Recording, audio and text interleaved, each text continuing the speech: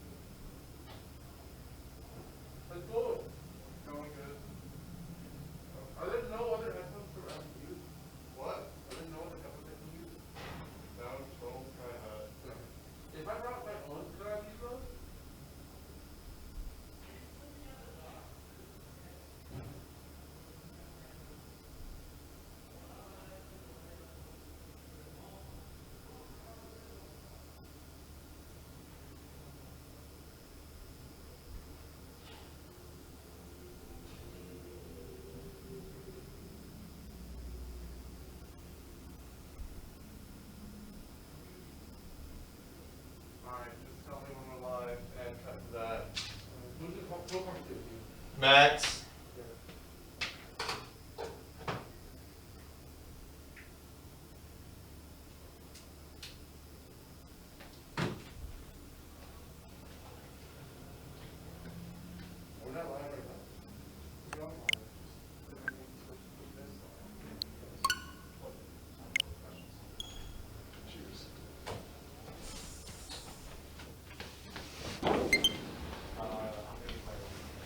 Alright, Jackson. Scoozy. Oh, let me put away my control. Actually, yeah, I'll just put away my control.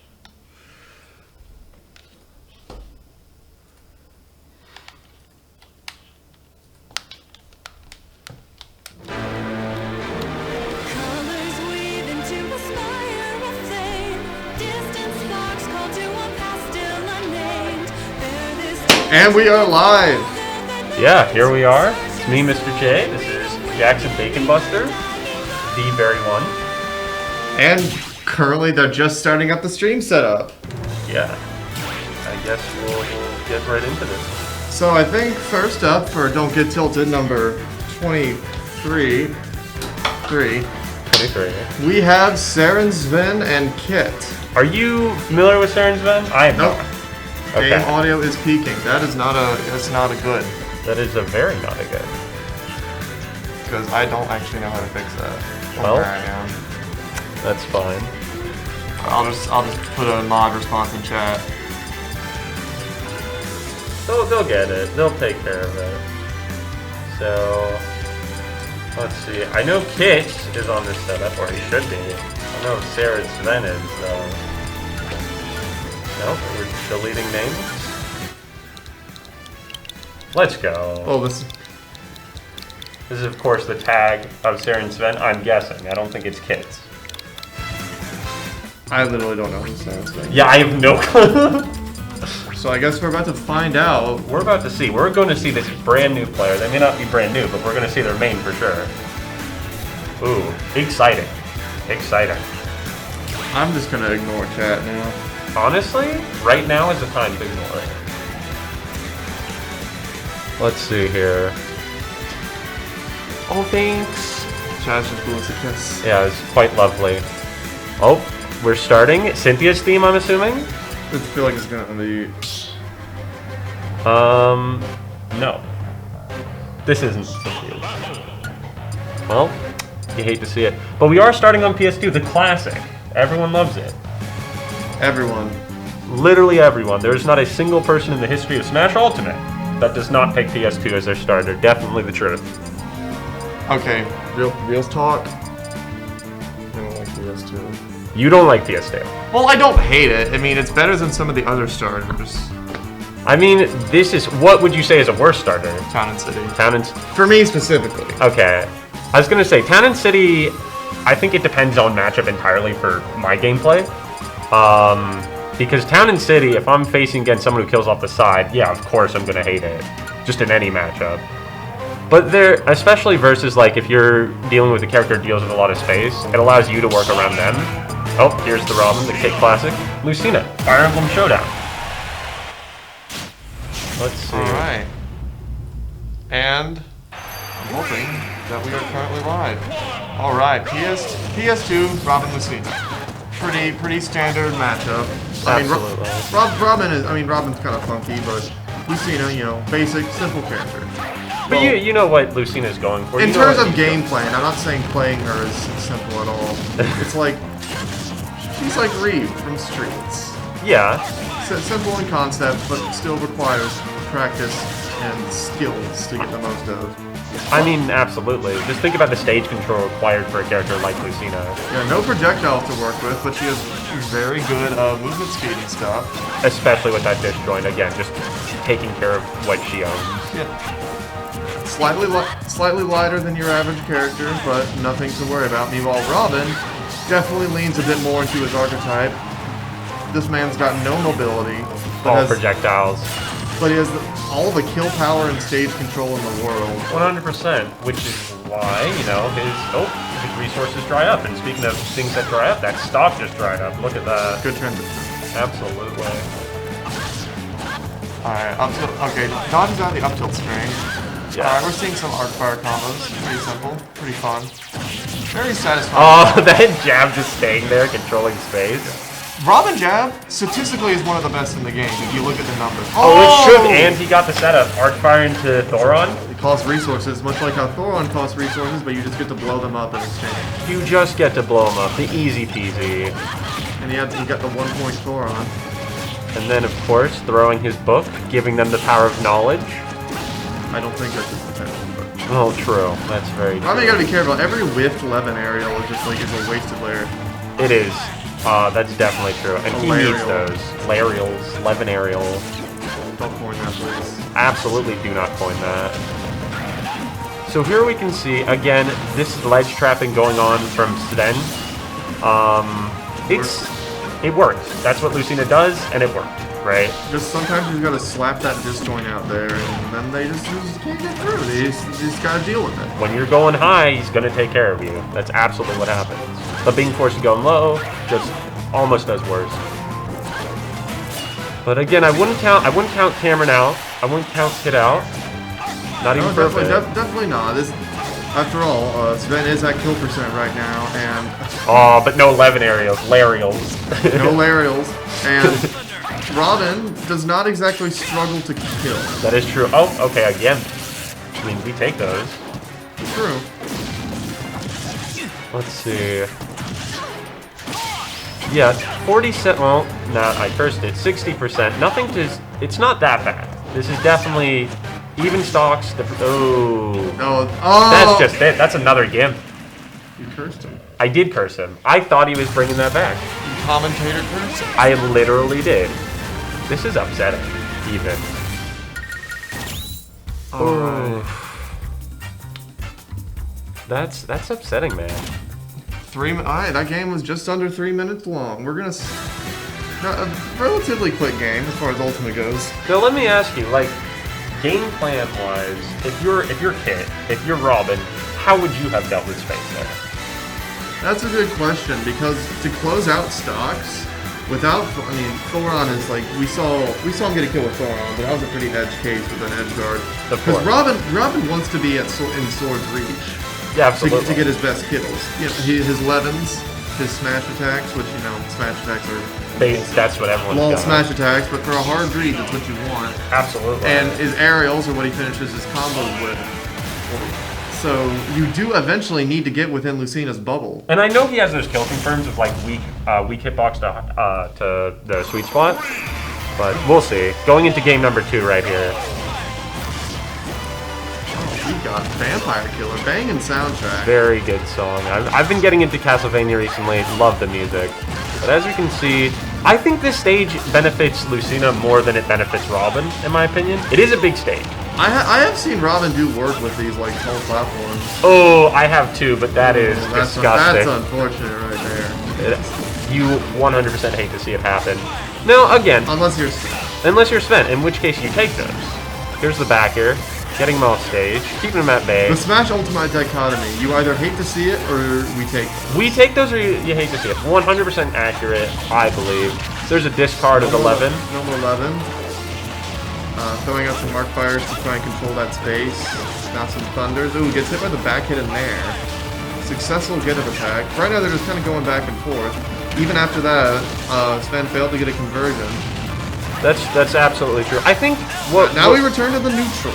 Exactly. I think what we're trying to see is, projectile characters want to set up their houses under platforms, and I don't know if he doesn't need it. He doesn't need it. I was gonna say I don't know if he's getting there, if he's setting that up, but he is staying under the platforms. But I don't think he needs it with that. Ooh. Robin is very similar to I think Duck Hunt, and that he wants for Pac-Man, and that they want to use the projectiles to create opportunities to get in, or like Young One. Yeah, true. Rather than having the projectiles do all the work themselves. That does make sense. I mean, just think about their kill options are also aerials a lot of the time. Aerials usually confirmed off. Oh well, okay, even game. Even game. Even game. 2 minutes in, already an even game. Remember what you said? This is the duality of Smash Bros. Because we do take those. 100% we take those. Is he out of 11, or did he just? Oh no, he just. No, he's got it now. He just got it. Just got it. Ooh. Okay. I was worried he was going to be punished for going high there, but no, he's fine. But he's not starting anything up. He is just being controlled by Sven. Kid is just not getting anything started. All of his arc fires seem to be getting shielded. Yeah, I know. Like, again, that's how he gets his damage, and he's just not getting it.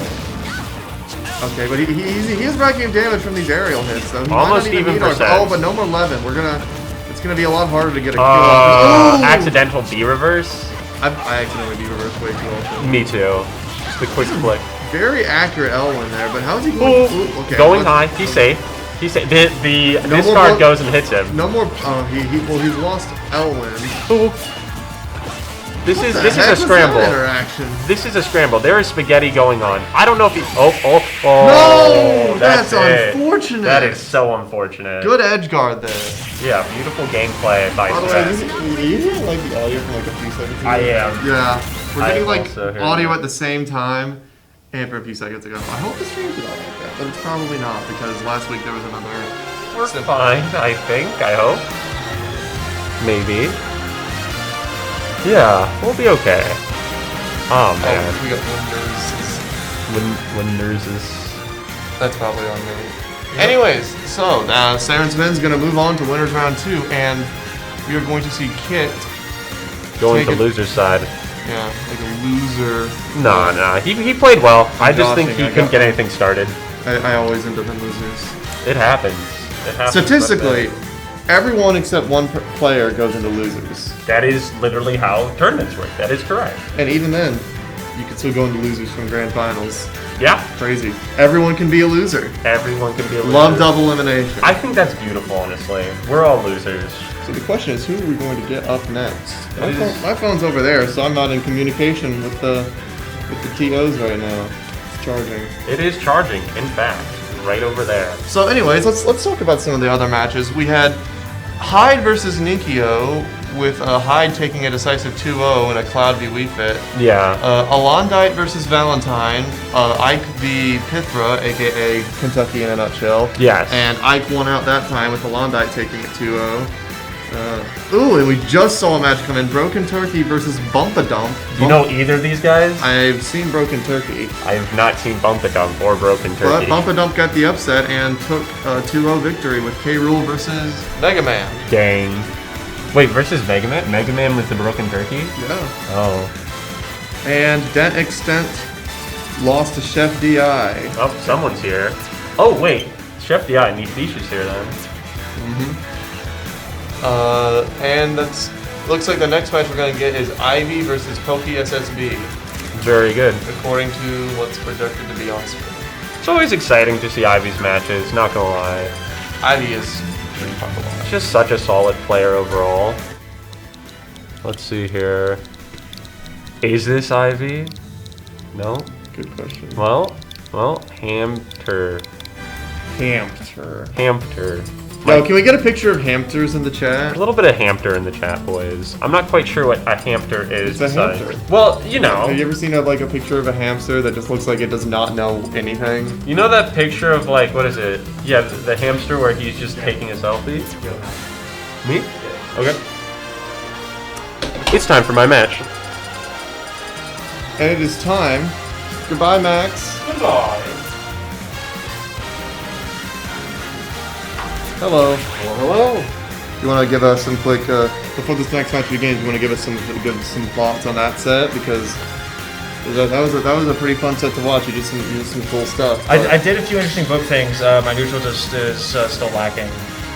So Lucid is a very good character neutral, and Robin is a very bad character in disadvantage and a very good character in advantage. And his neutral is his middle and can't throw hitboxes because they waste resources. Can't do a lot really. No, actually, I did enjoy myself. I'm one of the few people who will enjoy a loss. So I didn't mind that too much. I am definitely more interested in what's coming up here. Ooh, true. Yeah, we're getting Ivy and Pokey SSB. Oh, it looks like Pokey is from. Do you know what that is? Do you know what CU is from? I'm a silly boy. I don't know. What, CU? Yeah. I actually don't know because they're from Louisville. That may be because like Cavalry is their Smash guys. Oh, right. But I don't know if that's what that is. So please forgive the ignorance of the Taskmasters. I'm very sorry. Okay, so it looks like we're having player one. All right, let's hope are they gonna wait like we No. I mean, maybe they were giving it. Well, all right. So let's get in on to Tyra Mithra versus Roy. I got it. Good. Looks like our person on commentary, our person running the stream is just faster than we are. All right. So as far as this matchup goes, very clearly these are both top tiers, and I think as far as just winning neutral right now, Roy is very solid. He won't lose as often to Mithra as other characters will, and he is potentially going to be able to beat Pyra. But right now, Yeah. Why are we seeing Pyra this early? We don't normally see players using Pyra this early. well, some people are just more character specialists on this. There are people who play Zelda in Melee as poor, unfortunate souls as they may be. Well, Melee character switching was like, as far as I can tell, pretty impractical because of just how slow it was. Right, the only time you ever really saw Zelda was for a few recovery moments, famous quote from Nitsu King. But back to this match, it's swung it back into Roy's favor here, percent-wise at the very least. A lot of blazing ends coming out here. Ivy is going to be able to punish those pretty easily moving forward. Yeah, that's a very committal projectile on Pyra's part. Even, I'll be putting it bad though. Even if it's like a very strong at holding the edge, but ooh, that's gonna be a blazer to take her off the top. Don't see that very often, or as much as we did in Smash 4, but when it kills, ooh, does it ever feel satisfying. Can we go back to Melee where we had like the janky reverse hitbox that was one Yes, to kill people? one-hit kill, Jigglypuff, and a few others. Oh, that was pretty funny. Okay, so he gets back to stage. Good DI on Ivy's part.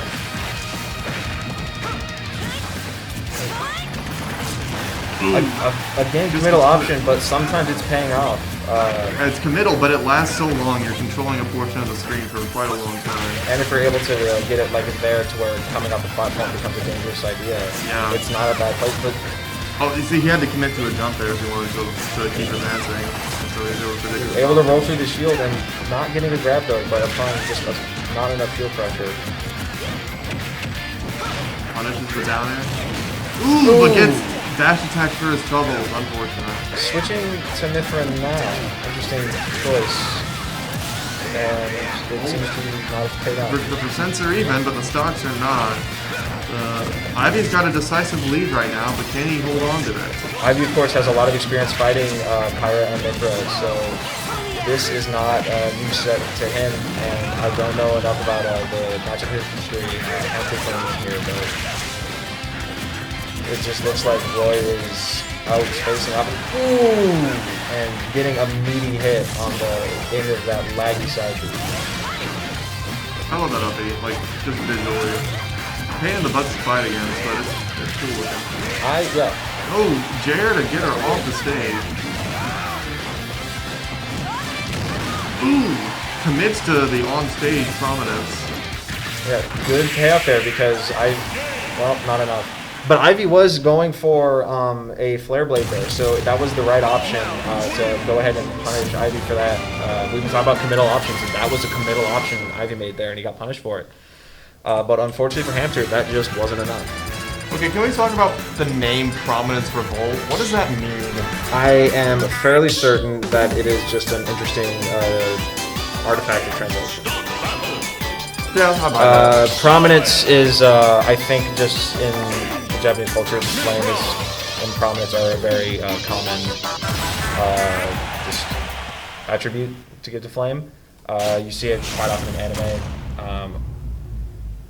where a character with fire powers has a prominence type move. And I think that's just following that same trope. Its origin, I'm not familiar with. Starting out with Mithra this time, and nearly throwing Roy off stage, but not going for any kind of ledge guard. Building damage with the double-edged dance. The double-edged dance is crazy. It does it all. It kills, it does damage, it sets up for juggles. It looks cool as heck. It does. Swings the sword quite a lot. And sometimes it even hits. So we do see a lot of whiffed double-edged dances. Not like just from Ivy, but from Roy's all over the world. Roy's are masters at fighting the ghosts, and you know what? I'm thankful for their continued support on that front. Fighting the good fight against paranormal activity. Coming back to this match, though, again with the committal side moves Nice there clear. and getting Nice punished jack there. there. Yes, very good there. Ooh, almost hitting that spike. Able to punish the Promise Revolt out of shield. Oh, he reads the air dodge. And a taunt. Roy's F smash is honestly kind of interesting because the charge up animation, it's kind of hard to tell which way he's facing if you don't have experience like looking at the animation. Because he like He leans completely back, 360s. Exactly. It's like super weird, and I couldn't tell which way he was facing for a moment. By the time I'm pretty sure Pokey could, it was too late. Ooh, counters the Pokemon edge. Didn't need to that time. And Just the threat was enough. Yeah. Pyra and Mithra are strong characters on the stage, but they do not have the most versatile recoveries, so that's just going to be an easy take it. Alright. Always gotta make sure to tell Isaac who looks nice today. Is that my job now? Or is that Well, yours? it's whoever reads the chat's job. Well, we will pass the message along.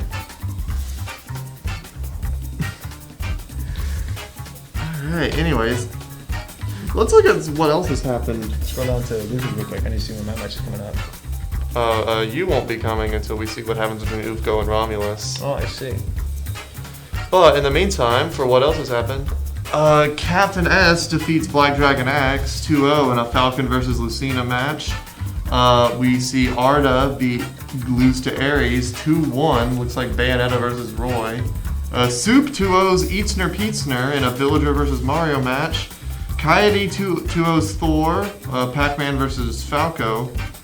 Academics with a K defeats Overbee in a Pac-Man versus Bowser match, and Goldstone defeats Wilds 2-0. Wilds bringing out the Sephiroth and Kazuya, but unable to defeat the Captain Falcon. And all of the matches are currently in progress. So, Uno looks like Uno beats Anders 2-1, bringing out. Looks like he beat him with Bowser versus Robin. He brings out Sephiroth from one game, but loses, and it's like, yeah, no, we're just gonna go back to that. Sephiroth does not have the best matchup against Robin, oddly enough, but it makes sense. Sephiroth is very tall, very light. Robin has a lot of space controlling moves, and when Sephiroth lands on one of his arrows, he is just stuck there for a little bit. So I can see that happening. But Bowser losing, or Robin losing to Bowser, that never feels good. I'm assuming he's just Uno's good at the video game. He is. Anders isn't a slouch, but at some point it just comes down to better player winning. As hard as that is for me to say about one of my fellow Robin mains.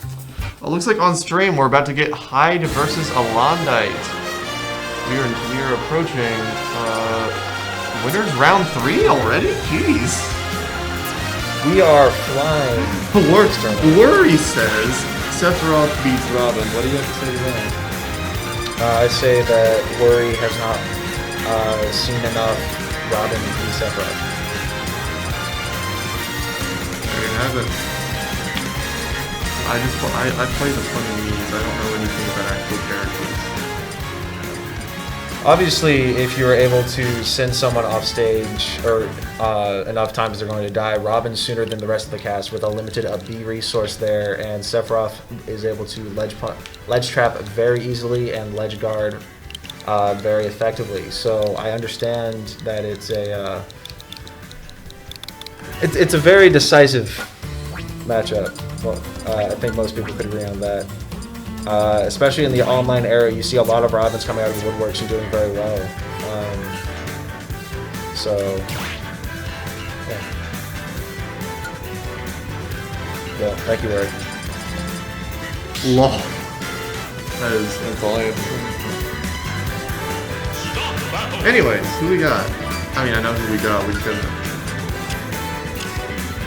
Oh, okay, sure. Look at how nice they are. They're making sure that the players are in order. So that the stream is easy to comprehend for humans. Alright, so today we have Pumpkin versus Sansa. So there's a title.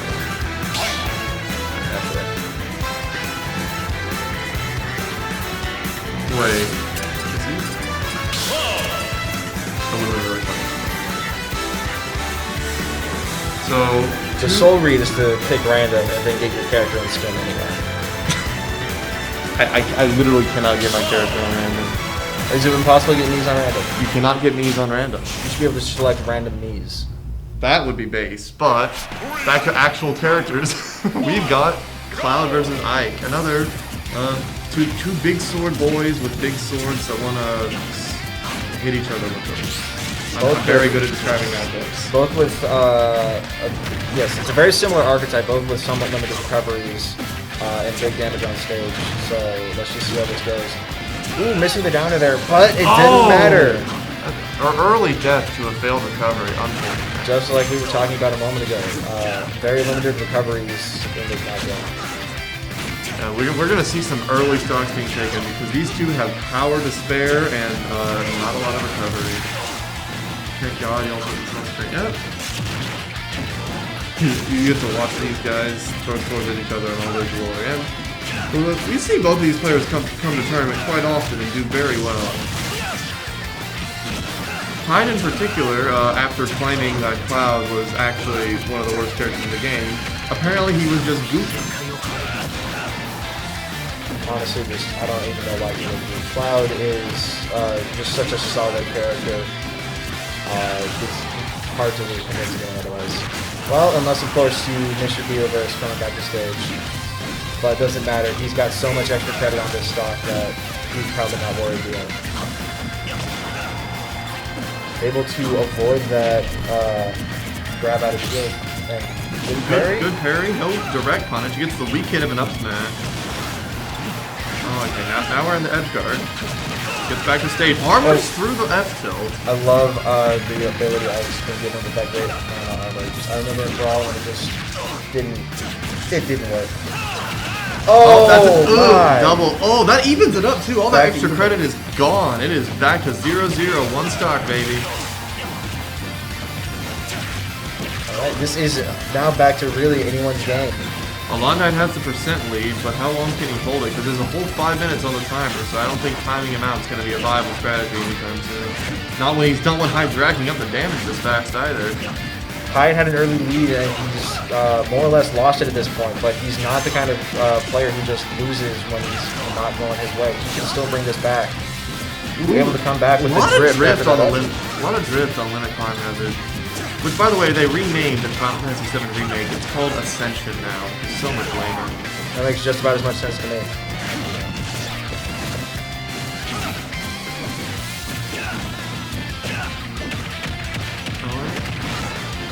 Back throw, missing the spike there. The next the next interaction near the ledge is probably going to take it as Alondite takes game 1.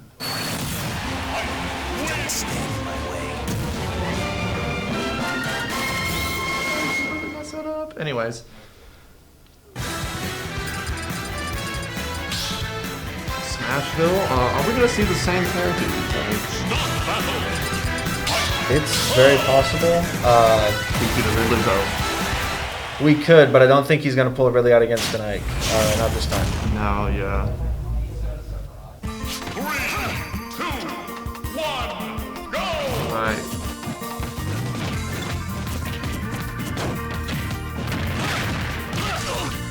This stage is... I'm just hearing like some chatter in the background. Yeah, sorry if you can't hear that. We're sorry about that. But this stage is not one of my personal favorites, but it provides a different neutral. It's essentially the opposite of PS2, and this is starting off as the opposite of Game 1. Up smash, brutal. Ike smashes are notoriously strong, even for smashes, and a charged up smash is very painful. I mean, I believe Hyde can come back from this, but the question is, will he come back from this? Because Alondite is no slouch. And, I mean, to an extent, the question is also, maybe not if, but when. We've absolutely seen Hyde pull back and just absolutely dominate in these scenarios. Oh, limit is in play. Is he going to use it on up B? He has no choice now. Limit there. I understand his hesitance to just throw it out. Wanted to get a good opportunity because he could easily close out this stock. But another charged up smash. That is a 2-stock lead for Alondite there.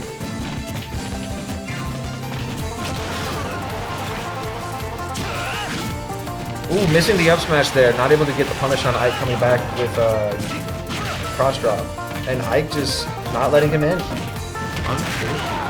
Are we going to see a 3-stock? We could very well see a 3-stock. Commentator's curse. We are not going to see a 3-stock. Hyde just sitting there on the cusp of limit, and there it is. He's going to be able to get some big damage here, or he's going to have to use it to recover. Doesn't need to. No. Uses Blade Beam to cover. Battle of 2 EKU Weekly champs. That is true. They both did very well at the EKU Weekly monthly thing. Not a spike, but it's gonna kill. Yeah. I'm sorry, I don't know much about the EKU scene. But I do know that is a 2-0 win for Mr. Alondite. Alright. Congratulations to Alondite. I would love one. I have obtained a Sody Pop. Are you joining me? Oh, lol. I'm relieved. What do you mean relieving me? Are you gonna carry commentary all by yourself, Mr. Trent Goldstone? I've done it several dozen times at this point. I'm feeling good. Well, yeah, but don't you want to be with your friends? What? I couldn't hear you. I can't hear anything in these headphones, man. Yeah, you know you can just like take one of the ears out. That's what I do. Okay. Yeah. You check out the other ear. Yeah. All right. So you were saying? Don't you want to hang out with your friends? I said friends with a W. We gotta look at us. We gotta scoot over. Oh yeah, that would be. Look at me sitting like a pauper. Yeah. Hello everyone, welcome to Don't Get Tilted. This is Bacon Buster. Hi, that's me. We've been on stream for like a while now. Yeah, but do they know who you are? Yes. Hey Sam, good to see you. How you feeling? I miss you. Looks like we're gonna get Jen and Repose on stream. How about that? Jen and Repo. This is about to be and eat. Repos is fun to play against, but Jin is just on another level, and I'm not looking forward to this. I'm not gonna lie. We could see an upset. It's theoretically possible. In several thousand universes, I don't see anybody outside of the top 5 upsetting Jin, but maybe. I mean, I'm just thinking of the time Jen lost to Hides Ridley. I don't know how that happened. Were they playing?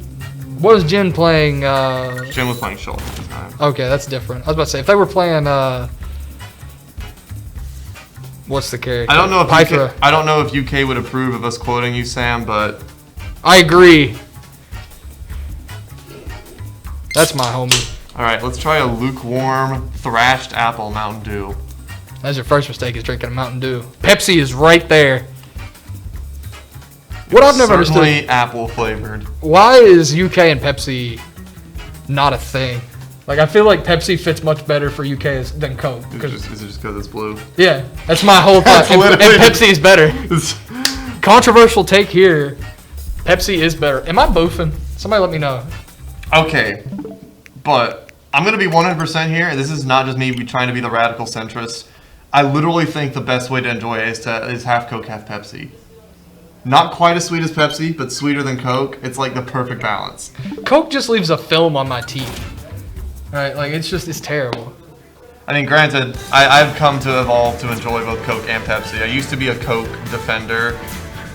In retrospect, don't know why I was defending soda brands of all things. But, we all have things we care about in our lives, and sometimes they're completely meaningless. 13.0. We're sending. I thought this was going to be an IP address, but we're selling. I thought, man, is that guy at this tournament? Or we do a little bit of doxing on Don't Get Tilted. yeah, I was like, man, we're really going to do this, but okay. No, we are not playing on the new patch tonight, ladies and gentlemen. That. As if any ladies are watching. All ladies here are competing this thing. Ain't nobody watching it. There's like 3 people watching this thing, and Sam's one of them. There's 8 people watching this thing. Oh, that's true. That's By ratio, there probably is one. by simple statistics. There is likely one. Ghost! That's my boy! Who's playing on my tag? No! Repos, you jerk! I'm about to go up there and stop this. I hope he says Gold Stoner. Do it! Oh, he didn't do it. No. I mean, if it helps, What? it's gonna say repose. If he plays on bad controllers. It's gonna say repose on the thing, but... Watching from Hoptown. Oh, I wonder who that could be. It's my mom. Oh. Hi, Mom. See, we do have ladies watching the stream. Hi, Miss Buster.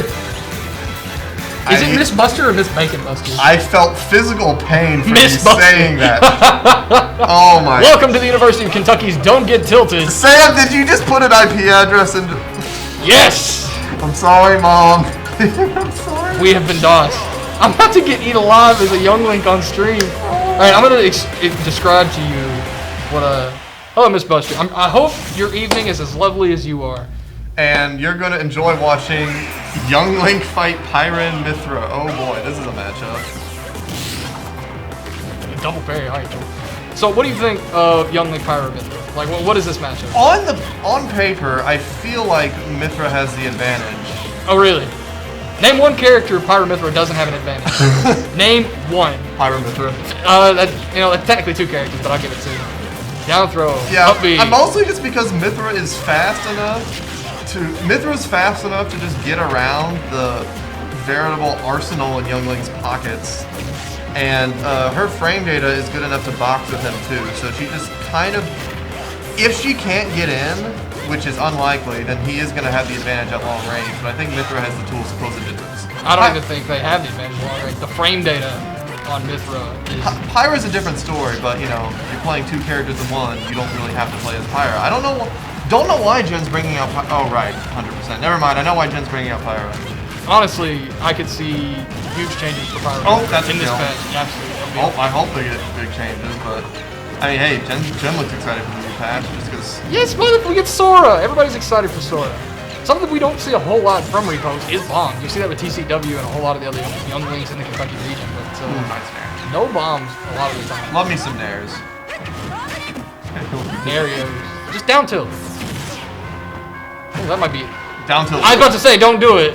Down tilt would have definitely That's a good... Look, I'm schmooving his Young Link on Jin here. This is me. If I win this, I get the first seed. Any aerial equals Death versus Pyro's Shield. Coma, TCW calling it. I don't know why I called you Coma, but fire. Good to know that you're in chat. But yeah, Pyra, definitely worse than Mithra in a lot of ways, but I mean, there's a reason people switch to Pyra every time they get that percent up. That was a good tech roll there. Out of shield, so strong. Damage, kill power, so strong. Oh, that's a death. Everybody's talking about Falcon's Stomp being the ultimate combo tool, but Pyra Dare kind of looking a little hot right there. Oh yeah, no, Pyro Dare is way better, way more ridiculous for combos. Like, it does not deserve to do that, but it does, and it's really funny. I don't see why people get hit by it. Is it just so slow that it's, I mean, when you gotta take into account that Mithra and Pyra have like identical animations for their attacks, but different timing. So that's gotta be... Yeah, but one's red and one's green. There's no way to confuse them. I never get confused on Christmas, Buster. That is a good point, but also... This is a it's dead just Young Link. a massive... That's a kill. That's a brutal spike. More of this style, unironically. Do you mean the stream, the layout, or the gameplay? Because we can only control 2 of those things. I don't even think I can control the other one. Alright, let's put that down as a dub for Pyra and Mithra. So Tasty, what do you do in this matchup versus Jin? When I upload this VOD to YouTube, it's gonna be real funny. We're just gonna Gameplay Goldstone, I don't care about you. I don't care about you either, TCW. I don't care about you either. Troll, pranked even. Don't jump ever. True.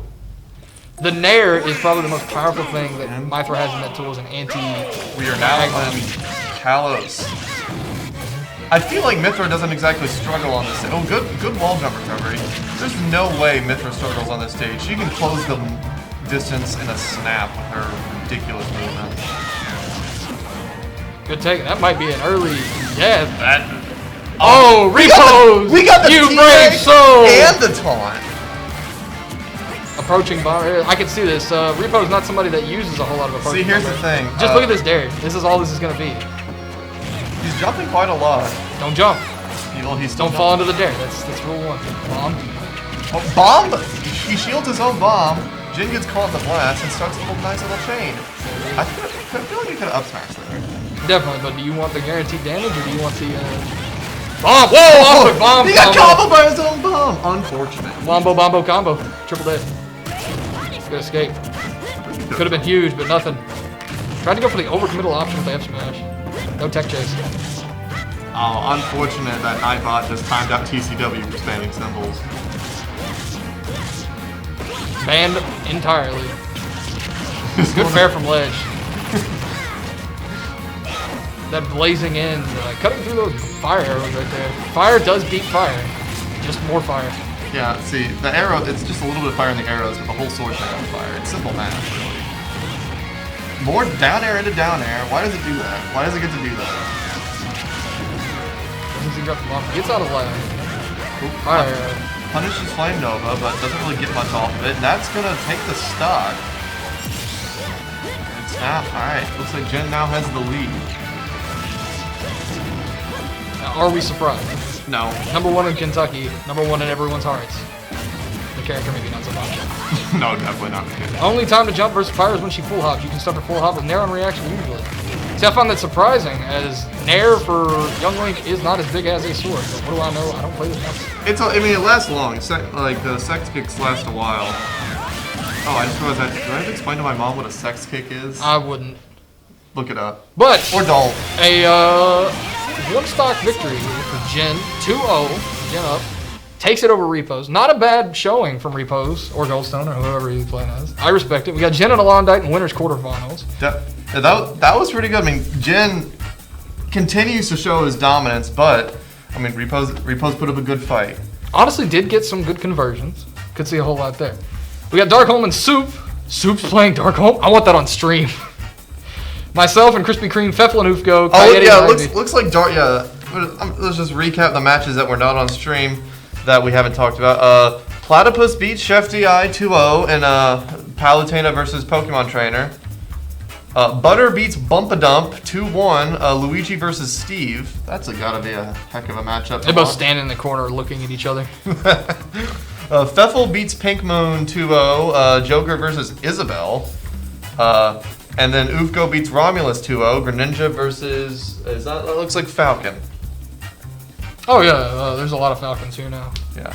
Krispy Kreme beats Academics 2-0. Crom versus Pac-Man. I imagine he didn't give him a lot of time to set up his stuff. And as we know, Darkholme beat Ares 2-0. Ike versus Bayonetta. So this is why Darkholme Soup is a potential matchup. Although we have a lot of possible stream matchups on here. You could even be on the stream. I've already been confirmed. I want the VOD for when I get smoked by Chris. The first matchup since I narrowly lost 2-1 versus Krispy Kreme earlier this year in PR season. Got smoked versus Bayonetta. Played very well versus the Lucina. Hoping I get to play Crom, but we'll see. Also, shout out Chaos Cass on broadcast. Yeah, for some reason, some of the matches weren't showing up on this. Smash You got GG. Butter and Uno, High Melondite, Captain S, the other Falcon. Oh, right. Losers has actually been playing for a bit. Pokey, after losing to Ivy on stream, ends up beating Broken Turkey 2-0 to stay in. Pyramithra versus Mega Man. Eatsner Peatsner beats Den Extent 2-0.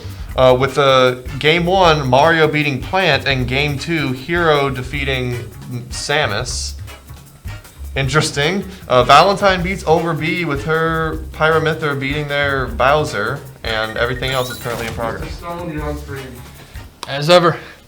Are we going to Yeah, do I a saw replacement, or am I just have to carry this? Here, I'll carry it and play the game. But I saw that set Just get your tasty. Pro Controller and play That Falcon was a goober. I don't know how he was doing so well. Respect to that Falcon, but he played super differently. See, that's the crazy thing is, I felt like that was a crazy goober Falcon. Alright, I guess I'll just hard carry this with my amazing charms and charisma. Yeah, thanks for that. Goldstone, everybody. Alright, now what's up? What's good? What's good? Krispy Kreme and Goldstone. Now, I'm gonna make fun of you, Chris. You said Lucina's cool, so immediately cringe. All jokes aside, both of these players, very skilled. I'm pretty sure Krispy Kreme is ranked higher in Kentucky. So, he is technically slated to win this match, but, you know, Trent's done some shenanigans before. We'll see how this goes. I'm kind of hoping we see Crom, just because Crom and Lucina. I swear to God, if they play Ring-a-Ding, I might go insane. No! I'm sorry, someone in the production room is just spitting lies and falsehoods. Might be higher. Yeah. He might be, just by a little. Alright. So I kind of hope he plays Crom, just personally, because I want to see, like, the craziness of Crom versus Falcon. I want to see stocks being taken at sub 50%. But we could also see Lucina here, because I don't actually know who beats... if the chat has any enlightenment on if Crom or Lucina does better in this matchup, or if Mr. Jin would like to give me some enlightenment. I know Falcon's the kind of character that Bayonetta does well against. Bayonetta does good against like tall, heavier combo food characters, and Falcon fits all that, so he might go Bayo actually. I just wanted to say thank you for wearing a green shirt. Oh! Oh! The combo! Oh! Oh, yeah. look at me, I'm translucent. Hey, look, you are small. You've become Small Battlefield. Hey, everybody knows Small Battlefield's the best stage on the list, you know. True. Not really, but you know. I mean, I prefer Yoshi. That's just because I'm a degenerate that likes laddering people. Pick the right shirt to wear today. Let's go. Alright, Alright, so we got Goldstone player 1. Chris has not made his name, player 2. I completely forgot Chris plays Bayonetta 2. He seems like he plays a lot of characters. Like, I think he, mains Lucina, but the other two characters are definitely, right next to Lucina, so... Yeah, he already said something about it. Yeah, it was pretty funny. I wore the right color today. Just floating. I am Small Battlefield. Just become. Yo, legalize Jen for tournament. Ooh. The best stage. The best stage. Gen should be a legal stage. I would think Bayonetta though, because not only is Falcon combo food, but Bayonetta Nair is like pretty good at it. Yeah, I was thinking between Lucina and Chroma. I completely forgot he also plays Bayo, so we could very much see that. Yeah, I would think that's at least arguably like a +2 for Bayo. So unless he specifically wants to play Lucina or Chrom for some reason, I think it would be Bayo. When they say +2, does it mean it's like a 7-3? Yeah, roughly, yeah. 7-3, 6-4. You know, if you don't want to put numbers to it, you just be like, oh, +2 is a big advantage. Whereas like +1 is a small advantage. But I would think Bayo. Yeah. Yeah. We got the red Bayonetta 1 skin. Solid. Everyone seems to prefer the Bayonetta 1 skins. I like Bayonetta 2 skins a lot, but the green one's Bayonetta 1, so I'm obligated to pick it. Yeah. Okay. Controller check? No, Or is this the neutral? he picked the repose tag. Repose is gaming. Got him. That was a troll. That's so good. That's so good. Oh, I'm on here. Oh wait, no, that's not me. He tried to do like a jump or something. He's like, wait a second. I got it. I have to tell Repose if he's not watching the stream. It's so funny. Oh, got him. I thought he was trolling because when I was walking back here to commentate, Golson's like, if you pick Bayonetta, I'm gonna jump off the stage and not play. And he like ran off the stage and like acted like he was gonna SD. But anyway. Do you think that was a misclick on the skin, or is he just experimenting today? Probably a misclick. Although this one's not bad. I mean, as far as I can tell, people in Kentucky don't have consistent skins. They just pick a different one every game. Yeah, like look how like this matchup's like pretty like bad for that reason too, because I think Falcon like up air to up air, which is usually like true on everybody. It's not like frame perfect. It's like a 1 or 2 frame leniency. So Bayonetta actually can get out with that. Shotgun's off on the timing. So you can't even like combo Bayo as well as you would like other Battle characters. Within is such a strange mechanic. Yeah, it definitely is. Which is also funny because in Bayonetta, Battle Within is your reward for getting a perfect dodge. Where here, it's like the opposite. It's like an imperfect dodge. Yes. Ooh, nice back air and a taunt. Yeah, Chris likes taunting. Bayonetta, like Bat Within specifically, like sometimes it's actually a detriment because sometimes you'll get like frame trapped or whatever because of it. So. Because it is like somewhat laggy, even like, if it gets you out. Kind of got trapped there and by rapid death. Right. I mean, if you have taunts as good as Bayonetta's, I'd be using them at every opportunity. I already saw Goldstone throw out an up smash, and that's pretty good against Bayo because normally she likes to like side B like into you. So if you can like mute that head on with an up smash. Oh, that's true. Because up smash, Falcon's up smash doesn't. That move's insane. Has no reason to hit it. It'll kill at like 70 and hits like a whole like Falcon in front of him. And it like hits super low to the ground too. Like you'd think that'd be a high attack, but no, that can hit Kirby crouching. Yeah, it's pretty crazy. But yeah, so far Chris is kind of running away with it, just getting some good Bayonetta like combos and also struggling to find any momentum. Ooh, that's a clean 3. That was a very clean sequence. I think in the middle of it, he did like up B into like nothing. I think that was just kind of. I don't think that works. I think that was just like a I don't think you're gonna air dodge or press that button, so I'm gonna go for this. This greedy confirm, but it will kill you if it works. So I guess I can understand that.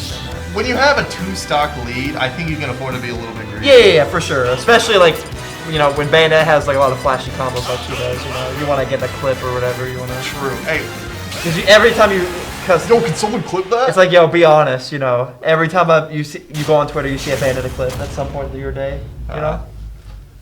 But anyway, I don't. Does Goldstone play any other characters? Probably not, right? I haven't seen him play any other characters competitively. Yeah, because I would think if you had another character, Bayonetta's a matchup where you want to switch off. Yeah. I mean, Falcon's kind of like part of his identity at this point, so I'd be surprised if he switches anytime soon. Good tech. But yeah, he got like up tilt, like up air, back air, back air. That was like mad damage. Remember when people thought Bayonetta was like awful in this game?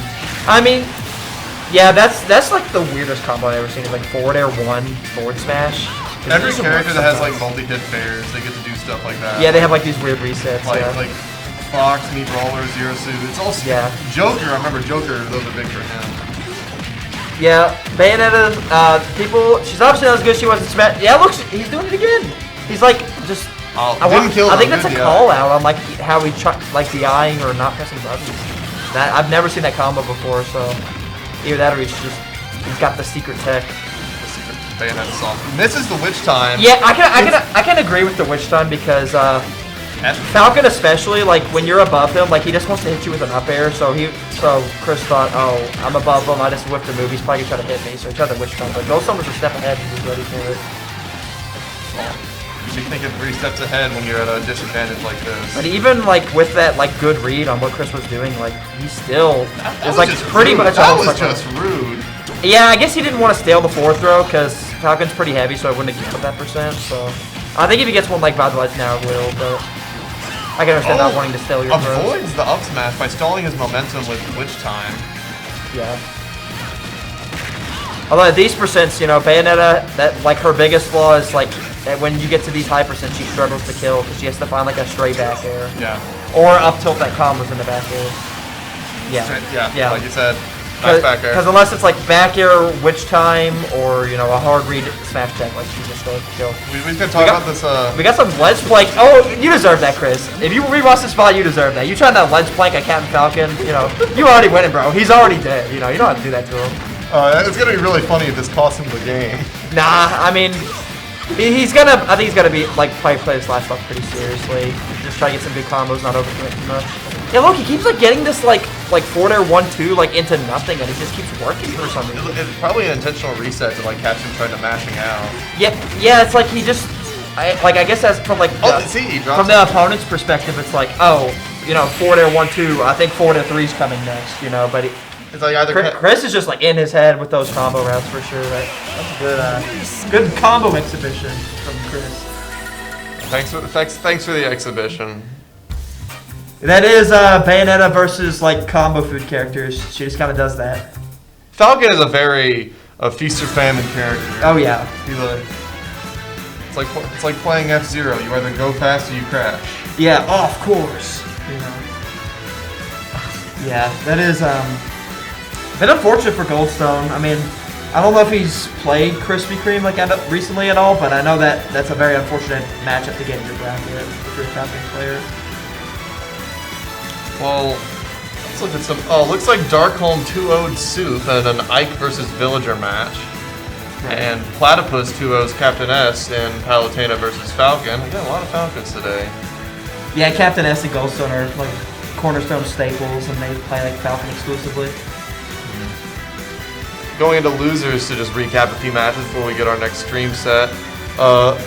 Looks like Academics beats Wilds 2-1 and Pac-Man defeating both Wilds Sephiroth and his Kazuya. BDX loses to Arda, his Lucina losing to Peach. Mr. J beat sorry. Anders 2-0's Bumpadump, Robin defeating King K. Rool. That doesn't seem like a fun matchup for K. Rool. If you play K. Rool, you deserve it. That's what you're signing up for. True. You hear that, Daniel? Yeah, talk to him. Let's go. And Mr. J 2-1ing Saren Sven in a multi-character match. We do a little counter picking. Okay, Pit beats Lucina, and then Pit loses to Villager. So then Corrin beats Villager. Hey, a lot in the early rounds of a tournament, a lot of people like they play like 2 to 4 characters. So if they lose game 1 or lose that game, they're very inclined to switch. Well, it looks like Mr. J won the counter-picking war there and moved on to fight Soup. And as for that, looks like we're getting Darkholm and Coyote. Coyote? Yeah, Coyote. Or just Kai, that works. Yeah, the classic. Looks like we're getting them on screen. What I will say is, Soggy, yeah, I'm like fizzling out of this world. I'm not long for it, so I'm not sure how much longer I'll be with you guys, but just want to know I love you all. And congratulations to Darkholm, your new #1 in Kentucky. Are you implying that Jen needs his body to play Smash Bros? Yeah, true. I just play Mythra. I don't need a brain to play Mythra, right? I just mash, right? How'd you go from playing Schultz to playing Pyramithra? That's like opposite ends of the IQ scale. I have the IQ to play hard characters, but I don't necessarily have to. That's if you play an easier character, then you can use your brain power for reading your opponent more, for example, instead of being like, oh, I gotta manage this art and all that, and I've gotta space this move perfectly, or otherwise I'm minus 15. It's like. You'd think one of the few stance characters in Ultimate would end up being complex, and there is some complexity to it, but yeah, there is definitely some unga bunga in there for sure. I mean, Unga Bunga is the spice of life. And I mean, if you look at the top tiers of this game, half of them are arguably Unga Bunga anyway. So I mean, she fits right in, I think. I mean, Ultimate's described as a pretty defensive game, so it's kind of funny that these like rushdown themed characters do very well. I guess maybe because they're the only characters that have the aggressive tools to overcome the normally defensive game. Yeah, like most of the top tiers, like if you look at them, they have the capacity to play both ways. Like they can play really aggro or defensively. Like Wolf, for example, like he has got a lot of good boxing tools and combos, but if he wants to, he can just sit back and press the B button a few times, Right. But this is a classic. I know Eddie, like I know he hates Ike and he gets seated in Ike all the time, so can't imagine he's looking forward to this match. But I mean, maybe he's been in the lab since his last Ike encounter and labs and counterplay. Like interesting to see what he's got to offer. He's holding the ball Scaliger. I will say, Pac-Man forward air, like against someone like Ike who doesn't have like the best frame data, like that move's crazy. Like I forget what frame Pac-Man forward air is. It's like frame 4 or something, but it's so good at like just stuffing jumps. Even if it itself only does like 5 damage. The zoners in this game have some really ridiculously good frame data for how strong they're. Yeah, for sure. Sakurai was like, oh hey, wouldn't it be funny if they all had boxing tools? Like look at Young Link Nair, like that move's insane. Down tier. Jazz. Oh! Did it just clash with the projectile while it was charging? Yeah, it's kind of a weird Pac-Man interaction. Like if the Hydra goes flying, like while he's charging the projectile, it'll like clank with the projectile. I've never seen that before. Yeah, so it gives Pac-Man the perfect opportunity to just like block or parry. So it's kind of interesting. Pac-Man is a very high brain character. Oh yeah, I already know. I mean, Ultimate's full of high brain powered characters. Like Young Link, isn't that right, Aaron? No, I'm just kidding. No, but anyway. The sour spot. Accidentally extending dash attack with his own hydrant. Very unfortunate there. Yeah. But just the very tip of Ragnail catching Pac-Man there, and you got to be really careful of your Pac-Man because, like I said, Ike is just he's kind of a snowball character. Like he hits you once and you just like you eat like 40% for it, and then he's juggling or life trapping you, and Ike's really good at both. Even if the projectiles don't hit, just like the threat of those bonus fruit existing, it's gotta be a lot to worry about if you're on the receiving end. Yeah. Is this gonna kill? No. Yeah, no. Mid. Ike's really heavy. Big boy needs some greens. Yeah, I mean he's playing Path of Radiance Ike now, but Radiant Dawn Ike, he got those muscles, man. He built. I still need to finish Path of Radiance. It's a good game. Yeah, for sure. Ooh. Yeah, kind of just like a lot of projectile characters in this game will do that. Like they're just like sitting off stage and they'll just like start charging their projectile because they're like, oh, you're not gonna come all the way out here and hit me. And then and so Darkcome's like well aware of that, so he's like, oh, if I jump out there, you might try to jump to get away or air dodge. It's like that's free pressure for me, and ends up taking the stock for it. Orange gets thrown multiple times. Good catch there. Oh. That feels like that shouldn't have hit it. Definitely trying to call out an air dodge. A little ambitious from Darkcome, but he likes going for those hard reads. Hey, and they work out a good amount of time. He's got a stock lead to play with. I don't blame him for going through. Right, like there is some leeway to go for those crazy reads, but you can also just like tighten up and not give your opponent free openings, But to each their own, right? There's a lot of ways to play when you have an advantage. Of course, yeah. Pros and cons. Yeah, that's a lot of shield pressure. Trying to catch Pac-Man's jump with Ether there. But fortunately, Kai was getting way out of there, so no punishment from him. Oh! Ooh, that's really heads up. I like that. I'm surprised he went all the way around like that. Like he went to the left, ran past it, and then jumped back. I'm surprised he didn't just jump straight up. I guess maybe bait, make him think he's not doing it. Maybe he'd already committed, and he'd probably already committed some momentum. Yeah. I don't know. I'm not an expert on the physics of this game. No, but that's really heads up because when Pac-Man's above you, regardless of what character you're playing, the first thing you should be thinking of, okay, how am I going to deal with a down B? Because they usually drop it down, they'll stall the landing and put a hit off. Oh, he's in Falcon. Yeah, I know Kai does have a Falcon. I guess he's just really not a fan of the Pac-Man Ike matchup. Either that or he's trolling. But he very well probably isn't trolling, so. You could just not get hit, but whatever. I mean, it's pretty true. Just don't get hit. Best advice you could ever get. #1 player in Kentucky. Look, it's just that easy, bro. Just don't give your opponent free openings, Alright. Make them work for it. Good air dodge read already. Don't tell me this is jump jets. I already knew. Oh my god. Oh, it's on anti-mag on him. Okay. Yeah, I mean, The Falcon is the truth, bro. So look, if he had followed my advice and just didn't get hit, you know, he wouldn't be a stock cat right now. That's all I'm saying. Average Falcon enjoyer right here, folks. Yeah, see, like we just commentated, like Goldstone and Krispy Kreme. gotta love the bad manners here for sure. No manners anymore. Falcon Ike I know is like pretty close to even, so Falcon stands a better chance against Ike than Bayo. I mean, one has a sword, one has some of the best movement speed in the game, and they both have ridiculously strong, ridiculously committal options for securing kills. So it's I will say good selection on the Falcon skin though. I like this one. The pink scarf look really sells it for me. very nice color balance. I think if you pick the better skin, you should just win automatically. Oh, he tried to call out a jump from the corner. I mean, it's Ike. It's pretty likely. I like it. Falcon just like throws out all these like crazy hitboxes, you know, because Falcon players like they just do not care. Oh, he lost his jump, and I guess he forgot or didn't realize. So, oh, he read that spot dodge too, just mistimed up smash. Oh, yo, the jab to taunt, true combo. I thought he went. I genuinely thought he was about to get up B cheese after taunting and teabagging and died 0. I mean, I for sure it thought is the truest combo. Yeah, this is a voice. I'm surprised he didn't like beefy like just try to take him down with him. I think that's what he was like trying to do, but I guess he just didn't have faith in that he was gonna line it up. Fair enough though. Like I said, you don't have to risk giving your head. Yeah, but yeah, Falcon Nair not working. God, I love Smash Bros. Ultimate. Darkon taking it 2-0. I'm really loving Vexel's commentary on how Kai for sure hates this game that he is so good at. That's you are right. That is like half of Ultimate. That's crazy. Yeah, that was indeed a set. It was indeed a set, I must say. All right.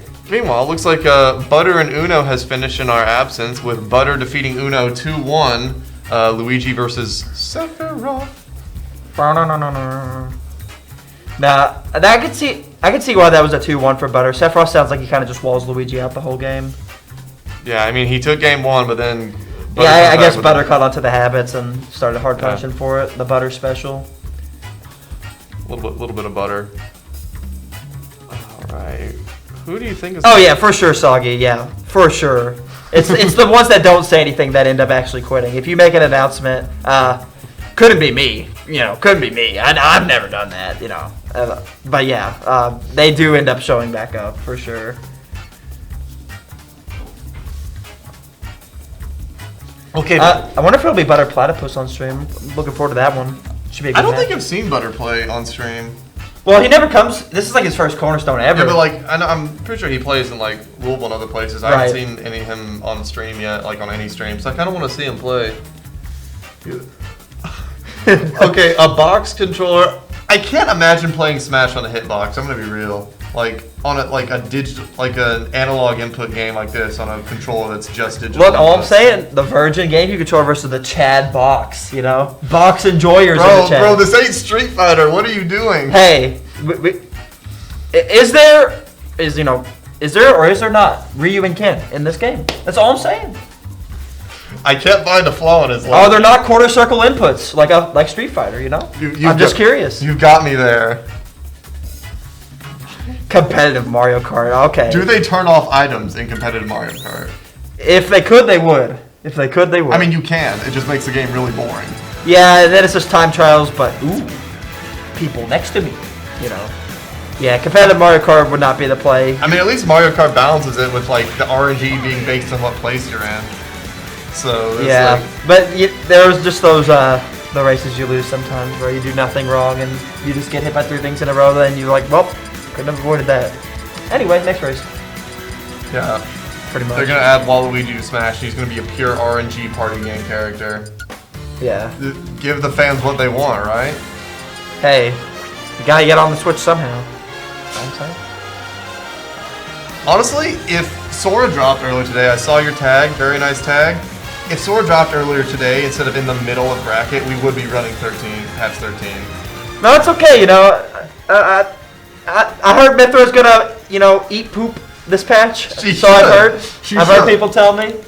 If she doesn't, then you're gonna be eating good. I've heard for weeks, just like wait till the next patch or enjoy it while it lasts, you know, that kind of thing. I'm just like, man, oh no. Anyway, people have been saying that about like the other top tiers. look, of this game. all I'm saying is like all the other DLC characters, like yeah, like there aren't many that have been as good as Mithra, but they barely been touched. Like Joker was touched like on like I believe they nerfed Makarkon and like the how Rebel's Guard works, or not Arsene works, how it's easier to make him lose like the meter, but like other than that, like DLC characters haven't really been touched, so it's like the precedent hasn't really been set, so I'm not convinced she will, even though she's definitely a really strong character. Yeah. Okay, well, we'll just keep talking. Little button check. Yeah, I was about to say. Speaking, I mean, just patches in general don't seem like there's a few characters got big nerfs, like when Pichu got made into something smaller than like an atom. Yeah. But I mean, Luigi's been able to do an infinite practically every single patch.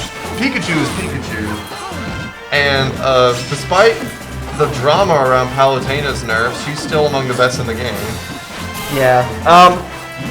Pikachu's been hide and seek champion this whole game. I'm just gonna say it. You know, it's like somehow that rat has dodged every patch, and like he's always been like at minimum like top 3 in everyone's mind. So it's like, how have you done it? Who's been paying like Sakurai and the devs to like not nerf him? Because they don't balance the game for competition. Nah, there aren't many Pikachus at top level Copium, you know. Okay, Funky Kong would make an amazing Echo. Just to be honest. Yeah, Funky Kong vibe. Alright! You know, classic. I mean, come on. Honestly, I think this game has a lot of wasted potential with just echoes. You could have had so many just silly characters show up with like little to no effort. We need a Funky Kong skin DLC for DK. I mean, I will gladly pay $2 for Funky Kong.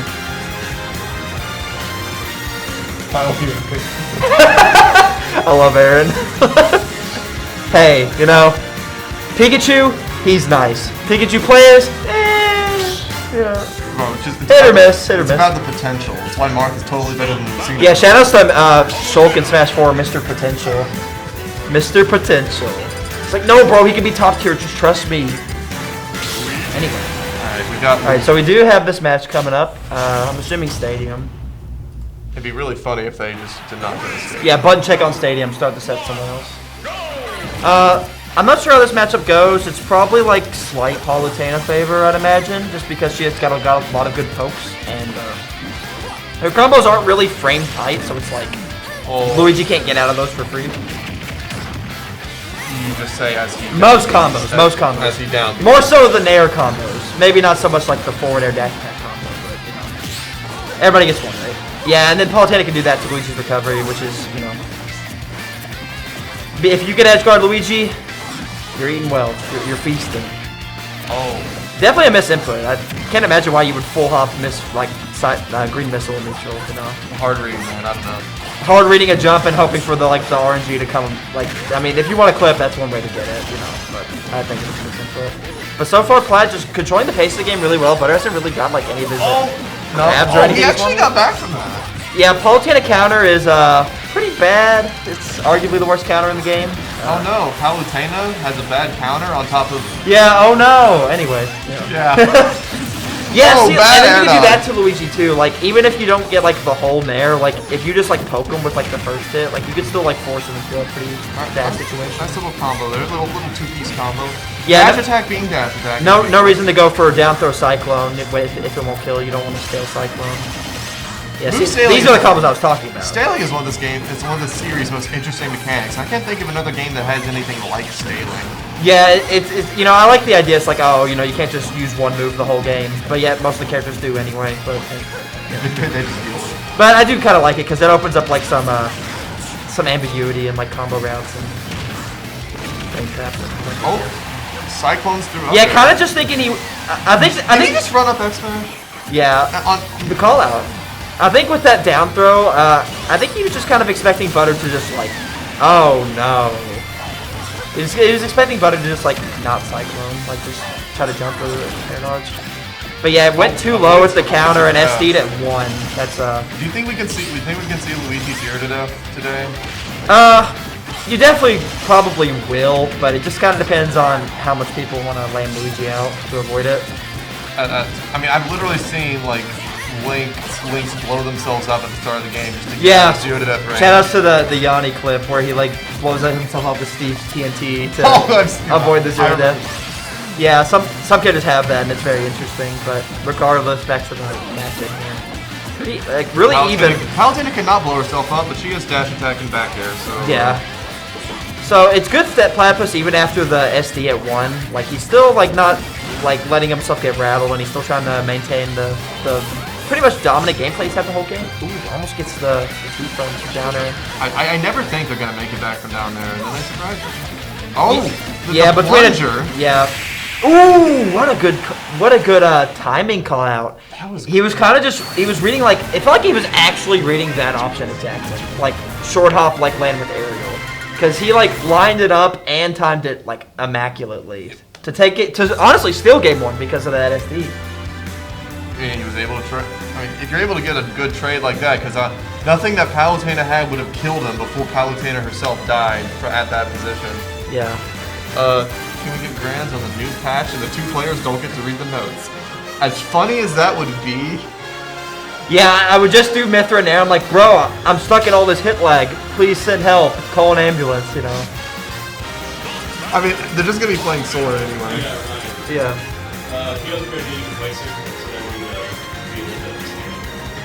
Man. Okay. Well, time for me to phase back into reality. You know, with my green shirt on the green screen. All right, we get Butter. All right, same match, same stage. Yeah. Who ended up winning the first game? Butter did. Okay. So this is what winners quarters is this? Yeah. Winners corners. This game is 2. what best of 3 territory. Yeah. This is still best of 3. No, we ain't at best of 5 just yet. Although this does look like a very, very commanding lead for Platt so far. Luigi, very linear recovery. You could see a big capitalization here. I mean, when we saw Platt with a commanding lead last game, and that ended up working out in Butter's favor, but... Yeah, Butter is very good at just like staying patient and finding the openings that he actually needs to in order to catch out of the screens here.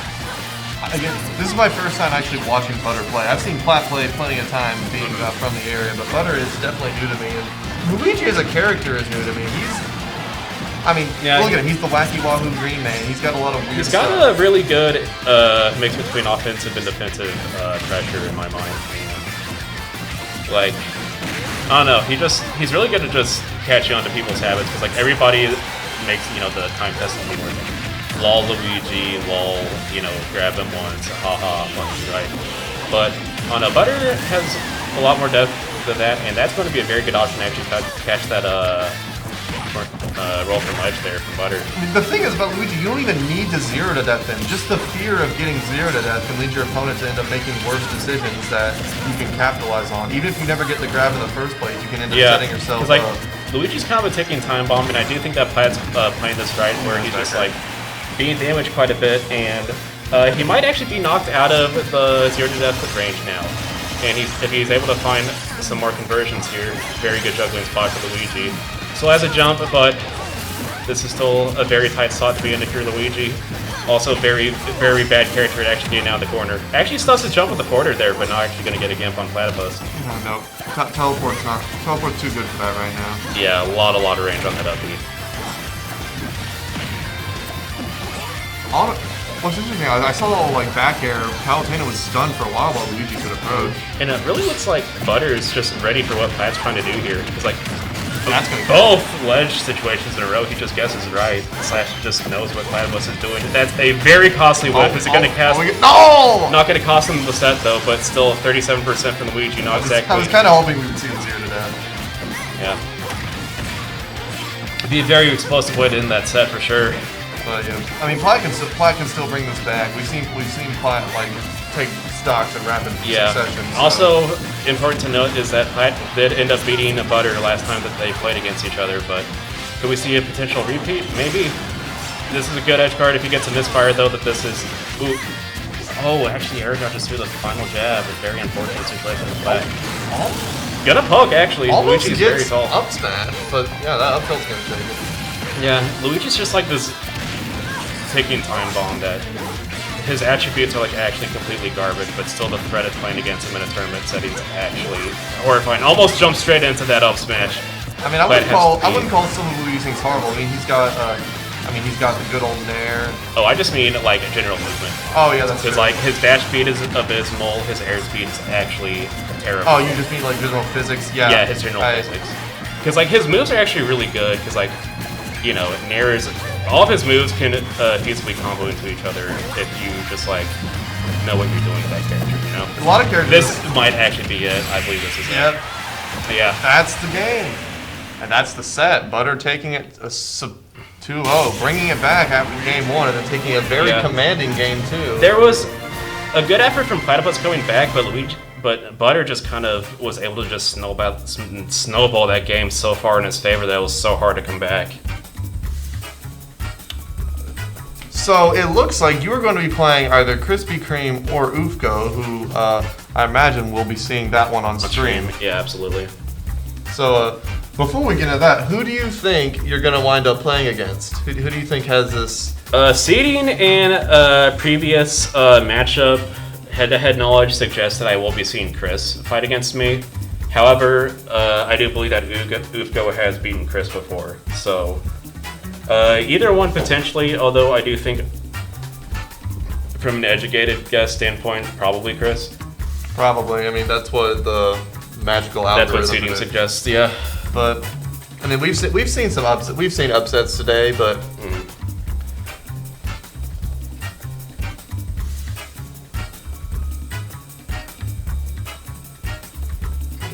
You know, you're talking about like Luigi has bad attributes but great moves. We see a lot of characters in Ultimate that are like that. Like yeah, I think another prime, like super prime example of that's probably Incineroar. I was thinking Ganon and Incineroar. Yes, both of those two characters. Because like, let's see, Ganondorf's moves, back air is horrifying. Down tilt's a pretty good spacing tool. Forward air. Up air is very good. Nair? Jesus. Yeah, Nair's also pretty good. Although it does have some issues with people falling out of it sometimes, but for the most part, Nair is a very good move, and on a character with a faster air speed than Ganondorf, that would be absolutely horrifying. Just getting chained by that off the side into just like some finishing area would be Flashback scary. to Smash 4 when Ganon had that up smash. Oh yeah, great move attached to the wrong character in my mind. Yeah. And you have Incineroar, who's got a funny down tilt. Yeah. Oh, Incineroar down tilt is actually such a good move. Like 2 frames, good out of a parry. Really good catching spot dodges, although to be fair, Incineroar does have a lot of moves that are very good at catching spot dodge. In my mind, most notably his side B and his down tilt. Oh yeah, I can see how a level 1 would be really good at that. Yeah, because like if you know that somebody's just going to be standing still / doing a defensive option, that move's just like kind of tailor-made to punish an option like that, you know? And we are going to see Route 10 come out, so I do believe that this is Krispy Kreme versus Ufko. Yep, they are. That's what the magical device says. Ooh, Bayonetta. Bayonetta? Made me feel a little bit of a high off of seeing Bayo being so successful at Smash. A little bit more faith in his character nowadays. Maybe he just wants to play her for fun. Who knows? Fun? In my Super Smash Bros. Ultimate? More likely than you think. Alright. Bayo Greninja on PS2. That said, I also do know that Chris does not really like Lucina Greninja or Strong Lucina too much. Because I think it's just the general Greninja's toolkit's fairly good at like contesting scores between how good his burst range is and how good he is at juggling them. But this is going to be very interesting. Gets a good tech chase. Bayonetta seems to have very similar burst options, where like she has her own with her up and down B, up and side Bs, I should say. Because like up B is a very good catch against any sort of just like unsafe defensive pressure against Bayo that leads into 20%. Side B is pretty good. I wouldn't say burst option a good conscience, but it is very good just like catching lifts into her general layer space. Which for a character who has as good of a punish game as her, that is such a nice thing to have. Christopher Solo Bayo. Yeah. That's what the other Maybe thing. someday, Aaron. That's what it stands for. What the B stands for. That is true. And we're seeing a little bit more of like a slowdown in this game's tempo, so maybe these two players, Ufko very much reading the side B into him with that up smash. And that is going to be a spike, but Greninja's up B has very good drift on it. Not just for like distance. I don't think that down air spike was strong enough to kill it from that range. looks like Chris was going for a jab there. I don't think it's going to kill until like 140 or so. But bullet arts charged absolutely well.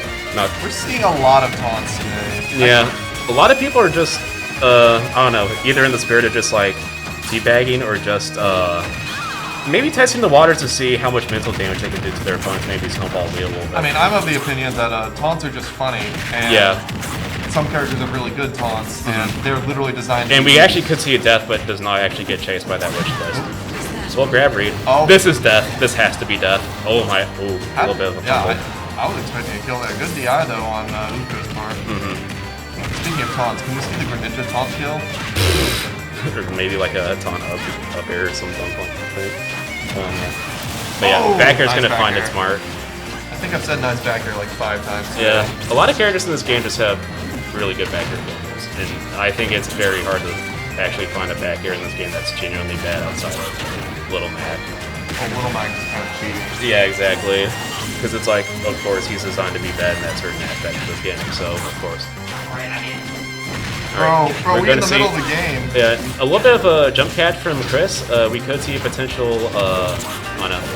We could, catches his jump away with a extended heel side, actually. This looks like such an insurmountable lead to come back. If your root The go, bounce up. of course, good DI from go. Ooh, catches him mashing to land, and that's gonna be the game! Unfortunate. Now, considering this is Greninja, I'm expecting flat stages to be banned here from Chris. But I guess we can see. We're definitely not going to be seeing Kalos if Chris has anything to say about it. Oh yeah, Greninja loves Kalos. Which, I mean, literally home field advantage for Greninja. True. Literal Gen home 6. field, yeah. Alright, opinion. Yeah, we get to see the funny green screen again. Jin, important question. What's your opinion on Gen 6? Never played. Never played. Alright, that's fair. But I've heard it's baby mode. It kind of was. I played it when I was a baby, so Checks out. checks it out. That was game 1. That was game 1. It's pretty Are we gonna convincing see right to start a Kazuya? set. Because I've noticed. Okay, we're gonna see Joker. Yeah, Bayonetta Kazuya also sounds pretty bad for Kazuya because his disadvantage is historically pretty bad, and Bayonetta obviously combo queen. All right, mom and son are having an argument. Yeah, true. I can't say I've ever seen the Ufko Joker, but I don't disagree with the pick because I'm sure Joker does pretty decently. He's brought it out a few times. I noticed that Ufko likes to bring out a lot of different characters in some tournaments, but when he gets serious, he goes with Greninja. But if Greninja does not work, he will be liable to switch to one of his pockets, which is at this point consists of Joker and Kazuya. At one point, he played some stuff going on. Ooh, I like that tank chase. All right, Like Bayo side beat is doing a really good job of covering the whole fight. Yeah. Ooh, a hard read, I think. Not hard enough though. Ooh, yeah. Good punish the off of witch time is so fierce. Even after, even in, it's not nearly as strong as it was in Smash 4. It's just it was so good. Ufto getting antsy really wants this Bayo dead, but you gotta realize when you're in these spots, you're a little behind, yeah, but you don't want to give them free openings to extend the lead even further. I mean, that's part of the mental thing. It's like, all right, I'm behind. I need to take that my advantage, but how do I do that without making myself exposed? Because usually it's like, I'm starting to get annoyed. It's like, just die. I don't want you to live. I want your stock gone. And so you try to force it. I mean, that's what some characters are literally built off of creating those types of feelings and punishing them. Right. Zoners and bait and punish most of all. They thrive on that kind of mindset. I don't know if Bayonetta fits into that mentality, but I imagine Chris doesn't really need the character to fit. As long as he can make use of. I mean, but then again, Ufko's not really the type to get too reckless in this. I will say that is a very good option from Joker. It's you're above Bayonetta, and most characters have to fear Witch Twist, but Joker can just down gun and beat Witch Twist, which is very nice for him. Gotta love that neutral special. Yeah. Oh, he was going for the grapple there. Oh. What I will say is not sure, how much it ultimately matters, but Ufko's full hopping exclusively. At least in the past minute. Do you think he's been trying to catch Chris doing something in the air? Yeah, that's likely, but with your really good jump call out, yeah. But if you're too telegraphed with either your movement or how you want to jump, good players will like sniff that out and be like, oh, you know, if he's not short hopping, then I can like hang lower to the ground and exploit him jumping over. Well, what if that's the plan to get them to think you're gonna pull up? Then you know it's a mix up, you know. So.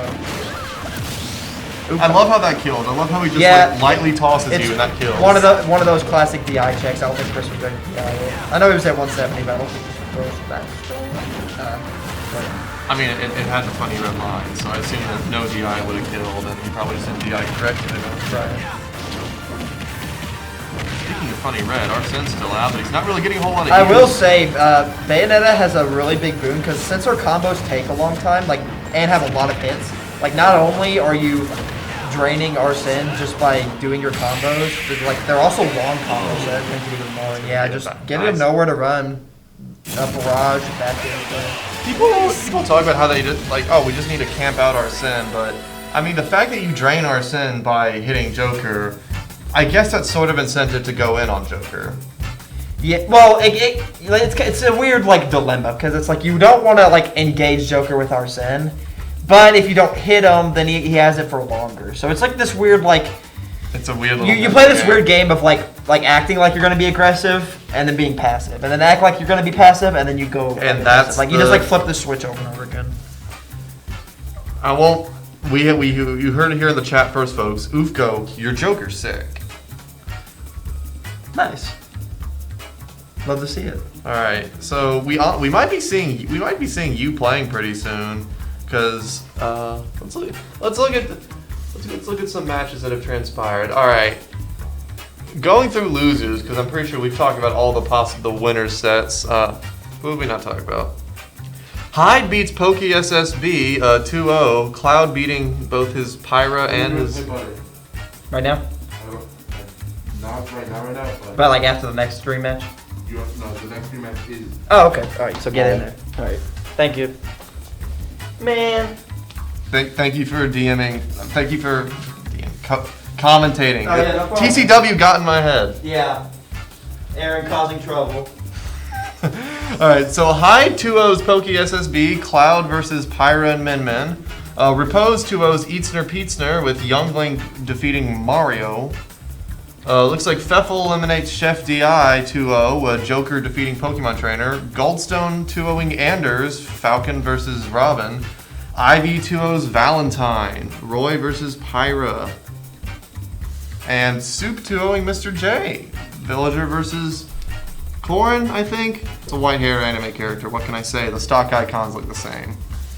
And we currently have all of Losers Round 4 being played, but we are about to see on stream a winner's semis. That means, folks, we have gotten to best of 5. When 3 out of 5, you move on to the finals. So we're seeing Jin versus Butta on the stream. So we have seen both these players on stream today. Yo, is that a Zaxby's? Yes. We got one here in the Desolate Wasteland as well as Broken Taku, so. I mean, this is Zaxby's in my. This is also Zaxby's in my hometown, but the Zaxby's here in Lexington, it's so far away from campus. It's yeah, I could imagine, yeah. So yeah, which is sad because I might cause some controversy here. I like Zaxby's more than I like Cane's. They do almost everything better than Cane's, and it's cheaper. Cane's has one good thing, but the unfortunate thing about Cane's is that they just have one thing that Zaxby's just has more. Is it their sauce? Yeah. Oh yeah, because Zaxby's has other. Like toast is good. Oh no, I think the tenders by themselves are kind of admittedly the most okay chicken tenders of all time. I think Zaxby's has like really good fries. That too. The seasoning's just great. Speaking of seasoning, we're about to get no seasoning as we see Pyra Mithra. Yeah. I'm sorry. What, you saying these characters ain't got sauce? This character has no sauce. Well, this is going to be Luigi versus Mithra Pyra, and if anything that Jen says about his counterplay against Luigi is something to go by, expect the set to go on for at least 14 or 21 minutes. I can't wait. Yeah, just buckle in for a feature-length film, everybody. In a world where no one wants to play neutral. In a world where Ultimate's a salt game, dare I say it. And it looks like Jin's gonna immediately start with overshooting into It Butter's can be a solid airspace. game, but there's still a path, right? Yeah, maybe, who knows. But gonna catch that actually Cyclone. Quite a lot of in like after that move, a lot of things can punish it if you just don't get hit by the initial two scoops. Yeah, which I mean against Luigi can be very much easier said than done. We could actually see a death situation here because Luigi is not very good at getting out of the corner, although side B from Jin But it's all gonna... back in. Yeah. Oh, we get the misfire. Don't know if the misfire really helped him there, but... Yeah, I think it made the angle slightly more awkward from the recover from, but I think regardless he would have been fine because he had enough time to charge anyways. I do like that Cyclone is a laning option there though, because I think it's really just a good call to say... That was a good up B out of Sheila. But I think it's a good call to just say, hey, maybe you might be looking for a parry against me. Have fun parrying this multi-hit move, right? Yeah, there's no Evo moment 37 here in Smash. Yeah, not quite yet. Anyways. Then again, there only will be one of those anyways. But we're gonna see a little bit of damage moving up from Jin. Nothing too risky. Although, had a little bit of lag from that Chroma Dust, so I don't think this is gonna quite do it. Yeah, sour back air as well. But I think next time Jin gets grabbed, if he does get grabbed, we are going to see a stop coming up from Butter.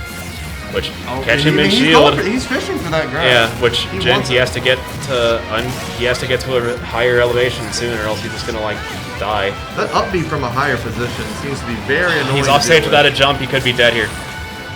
Yeah, he's dead. No. Yeah, such a tough spot to be caught in it, especially if you don't get a misfire. Luigi. But that was a really good air dodge chase coming up from Butter. I love Luigi's little run, like coming over to take your stock. Yeah, Nobody knows how fast it's gonna be, but it will be someday. Luigi his recovery is good distance-wise, but it is super linear. Like It's so telegraphed. literally straight up or straight to the side. Yeah, it's also it doesn't help that there's like a lot of just in lag on Green Missile, regardless if you get misfire or not. Yeah, and it's really slow to charge too, so it's like they can. It's pretty easy to react to just because they can see what you're doing. Exactly that. Ooh, This is a very tough juggling spot to be in. You could see frame trap to death. I believe that up smash actually would have killed there. I was thinking that, but maybe he was expecting a DI away. Possibly, yeah. Gonna catch him shielding in the corner here. That's a forwarder. Just gonna overshoot that recovery. I think even if he missed, one, he was at 10%, so he could have went for another one. Two, he still had his double jump. And three, even if Butter hits him there, the distance from Green Missile just gets completely stuffed by somebody just being up that close to collide with it. I mean, yeah, lol disjoint, lol ginormous hitbox. Yeah. Yeah, not a pretty matchup for Luigi to fight up against. Do you think we're gonna see a character switch, or are we gonna see him sticking out Luigi? Oh, Butter is absolutely a Luigi purist. I do not believe there's a single world where he swaps off that character. Hold on, Claire. For better or worse, he rides or he dies with Luigi. Dude, it'd be really funny if you brought out Pikachu. Or something, yeah. Dare I say the comedic timing there would be absolutely immaculate. But no, we're gonna see Waluigi come out to play. Maybe all you need is a little bit of a color change, and that's all you need for an even playing field. Or maybe a stage change. Maybe Smash will be better for Luigi. Yeah, because like I could see a stage so big as Stadium being weird for Luigi, because Mithra has a lot of space to actually just like play around and work with, even if the ceilings are such a good boon for Luigi to have. Yeah, but here they're both more forced into tighter quarters. Not sure. I don't actually know Smash Bros. Blast zones. Ooh, he never landed. He could be dead here. Oh, no. Oh, actually gonna snap the ledge with his up B. Good again, very linear, but good distance, so if you get the right... Yeah, if it doesn't get punished, then he can make it back to stage here. But this is another very scary situation to be in if you're Butter. Very, very horrifying. He's just being put into disadvantage after disadvantage and somehow getting back, but how long can his luck last? Yeah, trying to overshoot out of his corner against Pyra. Very good counterplay against her. Gonna get a good 76%. No, that's it. No! Yeah, gets the sour spot, yeah. Alright, very good knowledge. Blazing in. Projectile clashes. Yeah, this is a very weird spot to be in, because both these characters are slow as hell, but Luigi might not have the easiest time in the world overshooting the Pyra's airspace, especially at such a high percent. Also, Pyra can just choose to not be slow. Yeah, exactly that too. But it looks like Jin is intent on finding this kill with Pyra, and that is going to be a very awkward spot to be in. I believe that there's no way to stay alive after it. side being so high like that. Alright, back to Mithra. We're gonna see the good old We've fashioned seen combo. just such commanding ledge traffic going out from this entire set. And Butter hasn't really been able to find his way out of it too Butter's much. he's spent practically half his game off stage. Yeah, like 70% has been off stage, 30% has been trying to find his best capitalizations as he possibly can. Alright, gonna try to wavelength, maybe scare Jin into some preemptive options here, but it doesn't look like he's budging in the slightest. Ooh, he's dead.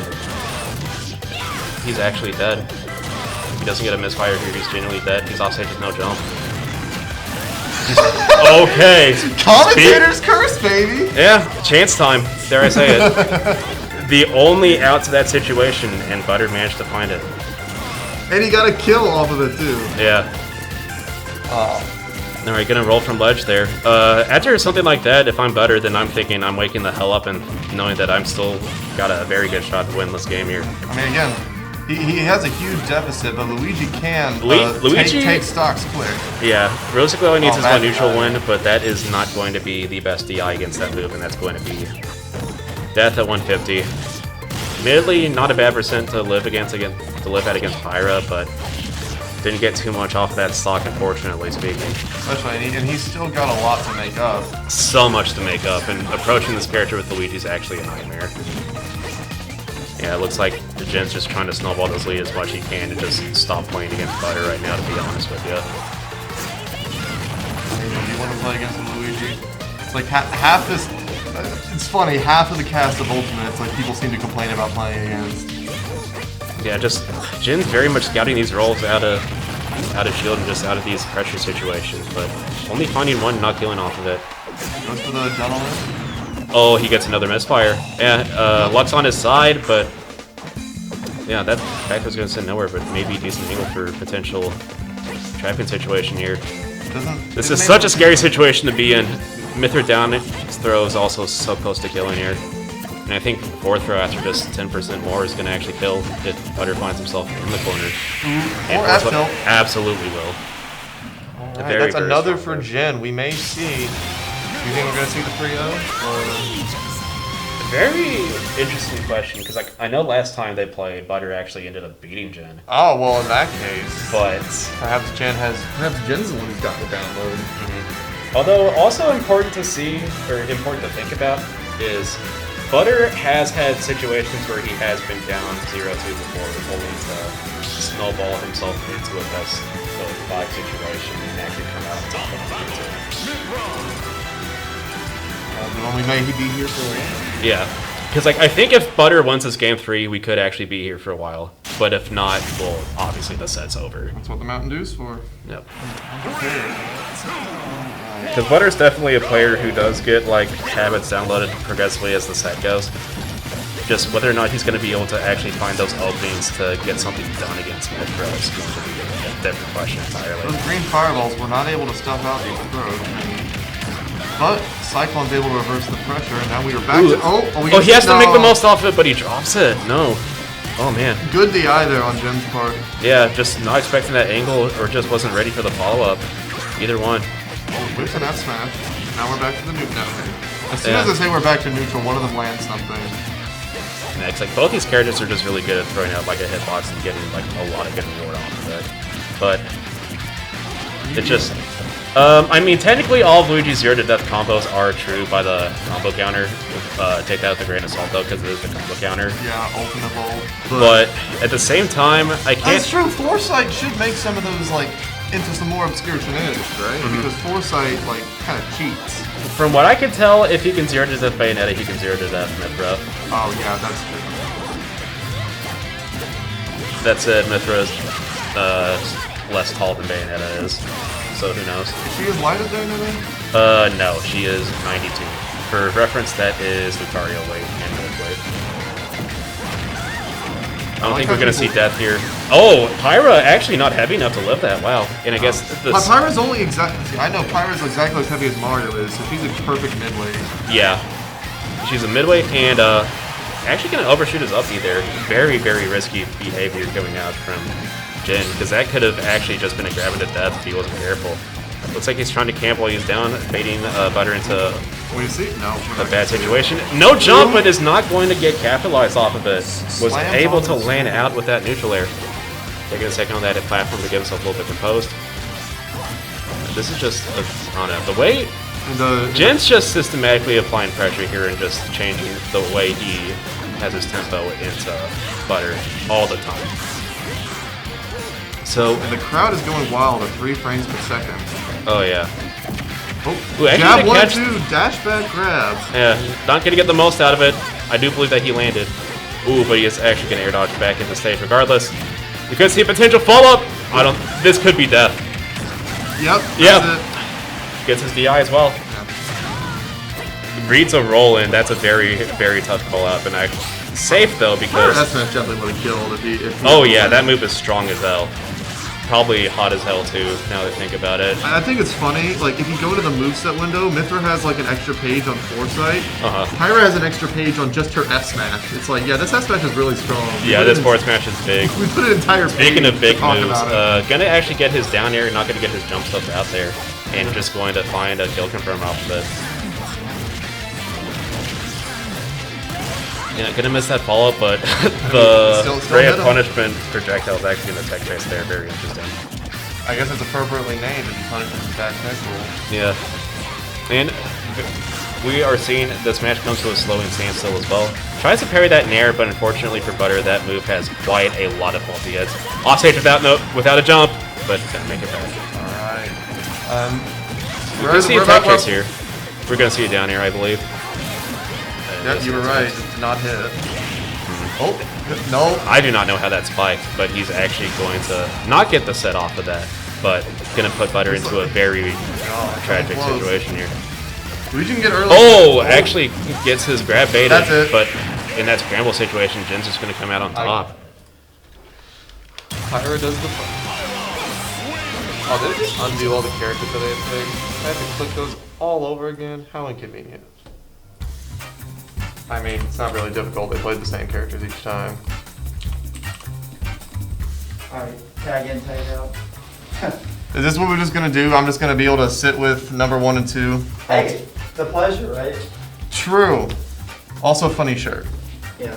Yeah. It's funny because I have green shirt. True. TCW is kind of keeping this chat alive right Yeah, now. he usually does that. He just starts being belligerent in the chat, just saying whatever comes to mind, and wouldn't have it any other way. All right. Anything else happened? Losers. Okay. We can now go over all of losers round 4. Goldstone beat Pfeffel. Yeah. That's a good win for Goldstone. That's true. He normally has. I notice he's has like problems with Pfeffel, but nah. 2-1 versus Pfeffel. Falcon versus Mario. Uno beats Romulus 2-1. Bowser versus Falcon. Hyde beats Repose 2-1. Cloud versus Young Link. And Ivy beats Soup 2-1. Roy versus Villager. A lot of 2-1s. Very. All these game 3s. Yeah. I appreciate it, Knuckle. I try my best to look well in the small Battlefield shirt. And then, Sad day. Aaron, Pyra Uppy, it's kind of like how Ike Uppy is good. It's like, oh, if you do anything Rising, like, you're pretty minus for doing it. So it's like, when he did Rising forward air there, I was just like, yeah, that's a free punish, Because I think Pyra Uppy's like frame 12 or 13, I think. And so if you do like a Rising aerial, and don't apply enough pressure, I can just do that. Bro, imagine having an upbeat that's slower than frame 3. True. That's cheat.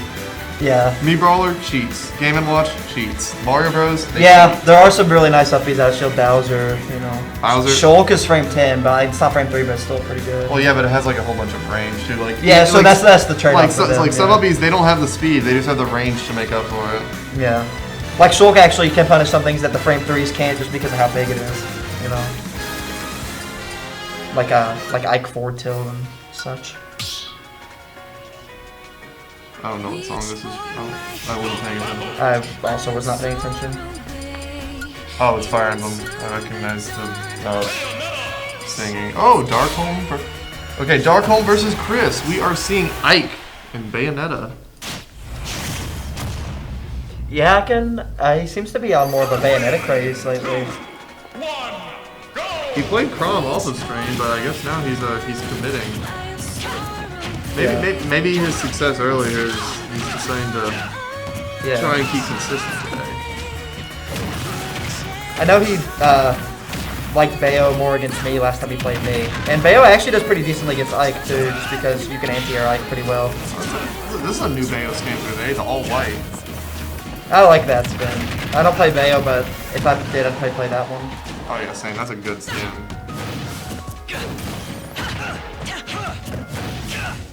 Now, I know Darkholm has Bayo experience from playing against Chris Bayo in the past, but I know he hasn't played against Chris Bayo in a while, so it might be a little rusty in that matchup, maybe? And, I mean, since Chris didn't play Bayo a lot in the past few weeks, but now he's playing. Yeah, like it was all Lucina and Chrome. So I'm thinking like he's probably learned a few new tricks. So yeah, perhaps. It's been a while, and Chris has probably improved. Ooh, good. That was a good episode though. Big Stop your friendlies, DI. Yeah, I understand why it happened though, because Chris was like thinking he was out of range, so he just tried to like dash back away from Ike, but Ike caught like the dash back, and so yeah, just was holding straight left there, unfortunately. Does Bayonetta have trouble getting in on this matchup? Because it seems like Ike's like just got kinda. It's a weird case because it's like you have good anti-airs like side B and forward air, but you eat a lot when you're wrong, and Ike has enough range to kind of keep you out a lot of the time, so. This is not just Forma de Bayo, this is Forma de Bayo Blanco. Yeah. Actually, it's Blanca, because it's... Oh, you're right. Yeah, feminine. Yeah. Thank you for the correction. No, not a problem. I got you. Ooh, I kind of like... I did kind of like the Witch Time, because sometimes, like, when you're landing against Darkholm, like, he just really wants to capitalize and hit you, so I can understand the Witch Time there. Fortunately, the Bat Within bailing him out against an air upper, though. Either the percent's too high, or Darkholm maybe a slight flub on the execution. Well, a lot of shield exchanges here. Oh, nice back air. Actually, no, it didn't kill. That was not a nice back air. Hey, did the back air hit? Yes, it's nice. It's nice. You convinced me. Oh wow, that's a good reaction. I keep seeing Bayonetta charging neutral B and just be like, nah, I see quick draw always go to ledge, or stop on shield. So I've never seen it zoom credit. Yeah. It actually like auto cancels from that high up too, so it's really weird. Like sometimes you could like go flying across the screen, and then like as soon as you land, like turn around and forward tilt. Good confirm, yeah. Up tilt back air is a really great kill confirm for Bayo. It's like her only kill confirm outside of just like a random like early like combo. But yeah, in some matchups specifically, I'm trying to catch an ADK. Bayo or Ike quick draw. There's the mix-up of going high because some recoveries you don't really, or against some characters you don't really want to go to ledge. Like Mario can cape you and fudge you, for example, and you know other things like that. So. Well, Mario used to do a lot of things to you at ledge. Of course, yeah. Of course. Yeah. You see, again, more big sword. Oh, whiffs the counter. I can understand like why it either thought he was gonna like beefy uppy or maybe like immediate like ABK from ledge. Builds up some damage with those bullet arts. Almost catching the air dodge to ledge with the forward smash. That definitely would have taken it, but just a little slow, maybe a little hesitant. Server maintenance, baby. Metro nerfs. Can we get some Metro nerfs in the chat? Yeah. Let's go. Yeah. Ooh. Dang. Alright, so game 1 going to Chris. That's a very important game to take. Both Chris and Darkholm. It's just not saving the characters anymore. That's really inconvenient for me specifically. Unlucky, yeah. But yeah, game 1's important in this player-to-player matchup because they're both pretty momentum-based. So a game 1's a really great way to start off if you're Chris. Seeing a lot of Fire Emblem music today. They're both Fire Emblem fans. Makes sense. That's true.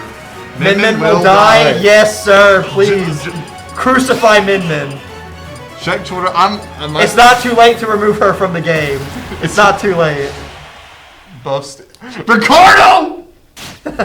Ricardo's posting. Ramen is posting propaganda on the UK Esports official Twitch. Yeah. Buff Steve. If they leave Mithra untouched, you can get away with the Steve buff. I'm down. I think Ricardo said that if Steve gets nerfed and Pyramithra get buffed, he's quitting the game. Yeah, there's like no shot that happens though. Why would you buff Mithra? Like that just makes 0 sense. Didn't Pikachu get buffed at some point? No, I don't think he did.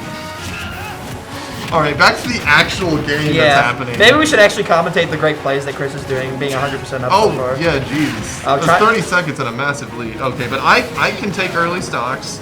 Oh yeah. If you're Chris, like you gotta lead, but you gotta watch out for like Nair or Uppy at the ledge, because you don't want to let it go into a suicide. Can't rest on your laurels against this character. You gotta be fair. Ike down tilt actually low profiling the ABK from ledge. That's interesting. I don't know if I've seen that. We'll see how that works out, TC Dub. A lot of pummels there. That was definitely not just from being hit. Good damage there. Oh. I mean, this is definitely an even game at this percent until Darko loses stock. Cause I think Chris is at a Nair up air percent or a back air at ledge percent. Or just a. Or forward tilt now. No coaching that way. Here it comes. Oh, privilege. Yeah. Oh. There's the. It's not $5.99 currently, but it used to be. It used to be. So. You still got the old member privilege. Yeah. Good up there though. Rare tasty coma L, in the chat. Okay, I don't know what's funnier. Ike's old up air where he just sort of wagged his yeah, around, like the helicopter. Or the new one where he just sort of slaps it up. It's like, I guess it's supposed to be a swipe, but he looks like he's just limp wrist slapping it upward, which is really funny for the giant sword that Ragnar is. Yeah. Chris just really good at not committing to a specific option that Darkholm's doing. He's just kind of like hovering in the middle of all of his potential options and just trying to react to what options picked. Because Bayo's got the good burst range with side B to do that, so I'm definitely a big fan of that. Oop, more bat within. Like I said, here we go. Looks almost just like last stock. I love seeing people just coming on, whoever switch this is, their friends come out line in the middle of the match. It's always fun. Yeah. For sure. I like this. Stands up? I like that if you're Chris, because it's like, you have the percent lead, You don't have to approach, so if he's not going to approach you, then why approach him? Definitely can agree with that. Yeah. Although there is, we're only halfway through the total time, so. Right, but it's still a win condition. Just not likely, but, if they stand still for 3 minutes, then, Oh, strings. Yeah. We got strings. I think it looked like he was pausing for a second, like he was trying to think of something creative to get more damage, but ends up settling for something simple, up tilt back here. Can't complain about Okay, he's that. gonna get back from that. Going for the ledge trump, but not quite getting. Oh, yeah, that's it. As soon as I saw that he was charging that. Yeah, that's 2-0 for Chris right now. These witch times are just coming in so hot, and if you're Darkholm, you definitely have to bait it out in the next. Hopefully for Darkholm, 3 games. So alright, so at this point, Darkholm has to either reverse 3-0 or get sent to losers. Yeah. Although I'm pretty sure we also said that about your opponent, so about Butter. So yeah. I mean, I don't have any doubts that Darkholm can bring it back, but some adaptation's got to be made. I think he's engaging too often. I don't think he was ever landing aggressively. I'd like to see at least a couple land aggressively with a hitbox sometimes just to keep Chris guessing, so he just can't just sit there and not have to respect the option. Oh, do you think he's gonna be wrong? I don't think so. Yeah, because this matchup's not bad for Ike. Chris has just got the upper hand the first couple games. This is yeah. This is a very close to even matchup. Even in a game with this many characters, sometimes it's better just to stick to your guns. Yeah, especially the tried and true Ike that got him second on the PR. You don't have to switch. You just got to make some key adaptations, slow the game down, bait out the witch time, and So far so good. He's somewhat slowing it down, not committing to too much yet. Dang, what a call out. He's just you're gonna stand here and shield. Run up grab, baby. Call that one specific option, but dang, he's right though. Works in guilty right. works in streets, works in smash. Run up grab is the truest combo of all time. Yeah, a lot of people get scared in the corner, so you can just bank on that happening. I like that. I like that. Realizing he can't get a true punish on where he was, you just I'll just put out this hitbox that lingers for 100 something frames. And I love how pulling out up air looks on Bayo. It just it is a very pretty move, yeah, for sure. Okay, counter does not hit, but he doesn't get punished for it. Tries to witch time dash attack, and just nothing happens there. No punish. Yeah, and if you're Chris, keep going for these witch times. They're working. They're working. And the 1 or 2 witch times that have missed, I don't think he's really gotten punished for it. So it's why not? Yeah, that's a good option for Bayo though. If Ike's past mid range, you can just keep him zoned out with gun.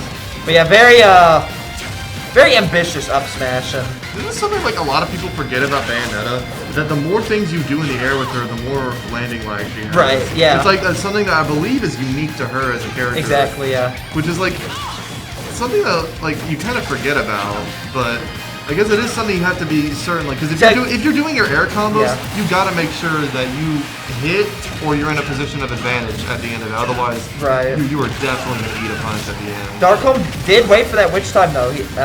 He obviously can't hear me because I'm way in a different room, but he knows. He's smart. You know, he realized why he was losing those games, so he's trying to bait out the witch time. But yeah, most Bayos back to the end lag thing, it's like they can usually just retreat to ledge or be ambiguous enough to not to get hard punished. Maybe there's a small like grab or dash attack from a weak dash attack, you know, not like Ike's. But bouncing off the stage. Darkholm looking for forward tilt there. Oh, neutral, my favorite part of the game.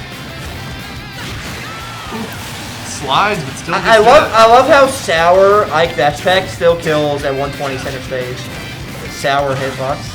Bayonetta is a pretty funny. Yeah, she is light. It's still funny to me. It is. He needs a kill.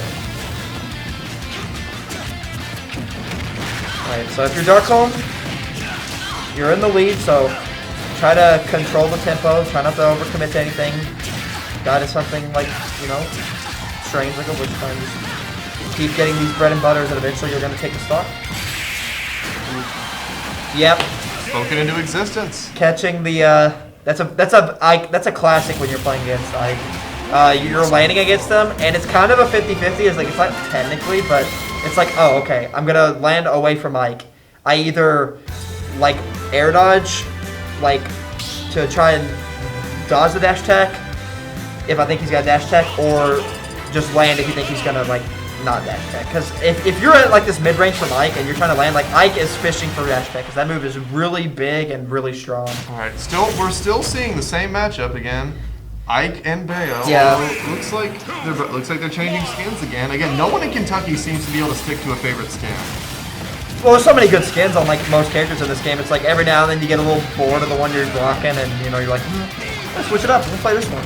And I know for some people, skins mean different things. Like, oh, when I play this game skin, it means play slower, or you know something like that. It's like a weird little Pavlov thing you do to yourself. I've definitely seen people do it though. Like some people will lose games and switch skins. Like it's definitely real. People who play Link when they lose, he switches to Dark Link. Yeah, exactly. Ooh, yep. You tell the story. Oh. Catching the like 0 to death. I kind of want to say like just autopilot neutral get up. I mean, Chris is like so ready for it. Yeah, Bayo combos. Ooh, alright. Good way, yeah, good way. Like, he's gonna throw some more moves before he comes down, and he might even throw a witch time too, so you definitely want to wait it Seeing out. Bayonetta been able to act so quickly out of landing with ABK makes me really jealous. Yeah, it's kind of crazy. Yeah. I play me brawler, I land with feint jump kick, I'm stuck there for a full second. Yeah. Bayonetta just kind of gets to do what she wants. Yeah, if you don't commit to too many specials, the lag isn't that noticeable. It's only when you commit to like every special in your arsenal.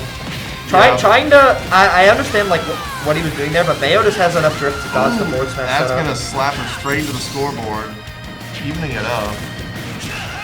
And considering with how early Ike kills, this is practically even right now. I think the stock is a big deal, especially for Darkholm because he's down. Like you need to get this lead. You don't want to be down against Bayo on your last stock of potentially your winner's run.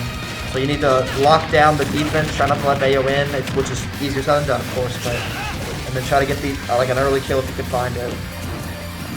Yep, good way. Oh, expecting a back throw there. But you don't really want to like throw Bayo off stage because the recovery's so good. Like you don't you don't really edge guard Bayo because the recovery's like top 5 or something. So you'd want to keep. So you'd rather like you want to juggle her because it's more likely you'll get something off of it. And Ike's a pretty good juggler. Yeah, for sure. So I can definitely juggle Bayo. Yeah, there's just some characters that throwing them off stage does nothing. Like Pikachu's one of them because his recovery's so insane. Like he'll do it here just because like you know he's gonna go pretty far off stage and maybe can make something happen. Oh, that was not a good call against Bayo, who can get so much. Called out like a low ABK with the counter, but Chris was well aware, just going way over it and getting back to stage and punching. Super vulnerable to witch time. Because normally, like, some counters do not work against Ether just because of, like, the hitbox will just put him out Yeah, of the most way. counters have to like they have to space it really well, but Bayo is just like you don't really have to. Whoa. Just which time charge F smash. All you gotta do is wish time them and then react to where they are and hit them. This doesn't kill, no. Yeah, not yet. Be really funny if you did. It does kill around like 180, 190 per Ike. It's just usually you don't see it because people rarely live just a single side. Backer. Yeah. Alright, so even game. Really gotta think. You gotta focus hard for both players because Chris wants to close out and Darko wants to force a game 5. So if you got reads on deck, I think you try to throw them out now. Call out those habits. Alright, Darko's throwing a lot of aerials close to the ground here. Darko's like going for a lot of up Bs and they're just like not hitting. I guess he's just not too familiar with how minus like Bayo's moves are. Charging quick draw, but he didn't even release it. He just drifted to stage. I guess the threat of a quick draw coming out prevented Chris from reversing. Chris reading I think either a double jump or like high SDI there. Definitely I think definitely could have killed him if he had that retread. Oh, is this it? No, not yet. Not yet, but like since he look, Bayo literally is putting herself off stage to not get juggled by Ike because the recovery's that good. Alright, well she hit the ground, so all that stuff comes back. And Right. oh, okay. Yeah, Darko is on the hunt for a specific up air. So if you're Chris, you got to be he's going play more with grounded times. if you can help it, just to avoid getting hit by nair or back air. See that Darko basically has to go to the edge, to straight to ledge, or else he's going to get countered, and it's going to be the stop. This could be it.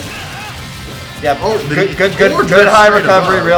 Chris trying to cheese a stock with the gun, so Darko warily going high. Oh! Whoa! Trying to read a roll, but not in it, and then Darkholm trying to read a spot dodge, and that not working either. Good DI Good there. DI on the quick draw. We've seen brushes with death in the past 5 seconds. They are scared. They are so. Oh, that's it. Chris wins. That's a really cool way to end it. I completely forget Bayonetta's jab can do that. Yeah, a few patches ago they buffed it. Yeah. It looks cool. I think it starts killing at ledge around 140 or so now, I think. Not to distract, but apparently the patch notes are out, which I don't think I'm going to be checking right now, but... Yeah, I guess you don't have to, But yeah, hey, chat, if you're interested, look at the patch notes. They weren't never. Seriously? Nothing. Mithra wasn't nerfed? I knew it. You gotta win. Easy dub, boy. Mithra wasn't nerfed. Easy dub. He can't keep getting away with this. He can't keep getting away with it. Mac was buffed though. Oh, wait, what got buffed? But it's the Mac. Do they take the buff mid-low tier route, Seems like it. Yeah, that's fair. Plant. Yeah, I didn't think Mithra was going to get nerfed in all honesty. I'm literally tempted to just go look up the patch notes. I mean, if there's a pause on stream, might as well. But I didn't think they were going to get nerfed because, one, I paid $6 for this character, thank you very much. And none of the DLCs have really been nerfed in this game, aside from a small touch to Joker. So it's That's not the the precedent really hasn't been set to nerf DLC. And they're still pretty new when you think about it. They haven't even been out a whole year yet. Not even 9 months, so. Okay, so it's just a bunch of so none of the articles are being very helpful. Hey Ricardo, could you put the patch notes into what? I can't open Discord on this computer. Is that not it right there? Yeah, but I don't think I'm logged in by default on this. Guess I could though. Yeah, I am human. Christ. You could have just put the link in the chat, Ramen. Can't make it easy. Nah, I gotta get my phone from across the room. SMH my head. I'm gonna log into this just so you can. Yo, Aaron getting hype over Doc buff. So the TCW Doc, it's feasting right now. Feasting. Alright, alright. Where are the patch notes? That's Among Us. Look at this. Sus. Yeah, looking a little sussy. No Pittsburgh. Okay. Okay, so you know what? I think we got enough time. Let me actually use my brain to help analyze these notes. So universal change. You can't be footstooled after you get hit by Kazuya's side special. That fall down in place to cause cannot be stepped on. Okay. Oh, so he doesn't get like some dumb like infinite. Okay, yeah, that's fair. That's Okay. So Jigglypuff, Jab. jab 2 is less laggy. I guess maybe it struggled to connect before. Jigglypuff back air is less end lag and less landing lag. That's really good. Oh, they made. That might make it like a really safe like poke tool. Jigglypuff down throw, shorten the launch distance. Yo, she got a combo throw maybe? And reduce vulnerability. Yeah. I'm assuming that. Oh, so it makes you can act out of it quicker too. Yeah, they definitely probably gave Jigglypuff a combo throw. It All sounds right, like. Doc. Doc Nair. Nair sweet spot. Oh yes, so like the high damage window for Doc Nair is like the last end of it because it's like opposite than usual. So like the last hitbox of Doc Nair is going to be really strong, I guess, and then up air. I guess it's better to kill now.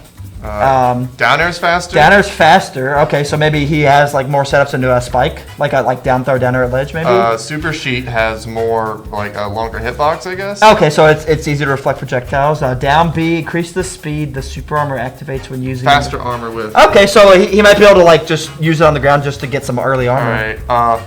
Zelda jab 1 is. Jab 1's less vulnerable. Yeah, probably just to make it auto connect better. Also, it buffed her rapid finisher, like the knockback. So maybe like a Bayo thing where it'll kill at ledge now. Up smash is stronger. Down smash is stronger. Dang, down smash is stronger. That's scary because it already sends at like a garbage angle.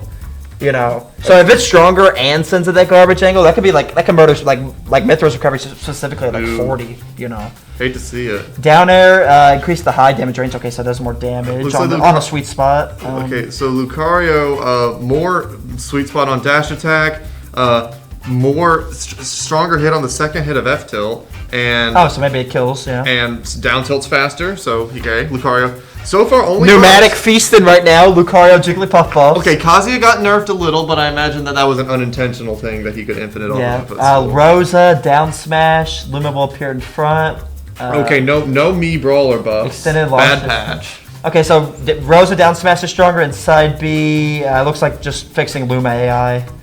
Little Mac up tilt, extend duration of the opponent's animation when they More are hit stun. struck.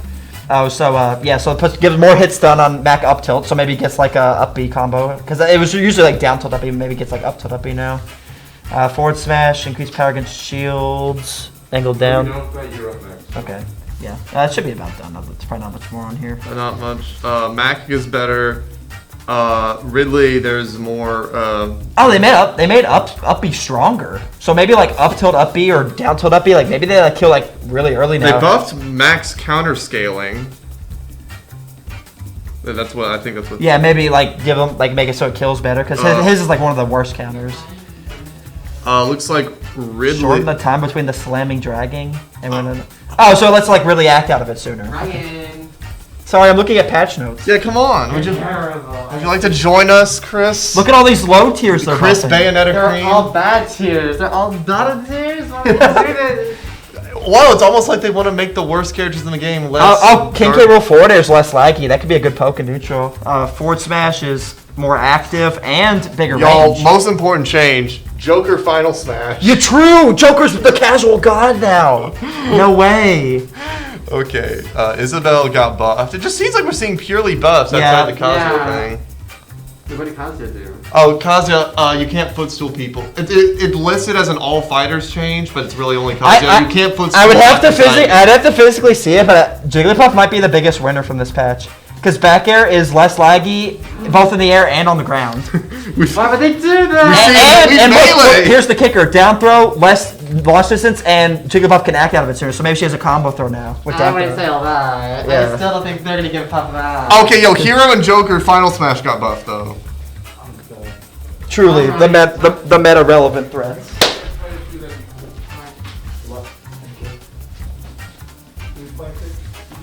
All right, so we went over the important things such as Joker. So patch notes, huh? Yeah, patch notes. Patch notes. Sora got the biggest buff by existing. All right. Oh, of course. I mean, I think there's one more after this after hearing it, but I'll say this right now. I'm Mr. Kevlar, by the way. How you doing? I've been sitting here. I'm drinking my my thrashed apple Mountain Dew. Not sponsored, by the way. This is a very interesting beverage. Hey, Tyler, how's it going? Doc Heavy Meta is upon us, boys. Oh, I can't. All right, Oh, so my we got Winner's Finals, Jin and Chris. After patch note pandemonium. Oh god. Fire Mithra didn't get changed at all. Yeah. Pikachu didn't get changed at all. There was no, I didn't, Speaking there's of Fire probably Mithra, shadow nerfs, but I didn't see any significant nerfs. we could literally update the patch and this would be no different. I think, is this a button check? Or is this No, they're going. I think, actually, is it a button? I No, yeah, they're literally going. Alright. this is a real ultimate moment. You can't tell if it's a button check or just neutral. Oh, we go over the top 8 Bayo to the top 8 Lucina here in Winners Finals. That's actually really surprising to me because his Bayo's been doing work today.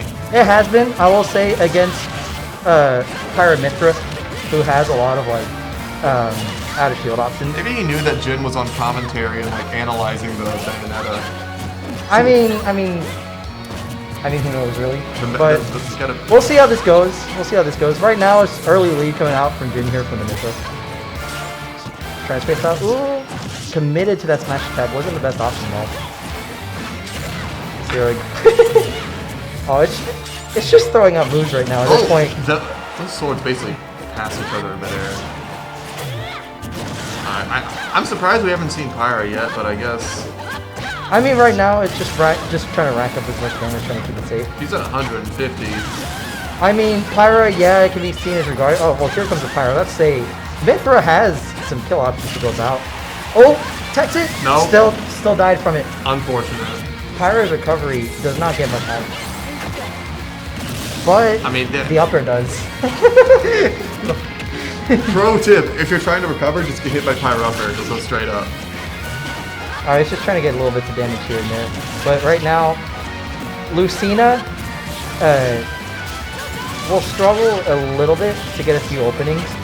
But Chris is definitely taking advantage of the openings that he has. These are both very fast sword ladies, but Mithra's just that little bit faster, even if she doesn't have quite the range and power Lucina does, but that's where Pyra comes in, who has more range and power. It's alright. Oh, rising there, is that enough? That is enough. That surely somewhere that was caught a jump. Alright, off field. Side B right off. This needs to be a stop real quick, or else this could get away from him. He's working his way up there. Mithra can definitely be a threat to him. That's true. That is true. And now, okay, we're seeing Pyra now, so now we know he's ready to take that stock. Alright, up the panic. Punishes. Get some damage off the Dancing Blade. Every little bit here coming out from Chris will definitely count. Alright, As much extra credit as he can get before he loses the stock, assuming he loses the stock in the first place. it's really good so far reading his panic options right now. Ooh. Okay, that wouldn't have been bad. That was really good avoiding a blazing hand right there. It was a few seconds ago. Alright, just neutral a bit. A little bit of neutral. But yeah, I've been saying a stock needs to be taken here. Panic. Oh, footstool, try to capture it. Footstool to Okay, get up tilted. up tilt to reset, that was a little weird situation. Footstool probably made things just weird all around. What are we gonna see? Oh, well, Oh, F tilts to build up damage. Sword ladies be jumping, this is true. that is very true. Right now, though, past few interactions, both sword ladies be kind of a little panicky. Just trying to throw out upbeats. Ooh! Speaking of upbeats, maybe a couple more that'll kill. Oh, no. Oh, I felt that in my soul. Man. That's Chris taking game 1. I mean, it was overall, Chris, off stage, whether Bayo or Lucina, is definitely oppressive. Alright, well, it looks like they're going to town. Cute. Oh, no. Yeah, that was definitely a cute little sequence. At least here, rocking the 13.0.0 tag. Obviously for a very happy reason here for Jin. Isn't losers round 6 supposed to be best of 3? No, it's all top 8. That's top 8. Oh. I mean best of 5. Because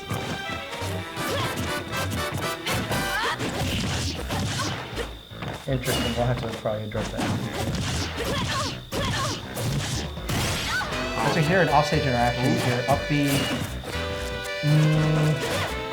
Alright, now it comes back on stage. Still keeping the string going. Lot of damage being built up here.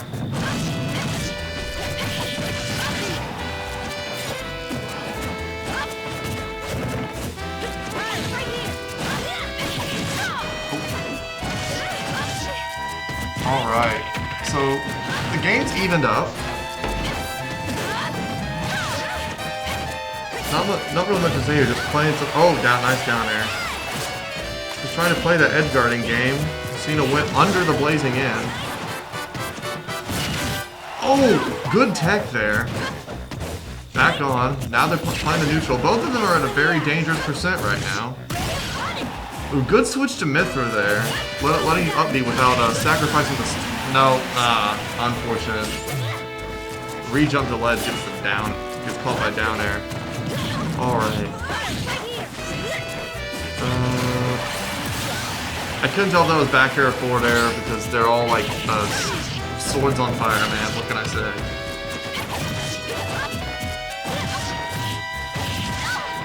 A lot of swords being thrown out. This is certainly Mithra.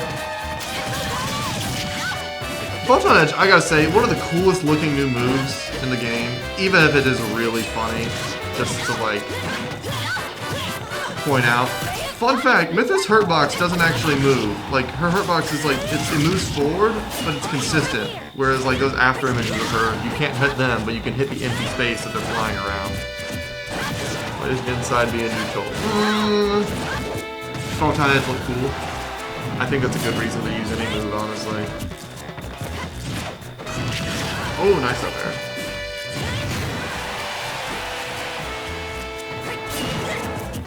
And I just realized the entire time we've been hearing the stream repeating itself because we forgot to mute the stream where we're looking at the chat.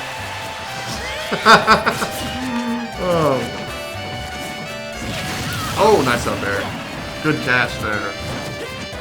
Sometimes you don't need a kill confirm. All you gotta do is just catch one stray movement. Oh, good little string combo. Couldn't really tell if that was true or not, but in any case, it was well executed. Oh, tries to read like a back roll, but it's not managing. Gets get up attack for his trouble. Parry into Dolphin Slash. Well done. Oh, and then he counters the Photon Edge. Well done. A lot of very strong defensive play coming out here from Chris. Although I guess with the Mithra being off stage, you could call that an offensive counter, considering he was holding the advantage. Still, he's got a percent deficit to make up here if he wants to, or he can just get a really early kill with like down air or something.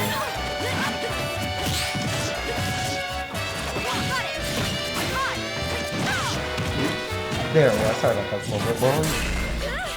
Shield just got destroyed. Oh, well, oh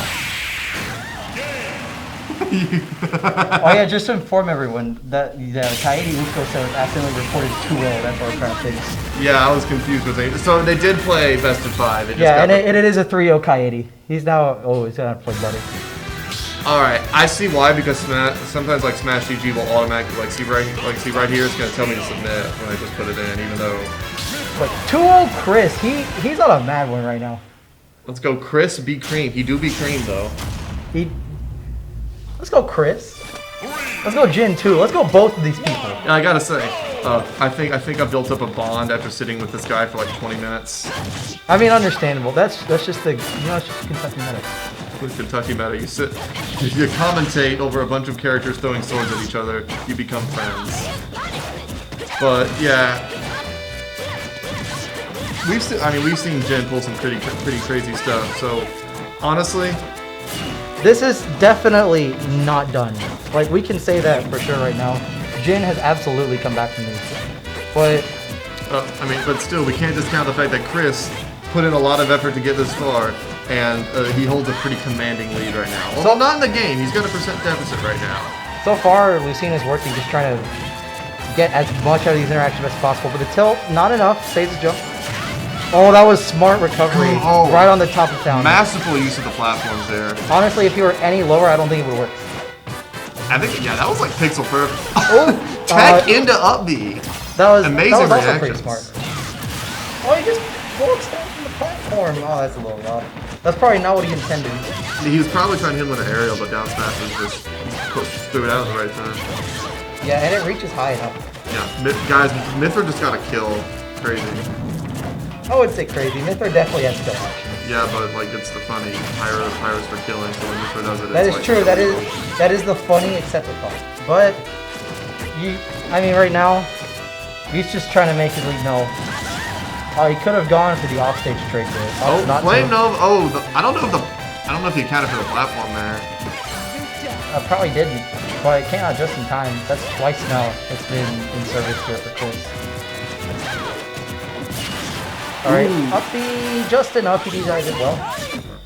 That up B edge guard doesn't quite do it. He's going for the counter there, but he's still able to get back. Oh, is that gonna kill? No, it won't. Not It's yet. far from it.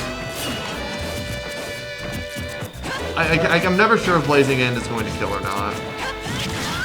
Any one ooh, that nearly killed though. Oh, he fell out of it on a multi-hit. Oh, that would have killed. Into the sound of the glorious tuba. And he techs that Another one. tech into up special. Doesn't work quite as well as the Mithra. It's just falling out of multi-hits right now. Anything will go up throw will definitely kill. I Alright, love Lucina's up throw and how it kills. She just yeets. She just yeets him straight up. Nice Martina. Ooh. Practice and running over shield. Alright, Jin's got a decisive stock lead right now. So can he bring back this game and can he keep control of the game and bring back the set?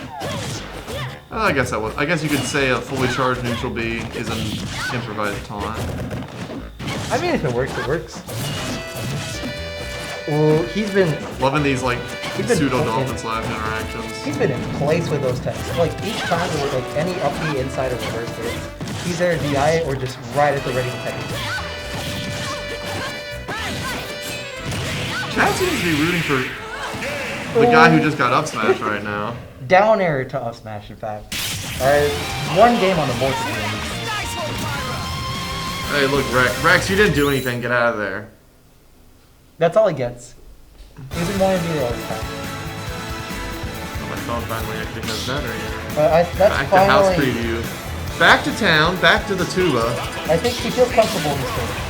But I mean, last game it was just one early stock, or like one early lead that he never let go of. So if it happens again, we'll see if sticks time. Opening once again with Mithra. Listen, if Fernando can get on the mic.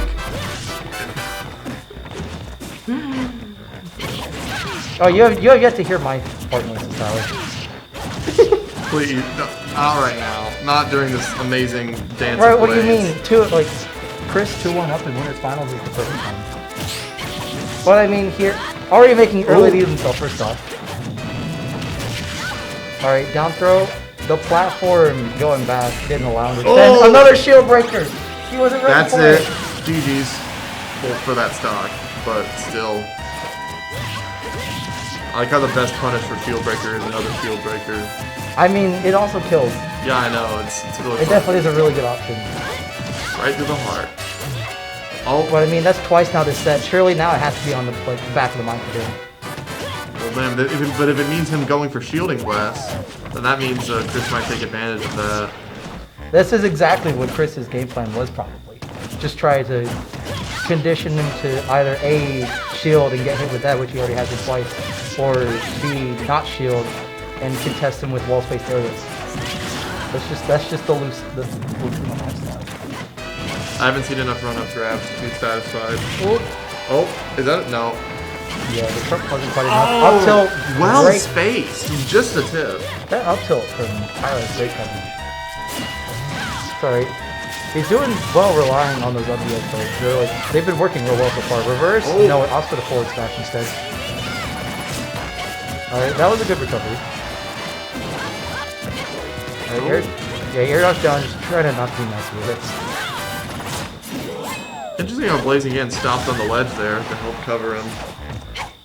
That F tilt is so good at just keeping him messy. Sorry, reverse up B Swords- doesn't connect, but he... Sword characters do be having good up tilts. And F tilts. Oh, that was well Just spaced. good tilts in general. Oh, Taunt! Oh, no. loving these taunts. Loving these taunts. I gotta say, I'm a taunt enjoyer. I mean, when you see taunt, you see taunt. I think more people should be taunting. Chris is definitely not moving away from this challenge whatsoever. Yeah. Holding a decisive stock lead right now. It's alright. Oh, careful. So, another up here. Alright, just small strings like this, rapid damage are nice. Every hit adds up, especially when you're a character as light as Pyramithra. Like, at best, you're just a midweight like Mario, and at worst... Oh, shoot. Oh. Oh, no, he's getting his landings. He's getting his landings. Nope, yeet. Oh! Is that it? Down air to back air, not enough to do it just yet. Is that back air or down air? That was down air to back air. You see, back air looks kind of similar to down air. They're just big flaming sword arcs at this point. Back air for Pyro is definitely scary. But right now he's just trying to fish these falling aerials to try and connect to a back air. Oh, it's alright. Alright, Nair's gonna take it. Jin, uphill battle here for Jin. Oh, he catches him jumping! DI's it real well though. Oh. Not over. Yeet. Back air. Oh, not yet. This is still not over. Up tilt, still the not very enough. end of up tilt. Oh, reverse on B connect, does not but hit. he whiffs the combo starter. Up That's tilt, an up that does it tilt. again, and that That's takes gonna it. take it. That's Chris. 3-1. Takes winners finals. Chris is going to be moving on to grands, whereas Jin is going to have to fight for his right to party in losers finals. That's what they do there, right? Oh, it's true. That is very true. But we're going to be moving from winners bracket down to the losers bracket in losers quarters as Darkholm faces off against Platypus. After Plat 3-1 takes a victory on Goldstone, Palutena versus Falcon. Is this Goldstone's first time on the top 8 for life? Or on the top 8 for DDP? I don't know, maybe. I don't recall seeing him before. This is definitely a great showing for Goldstone. True. I mean, hey, top 8. Cheers to that. But now we're moving. But so now we're in the top 6. See, this is money zone. Yeah. Today, top 6 is the one getting payout. So everyone who's made it this far, they're getting some cash money. And now it's just fighting over who gets that cash money. Well said, Nick. Well said. All right. Chris is definitely getting that bank. As they're going ahead and starting right now. Wonder if the stream is ready for that. It's gonna be really funny if they weren't. That.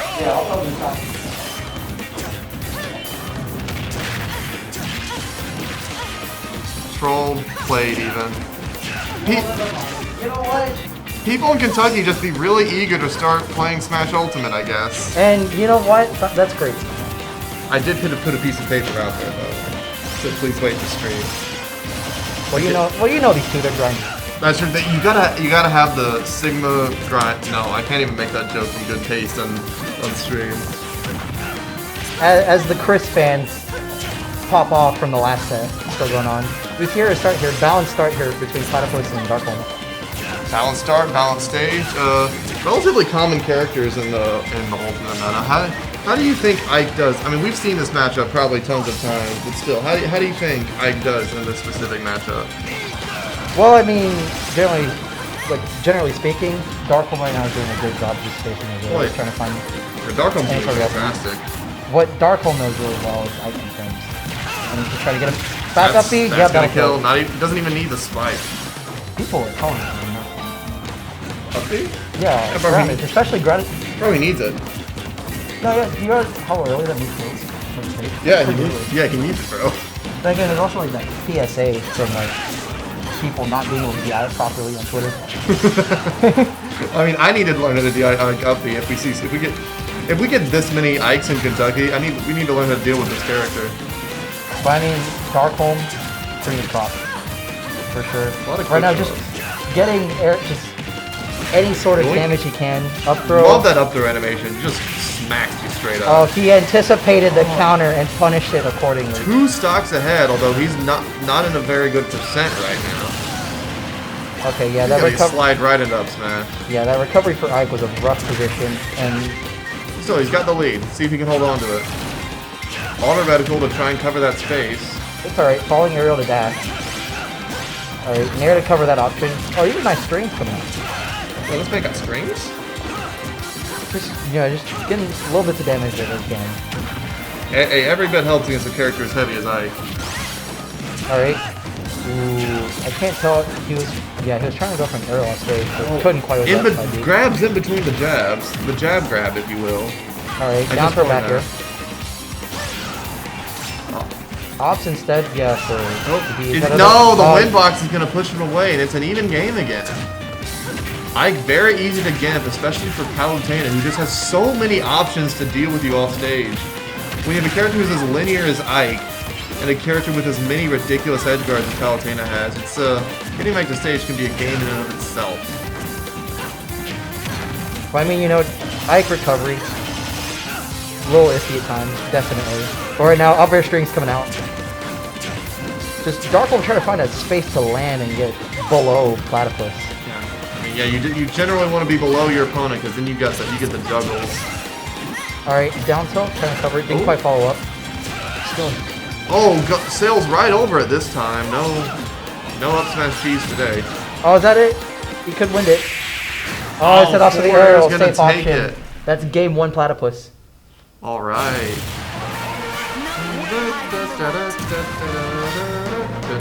Can we get a Kid Icarus Uprising sequel? I mean, if they're willing for it.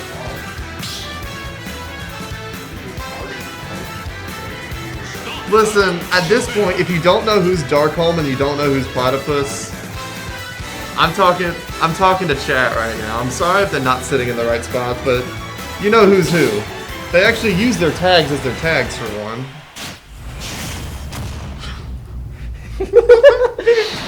Oh, that's a great quote. Good quote there.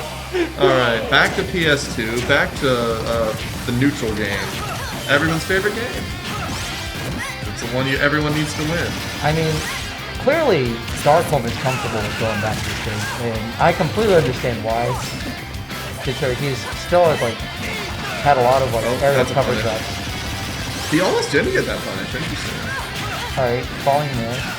Oh, so good. Action stuff. It's just extending things. It's kind of absurd, but it's really funny. Not quite. Alright, it's down throw to forward air. Back air, gets him off stage. Auto reticle to try and cover the space once again. No, yeah, I think Darkholm is just trying any chance to catch him aerially, but instead Platypus does it right back. I love looking at the TV on this stage because you get the recursion effects when they get in front of it. You get to see those Nair strings over and over. I mean, that's the Nair train. It's what it feels like. I mean, sometimes it can be a little rough to the eye, though, especially when someone like Platypus is so good at reading your DI for that. Oh, sorry. I like that little pivot he did. Oh, avoids the up smash this time by going under it. Does not get too framed. Now we're back to the neutral. Sorry, back air. Oh, just straight up a roll back air. I mean, that was a pretty nice back air. I mean, you can catch him. You never catch your opponents on guard like that. So shout out to my mom checking out me. Alright. He's definitely. Shout out to that explosive flame though. Not down tilt. Doesn't quite go for the rising aerial. Okay. Back in an air. I think this spot right here is where Darkholm can do anything special. When he knows just exactly what to say and when to hit the right moment. Oh, right. Is that a forward? Yeah, we're gonna see a forward throw. Nasty angle on that. Alright, Nair, that was a great cover down. Just barely avoids the explosive flare. Is it explosive flare or explosive flare? That's up smash. That is. That's definitely. I think it is explosive flare. But regardless. 2-1 lead. I always see Roy, Ike, and Crom go. He just sat there and got mind games over mind games. I mean, that was 15 mix-ups going on in that 2 seconds of nothing. I mean, just throw it out. By that point, they're just more dangerous. They're more in danger of hitting it. Alright. Okay. Auto reticle doesn't catch him up. Up air, another up air. We're gonna see another up air. Yep, gets one hit. We're gonna see another up air. Okay, we did. No, yeah, that would have been an overextension if you went for it. Sorry. Yeah, that's probably why he stayed low to the ground. He was just like, in case he fastballs here, but he was safe otherwise. Alright, down throw, back air. Oh no! Unable to get the up smash out in time. Whiffs the counter, doesn't get punished for it though. Oh no, he like anticipated the land on platform. Palutena's roll making her invisible, definitely tricky. Thomas Chris Grands would be incredible. Can't say I disagree there. I mean, we've had some pretty great Thomas. Oh no, no way! You let it happen again! You let it almost happen Thomas, again. don't let this happen. That would have been, wow. Oh no, oh, that's a nice back air to take the game from across the stage, from downtown. I mean, it's just rough. Yo, first time chat from Primal, I guess that gets highlighted? I guess that does get highlighted now, huh? How you doing, Primal? You're special because it's the first time you've chatted. Same characters, I would assume. These are definitely character specialists right here. I mean, yeah, if you're just joining us, it's one each. Some shenanigans going on at ledge that last set. Just Thomas just sitting there. Oh, are we not seeing the tubas? Are we not gonna hear the tubas today? I mean, you should have seen chat when they were when they picked like the home designer theme.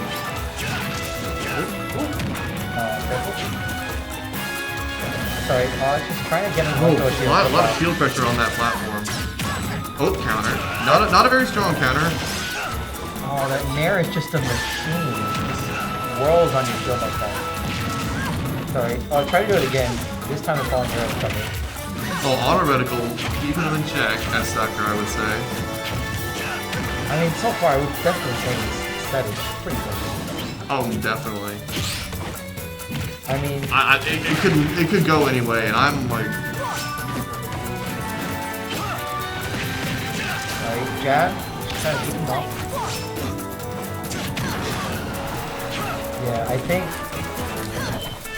Platypus is definitely gonna have a tough time just trying to stick on nice like that up there. Down throw. Alright, can't get much of that. Just anything to try and kill dash. Not quite. Not on this stage. Oh, yeah, again, that up smash is doing a lot of work because I just cannot recover high against a well-timed up smash.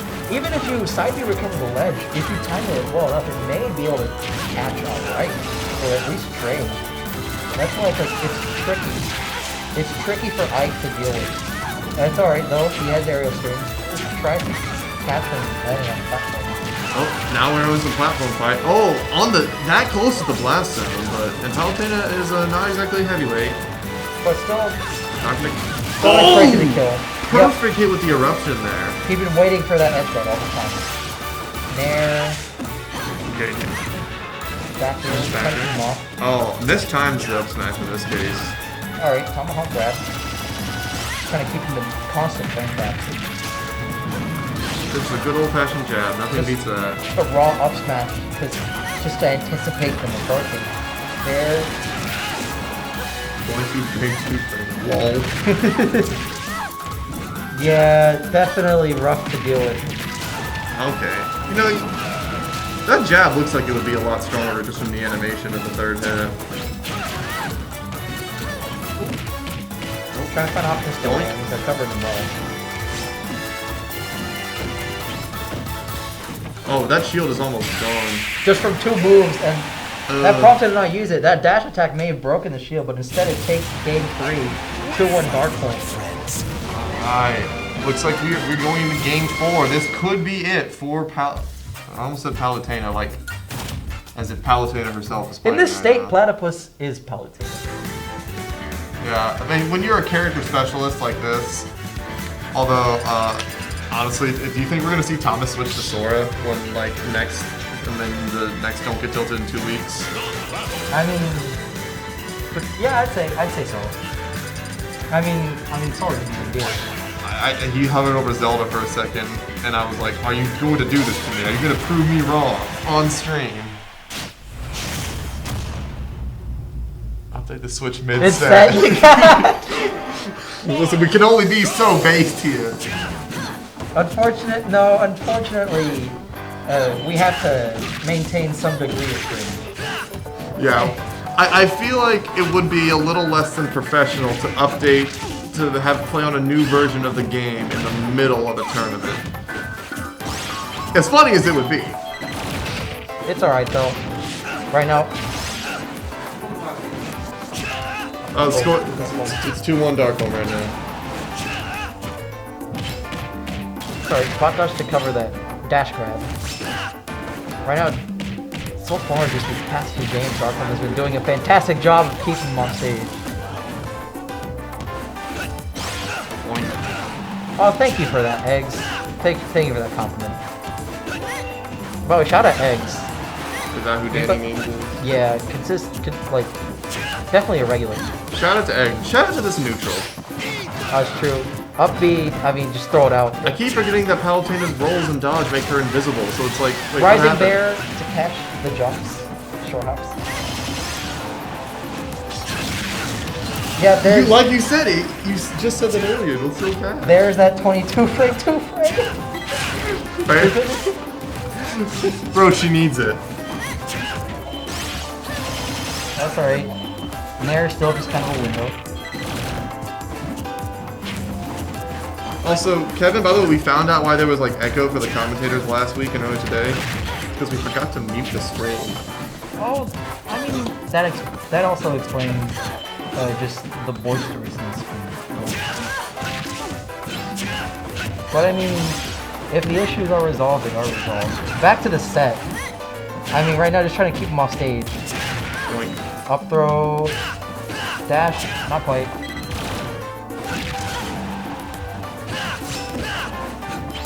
Alright, just trying to win any sort of interactions. Up air, no, it's a little too high. Falling aerial. Okay. Up air. I need to fix that. Alright. I'm calling it now. Next stock is going to be taken off the top. Instead of the side. Oh, almost just got proven wrong. That a hard reason making? Oh, semi-hard. No, instead it's an SD. Literally the opposite of what you instead said. It's an SD. I should just not see. Well, 2 stocks. You were... We can fix that after this set. That's assuming the players don't immediately rush to play loser semi, whoever wins. I mean, by this point, everyone this league has the same thing. So we'll have to literally tell them to do that. But...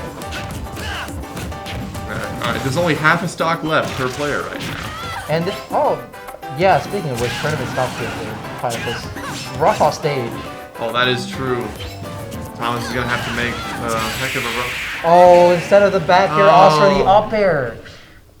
It's not big enough to Way fix. to go, It is literally just us walking in and fixing the cropping. It is so easy. I'm going to do it right now. Watch this. Well, while he goes to do that, that's Darkholm taking that set 3-1. In other news, Butter taking over Coyote for Yo, so we're gonna be seeing him and Butter going into the semi. I don't know, it's definitely, from the perspective of a TO, it's definitely been a good day so far. Just trying to rack up stuff, just trying to go through stuff. Oh, you like the green screen? Yeah. I know when we first set it up, we tried to do it like every last stage then. And I thought that was really cute. It was really funny seeing Jin on with that green shirt on the green screen. When I first saw that early in the day, oh my goodness. But I mean, hey, anything we can do to improve, absolutely for free. Sounds good.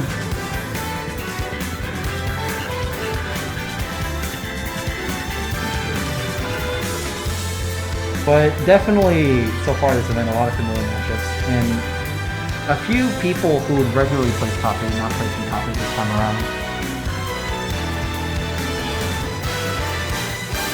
But yeah, Butter Darkholm for loser semi. Seeing both Jin and Darkholm in loser side is an interesting sight. Butter also just saying every DGT since we've taken over has gone to 0-12. So I mean, this could be a first timer. This could be first timer.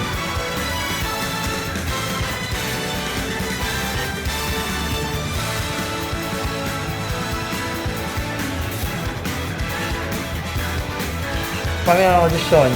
So anyone in chat right now, how's your day going? Kind of just asking that person. I know my day's been going pretty good. Yo, PS1. Man, imagine a world where actually, yeah, PS1 is real. That'd be an interesting world. In other words, 2018.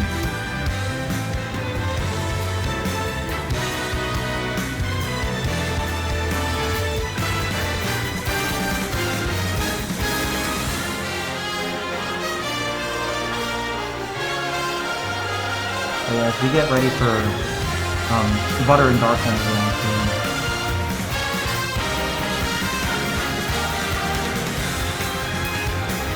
I mean, game plan last time between Ike and Palutena definitely worked for Ike trying to just get as much out of any sort of interaction as possible.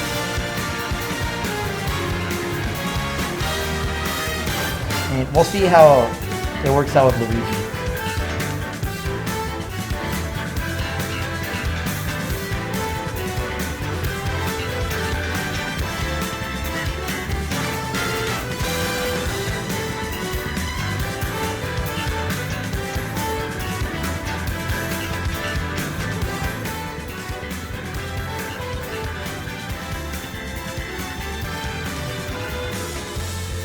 How are we doing now? Top 6. Top 6, yeah, where are the splits? There should be an IDE. Right. Here, do you want to take over? I'll show you. You have it once. You just made me all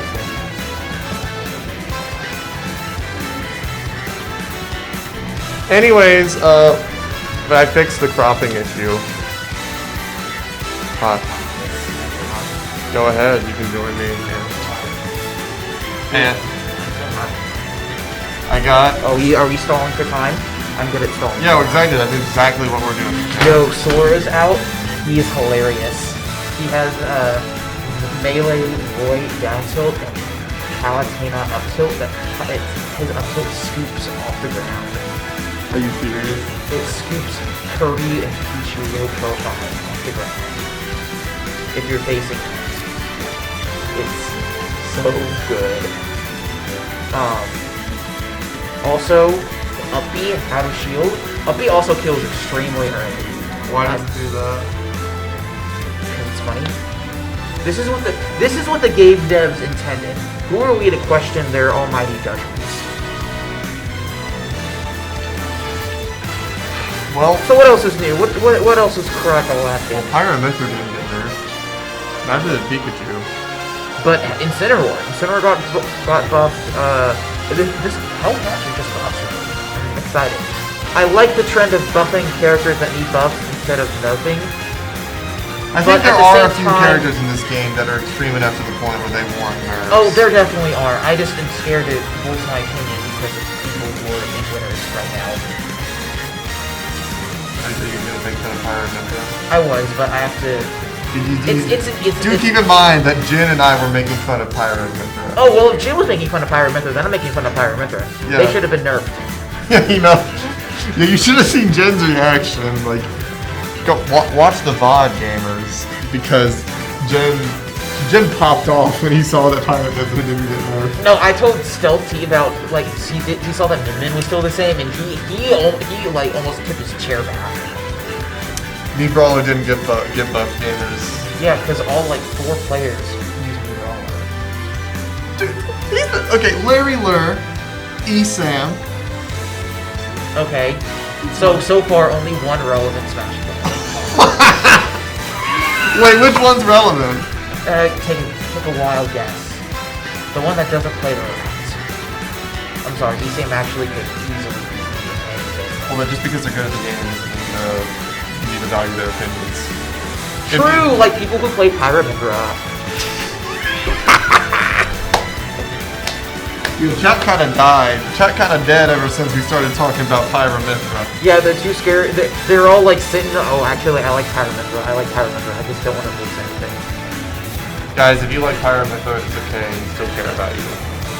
Yeah, Give us a sub if you like Pyrometra. Give us a tier 3 sub if you like Pyrometra. What are we gonna do with subs? This is like, what do we do with subs on the UKY Esports channel? Thank them profusely. Yo, if you sub right now, Jackson will say thank you on stream. This is true, I will do it. I'm watching you stream chat. Anyway, so how many rounds do we have got left? Who's on the leaderboard right now? Well, if we take a look at the bracket, Butter defeats Coyote 3-0. So we are about to. This match isn't going on right now. I'm excited. So it's Butter versus Darkholme. Yes. We've seen Darkholme play a lot. Darkholme's Ike kind of schnasty, but also Plat took the game off Darkholme. Butter went 3-0. Buttery that alone did not show up to today's tournament. That alone makes me kind of and the fact that it's a Luigi makes me kind of favor Butter, but at the same time. Okay, but does Luigi really beat Ike? I mean, if you can get those cheeky 0 to deaths. We haven't seen any 0 to deaths today on stream. Now he might have gotten them off stream because he's played a lot of games off stream. Who knows? It's easy. I definitely see it, but I see that they're going on now on PS2. So if anyone's gonna have a 0 to death, I'm gonna be the one to witness it. Let me get my gamer headphones on so I get to hear. Okay, yeah, the bot's slightly outdated, but since all the Don't Get Tilted are on the same Smash TV, just go to a different event. Just go to 23 instead of 22. I forgot to change it. It's your fault, Jackson. Yes, it is entirely my fault. Well, I'll go over this. It looks like Butter and Butter. I keep saying Buttery. I'm giving him too much credit. Butter and shout out to never mind. Buttery. Butter is now disconnected. He's no longer in the game. I don't know what's happening right there, so. I don't know what's happening. I rarely know what's happening for Target. Yo, can we see? I just am here to hype people. Can we see? I don't want to just say Conceiving Brawl. I want to see a weird character. Luigi. Be careful what you wish. Look, Can we see Banjo? The field bracket is bro. Just click the. See the thing that says DGT22 singles? Okay. I'm gonna click the link. How many clicks does it take to get? Well, right now it took like 4 clicks to get to click on. That's. Shut up. 5 clicks to get on the tab. 6, 7, 8, and a lot of scrolling. Scrolling. 9. Okay, we're starting with 2. See, Nice. this is how many clicks. At any rate, we are starting. We've got Darkholme and Butter here, 2 very prominent players in losers semi-final. Butter going Luigi and Darkholme going Ike. I've seen a lot of good play from these 2 players. I'm expecting some good stuff, given how they both kind of swept their last games. Butter 3-0 and Darkholme 3-1. I'm expecting to see. I don't know. Darkholme was a reverse 3-0 for the record, so he did get 3 sequential wins. I don't know. I mean, right now, Butter is. Oh man, Butter at 19 seconds in, already taking that first stock off Darkholme. Even if it's not Luigi's 0 to death, the Luigi combos are very cheap. But just a few good swings from Ike's sword there definitely will keep Luigi out there. Because Luigi's got to be close. High damage, good combos, good range, good kill power. Ike's got it all, except for non-committal mobility and combo like breakers. A good recovery. And good recovery. Okay, so he doesn't have it all. He's a very focused. By ultimate standard, he's a pretty focused character design. Yeah, if he was just faster and had more kill moves and had an infinite shield and just could do more things like that, Ike would be good. If Ike just had infinite final smash, he would be really good. He would be top 3. I think he'd be at least top 3. He might still lose to Bio. You know who's not top 3? Hero. Unnecessary. Anyway, we're back down. We're seeing more of those Luigi's racking up some damage there. Oh, nice back air. Back air. As I was told earlier today, even if it doesn't kill, as long as it hits, it was a nice back air. I learned this is the top player from Kentucky lesson. Look, it's a reaction at this point. If they hit a back air, it's like when you see 69. You have to say nice. That was a good tornado though, or a cyclone as Luigi calls it, which is the same thing or whatever. Oh, point. That's the noise Ike makes when he lands. Yeah, we're adding new sound effects, by the way. That's a good punish. I think Butters definitely feels like he's looking to get more of those damage, but he's definitely at like honestly just a well-placed back air or an F tilt from Ike at this point can definitely kill or at least put him in a very scary situation. Oh. But I feel like Darkholm knows that if he just lets Luigi into his zone, he's gonna get a lot of percent racked up very quickly. Yeah, and speak of the devil. Oh, we'll get one up here. He got some. Alright. This is still the ball is still in Luigi's court right now. I think Butter has the advantage. Even with Ike killing as early as he does, so does Luigi. Well, we saw how early he killed that first off with that up B. No kidding. Definitely playing a lot more safe this last time. I mean, they both know what's on the table here. Ike with that big kill with all the kill power he got for Luigi with those combos. It feels like now it feels a lot more defensive than first off, but I mean that's also possible. That's why I'm commentating on screen. I will roll in. I air dodge into everything. Bro, if you're not moving towards your opponent, are you really playing the game? Oh, hold in. That's my mantra. Oh, that's yo, a kill. Is that it? That is it. Game 1 goes to Butter. Man, that throw to Cyclone. I was not expecting that to be a good kill confirm, but that really Cyclone's worked. really good near the top like that because it rises you up. It rises you up. I saw that Darkholm was trying to DI to the right. I feel like if he was a little heavier, he might have survived, but at the same time, given how heavy Ike is, if Darkholm played anybody lighter, that definitely would have killed. But so game 1 goes to Butter. Now they're going back to the stage selection. We get to see Run back on PS2. What if I said PlayStation 2? Wouldn't that be a funny joke? That'd be pretty funny. It's gonna be really funny. Well, Darkholm going a different ult this time. You know, the skin counter pick really is a good play here. Butter going back to his classic Luigi. Now remember, this is a best of 5. Yes, so it is best of 5. We're in loser semis. We're well into top 8 at this point. We're in the top 4. So whoever wins this gets the chance to get out of losers. Yes, that is how semi-losers bracket works, and whoever loses. Listen, I'm trying to be dramatic, okay? Okay.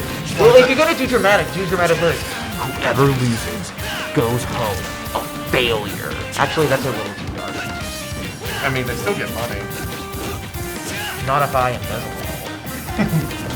We're just gonna commit a little bit of financial crime. Yeah, we're just admitting to some felonies. For the legal purposes, this was a joke. Also, anyway. Also, just Nair on shield. What could go wrong? Speaking of jokes, that the Luigi grab with the plunger, almost getting that gimp off. I think it's really funny how we found out Luigi's Mansion 3 had the plunger because it was put in Smash before it was revealed. Oh, and it is another Cyclone kill. Those Cyclones are doing more. They've been doing a lot of work for Butter these past 2 sets. I mean, it's a quick kill move. It catches, it rises you up. I mean, and even if it is, it dices. Even if it's committal, it's not like the most committal kill move. Like even if you miss, you can still kind of move around a little bit in the air. I mean, you're not left helpless either. You're not putting the special fall, if I remember. Exactly, which is a really nice. A lot of kills off the top that come from specials. They put you in the special. Ooh, nice back. Nice quick back here from Darkholm, bringing the shots back up to even. But game's still solidly in Butter's favor. I think Darkholm lost his double jump. Oh no! Ooh, is he? Oh, barely. Those mag hands work. See, he was able to punish it there because he was on the ground. Plenty of time to react. Okay. Jab one, just a light tap. Oh, good confirm. Bringing the game solidly back into Darkholm's court. Again, yeah, Ike has just a lot of good kill power with the big sword he wields. But as we've seen, once Luigi gets into the Luigi zone, it's Is that what we're calling it? I'm calling it the Luigi zone. It's my trademark. I'm trademarking it. The Luigi Zone TM, copyright pending. Yeah, that's fair. I'd give you the right. At any rate, every time Butter goes off stage, I'm always a little scared because I can just kind of take a wall of pain with fair and air. Oh, reverse up smash to get the early hit that'll take the stock. Honestly, I think that's one of the first smash attacks I've seen Butter throw out so far. So far, his kill moves have been Cyclone or up. But back up to even stock, but Butter at a pretty hefty percent deficit right now. Just a few swings of the sword could be it for Butter. But again, once you get into the Luigi zone, who knows how much damage you'll get. Oh, parry! Is this the? No, but that's 42%, a lot of damage. 52 from the Luigi zone. I mean, and right now, I feel like just a quick dash. Oh man, Butter whipping that but then Darkholm kind of missing the punish, and then now I think I don't know what to think. Up air, that's what to think. That was a wacky last 15 seconds. From the whipped up B to the weird punish to then just missing a lot of other moves to then just drop down up air. Wacky interactions from a wacky video game. What can I say? Lol. I could say lol. I'm gonna say lol. Lol. You heard it here first, gamers. Lol. But at any rate, now it is evened up. It is 1-1. Butter with one win, and same with Darkholm. So we've got Bacon Buster DMing me lol on Discord. Whoa. Taking my trademark catchphrase? Yeah, it's actually mine now. I stole it. I'll steal your heart. I'm not sure if you're in the literal or metaphorical sense. Like Joker from Persona 5. Dude, there's no Joker right now. If any of these people bring out Joker, I'm gonna be surprised. Butter, Darkholm, if either of you will bring out Joker, I will be very happy. Alright, so we see them switch from PS4 to Callus. Or PS4. Man, now that I'm thinking of the PlayStation, now they switch from PS2. I think the lack of platforms in the center might help Darkholm a little bit because the Luigi Cyclones definitely was kind of rough for him. Those last 2 games, but yeah, but true. But this was Butter's pick, so this was Butter's pick. So who knows what other shenanigans he might. Well, Darkholm's got that shenanigans, up tilt to up air. What if you interrupted Ike out of that and he just lost his sword? That would be really funny. He did lose that stock though from another well-played Cyclone like Butter. Oh, whiffs the nair, but still gets the grab. Just getting from the is this the Luigi zone? Is this the trademark Luigi zone? Luigi zone copyright? No, not yet. Darkholm going. I think he was going for a down air. I saw a little bit of that down air animation. That was kind of nice. Back to the neutral there. Butter getting another good grab. Going for the Cyclone. Wow. Cyclone was such a good move. Or the punish that. Yeah, simply don't get hit. What can I say? Butter getting is that it?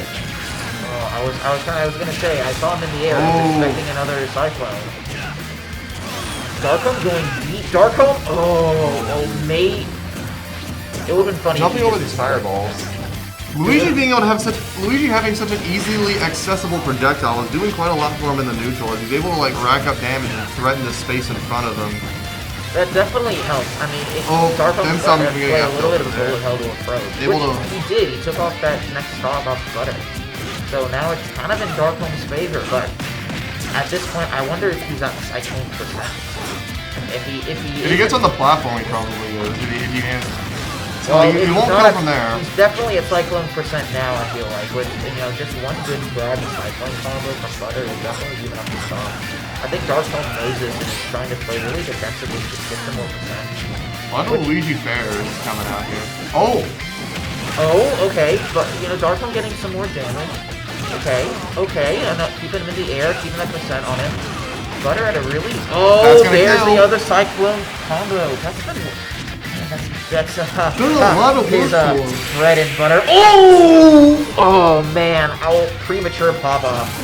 That Premature pun there. Get out of here. they couldn't handle the bread and butter pun.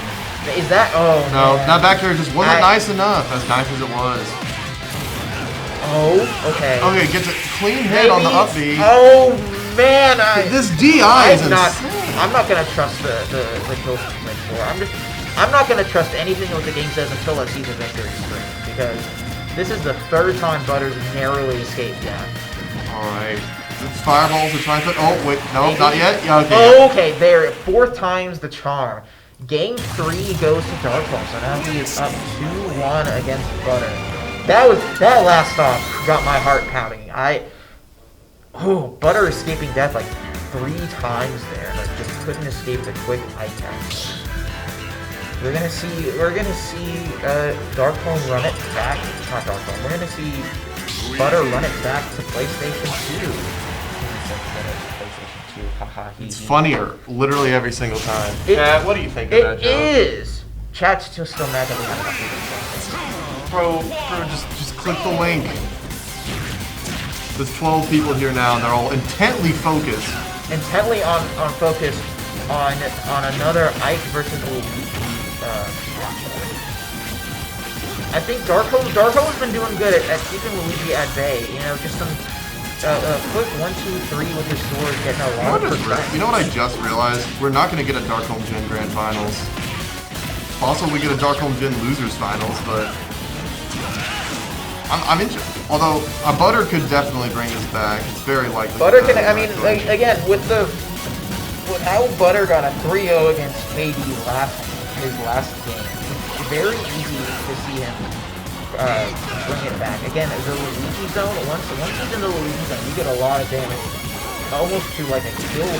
Oh, Ike F tilt's doing a lot of work for. It's just so fast. Oh, Butter not being able to recover. I don't know. Maybe he felt threatened by the eruption being charged there, because the side B into that would have definitely killed him. I am definitely threatened. Butter going for the.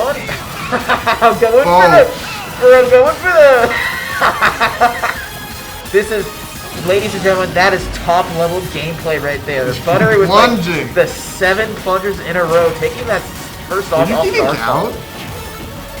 I don't think there was anything Darkholm could do there. He just had to take the plunge, all 7 plungers to the head. They said take the plunge. I didn't think that's what they meant. And yet you mocked my pun earlier. Yeah, puns are not fair. Get over it. Ooh, okay. You know what isn't fair? Ike's up air because it's just. Never mind, that was really funny. Well, it's not fair because of how good it is at just doing everything. Definitely getting a lot of percent on Butter. I mean, I think I've seen Darkholm throw out so many aerials this game. I think that's his best bet to kind of keep Butter at bay. I mean, they're fast, you get a good hitbox all around you, but I don't know. I feel like Butter might be figuring out how to maneuver around these aerials, because it's pretty much evened up right now for this game. Both of these characters, like I said earlier, they can kill very, very early. Ike might... For no reason in particular. I mean, Ike has a big sword, and Luigi can spin. Luigi can speed. He got the misfire there. I don't know if that was helpful or not, but he still got back to stage. It helped. Oh, was that extended off the plunger? I don't know. He definitely wasn't interrupted from the plunger. Butter in a little bit of a dangerous spot right now. This is tournament stock for him right now. He's got to pull out some cheeky Luigi stuff, but Darkholm not giving him any reason to breathe. Just adding on to that percent. Luigi definitely at kill percent now. Just an F tilt and any one of his aerials, I think, would easily do Butter in. Or dash attack. No that kill also screen. Works too. Just no raw kill dash screen. attack. Just a raw victory for Darkholm. That is 3-1. Darkholm in losers semifinals. We're gonna see a well done. We're gonna see a Darkholm Jin in losers finals, ladies and It's a gentlemen. bit earlier than expected. It was. Oh, low battery strats. That's what we love to see. The low bat strats. I am going to tag out with someone. You go tag out with somebody. It'd be cool if you could find someone to tag out with me too. Are you done? I have homework that I still need to finish. Oh, it's due at midnight tonight. Well, yeah. If you could, but otherwise, I'm gonna entertain the gamers here. So what's up, gamers? We got Jin and Darkholm in losers finals. They're gonna be coming up here soon. Jin has been the reigning champ recently in the Kentucky scene, so yeah, I mean, my money's on Jin, just given how he's so good at like bringing things back. But Darkholm definitely showed up with his Ike. I think you've seen this matchup before. Yo, what's up, gamers? We got Anthony Ufgo on the mic. How's it going, guys? Oh, just telling the gamers how amazing and based I am. Amazing and based? I know I know it's a little too much for you to handle, but I'm inclined to agree, though. I'm not gonna lie. How are you doing today? I'm doing pretty good. After that Luigi and Ike matchup, I'm definitely excited to see what else is coming up. Unfortunately, gamers, I will have to watch this on stream with you all because I'm also tagging out, responsibilities and all. But I got my man-made man-made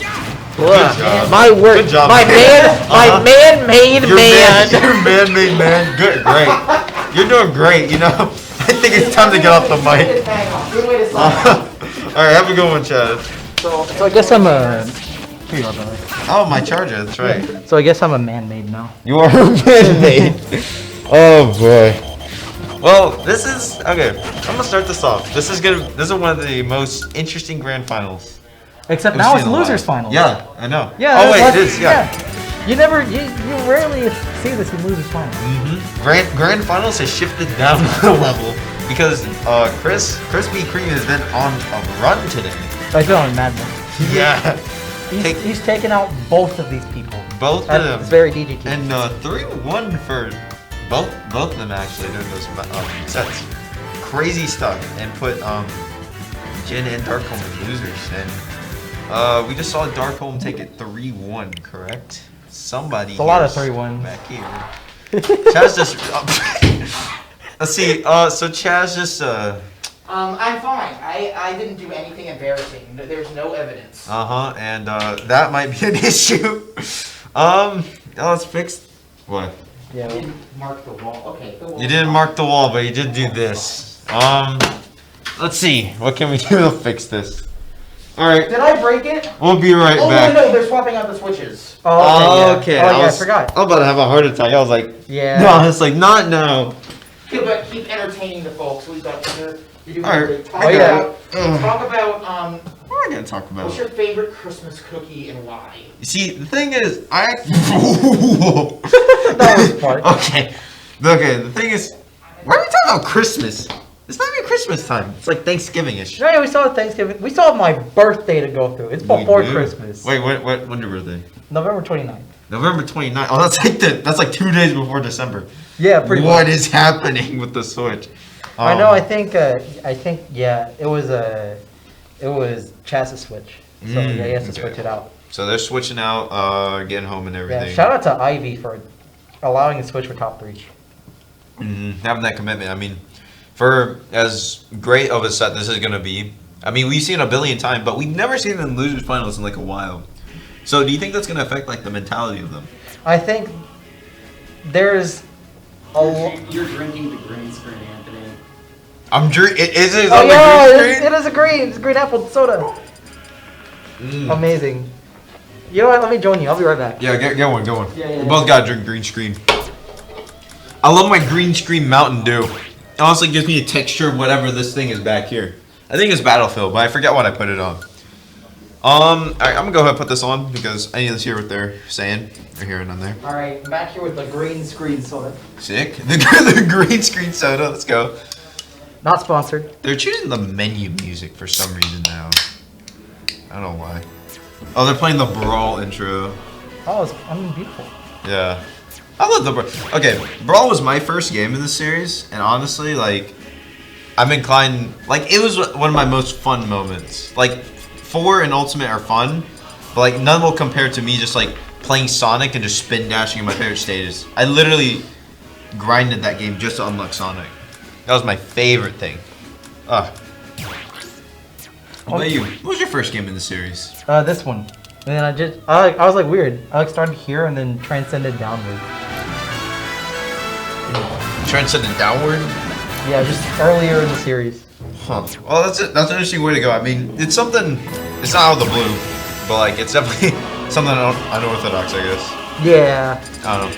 Although growing up with the series, it's meant a lot to me. And the patch notes. Oh, the patch notes.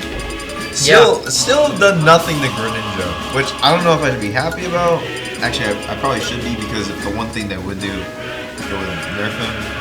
But no Pithra nerfs or anything that we expected. Really. Oh, I'm sure there's a certain someone who's happy about that one. I wonder who. Yeah, I wonder who in specific. Somebody who's currently in losers finals right now against what the heck? I was Banjo. What's going on? I was about to say losers finals really taking a toll on their mentality. Yo, we're gonna see a team battle. We're gonna bring in 2 other people. One of them's gonna bring in Chris, the other gonna bring in Plaid or something. No, it's just Jin Home versus Jin. It's Jin Home Dittos. Jin Home Ditto? Yeah. How would they both be playing with like how Sakurai plays with them with like one hand? Yeah, exactly. It'd just be except instead of 2 for one person, it's like they each have like 1 each. Yeah. And they like cross like this. Oh my god. Oh my goodness. Imagine like, okay, something. Have you ever tried? Don't you know there's a random Larry Lur in that? Oh, in that. I think that's Sam's tag, because I remember they ran that tag. That's fair. During like I think Sam and Kyle ran that tag at like a doubles event. Oh wait, was that doubles for the EKU monthly? No, that was for Cavalry Esports monthly. Gotcha. And like it was fun. I actually ran into them and lost.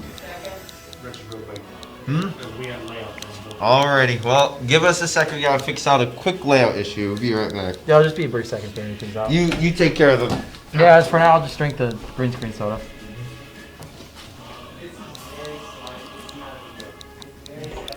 But I mean, yeah, once again referencing, you don't really see these two in losers finals. You definitely see these two going each other head to head. And I'll know both of these are now in the mindset of it's this set and this set only. I see, I was second to last. Oh yeah, I thought my tag was gonna be the lead. I would have been man.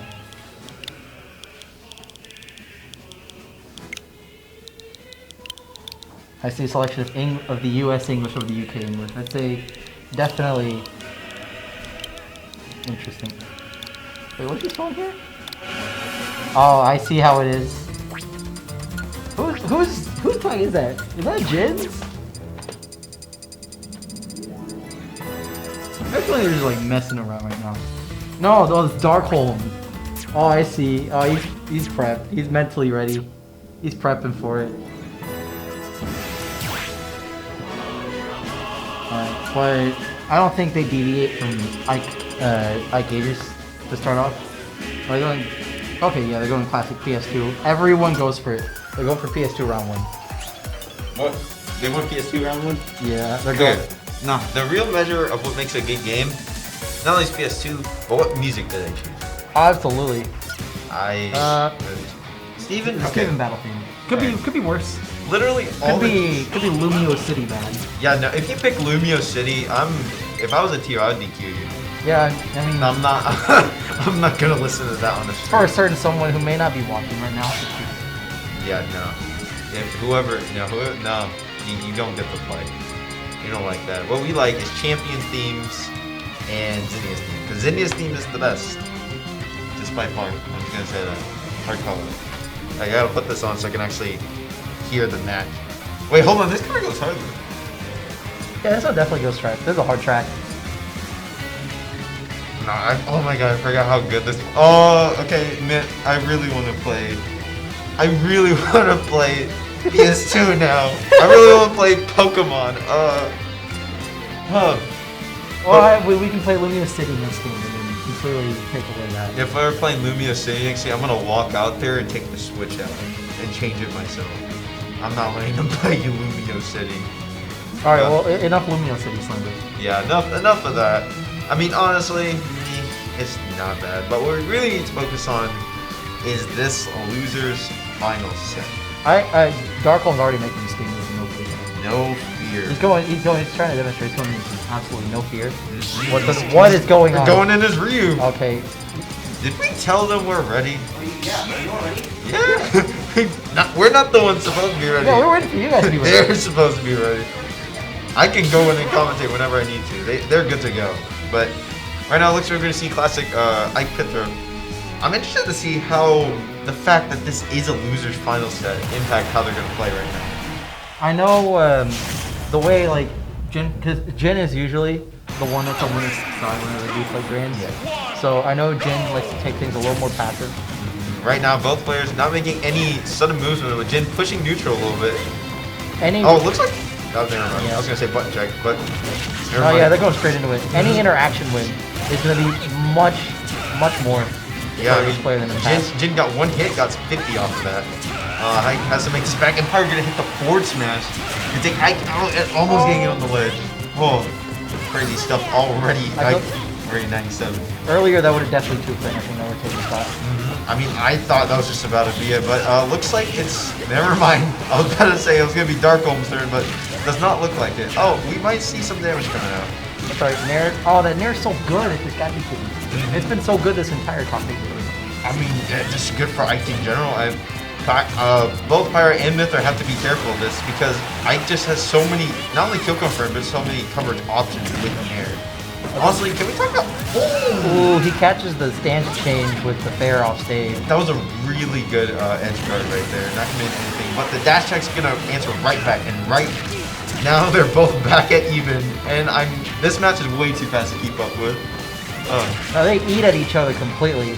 Right now, Strength's coming out here from Darkholm. What Darkholm's really good, like, Jin at times can be a little better at finding openings and finding strings, but you absolutely cannot sleep at Darkholm when it comes to landing any sort of, continuing any sort of string confirms, as Nair often comes out. Yeah, like, Darkholm just being able to make a string out of any stray hit, even if it looks like it just, he didn't even expect this hit. But Jin, being able to get so much off of one tiny hit and converting off of it, making the most maximum potential out of his combos. And that up air almost killing, kind of crazy. Man, up throw, up air. Yeah. Up throw, up air. That's some Smash 4 stuff right there. So many characters had so many up throw, up air combos. That was literally the down throw forwarder of this game. Ike was one of those in Smash 4. He had an up throw, up air, I think. Wait, really? Okay, I think he did. I don't know if it was true or not. But it may not have been. Yeah, I don't know. I'm glad it's not this game, but really good spike coming out from Jin. Reading the side B to ledge. Alright. Misses one string and catches the whip. Yeah, he DI's out just to anticipate his engage. Like answering back with an up B foresight coming out, allowing Jin to reverse a little bit, but Darkholm answering back with no, gonna keep him in the air. Alright, Nair's just kind of bait him out. He's doing a really good job at catching his landings right now. Yeah, that's something just Ike's is so good at. Will not let you. Oh, that was a good dash. Still DI's at well though. DI's up. Oh, I think he was at 80, so I wouldn't have killed there. Ooh, he pushed it back with the down smash. Might see a Pyra here soon, actually. Trying to get this early kill. Right here. This is where it can be very scary. Oh, the super armor, nope. Super armor not gonna kill. Very smart use that. Oh, he falls out of it. I think he actually didn't mean for that to hit it. I think he just wanted to go ledge. Yeah, I get that. This, is that it? That's it. That's it. Yeah. I was about to say that interaction right there is one of my favorite, or that like state right there is one of my favorite things to watch. Just when both characters are just one hit away from dying each. So every single hit and interaction means like a million. But that's gonna be one for Darkholm going to him. No, that was not Darkholm. That was for Jin. My brain is not working at all. Well, we're gonna go straight back into it. Going back to PS2 if I'm not wrong. Yeah, yeah, they're going back to and PS2. Steven, okay. Honestly, I'm not against it because it looked like it would be anyone's match. It didn't seem like one had such an inherent advantage over the other. That is true. You can't even differentiate them. Yep. Okay. Ooh. Okay, Foresight coming out. I'm going to get a lot of trick. One thing I will say about Mythra I don't know if it's me, but sometimes her hits are like kind of weird angles to like hit at, like forward air and stuff. So it's kind of impressive how much it can like convert off of this stuff. I don't. He's ever since she's been out, he's been just doing a really good job at recognizing any sort of like follow strings to what takes them out. And I know, like, I can see, especially the fact, well, as we see the fair train coming out there from Darkhold. Oh, as we were talking about just how good Fire or how good Jim was doing, we forgot Darkhold also incredibly good at just being able to pick the right option just for any given moment. Yeah, the dare upper this time not quite connecting. He's able to Yeah, this is the forward air right there. Go for the up air. Up air, another up air! Oh, that's bad DI, gonna take it from yeah. Up E coming out with super armor. Now every little percent here right now for Darkhold is monumental. But 49% already. I didn't even think it was that much. And he still has a stock to spare. This is crazy. Sorry, it's just a slobber knocker right now. But they'll definitely not down and out just yet. Oh no. We haven't seen Jin make these before. So it's definitely not out of the blue. But Jin's gonna have to pull some strings with Mythra right now. He's gonna have to see some stuff. Because this is definitely not what we saw in the raw up smash, just try and catch him just board hopping around the field. I think Jin opted for up either to get the more damage instead of going for the juggle. The standstill. So tense. Alright, Nair just tried to come off. And the switch will that be it? That is good. That is the stop. Back and takes it. 100 damage. See how Jin's gonna actually hit the attack. Sorry. Oh, this is the start at least. Okay, that did not look like it should have. That's 41? 41 already. Wow. Forgot how much damage was taking. And Tactic's gonna take it. I don't know. I just love seeing Ikedash just whip up on him right now. But I mean, he just kind of like batters up. He like winds in and just goes. Batter up, yoink! It's so good, and you know, people. It's like it's a slow move, but it's something that some people just don't expect sometimes. Well, yeah, I know. Like sometimes, here's the thing: slow startups like that can actually be beneficial when catching your like opponent off guard. Yeah, and Darkhold makes the absolute use of it with their set count 1-1 now, right? Yeah, 1-1 as we go here for town. Counter picture for Jin. This was a Jin, yeah. I don't know why this was a pick for him. I don't see any inherent advantages besides.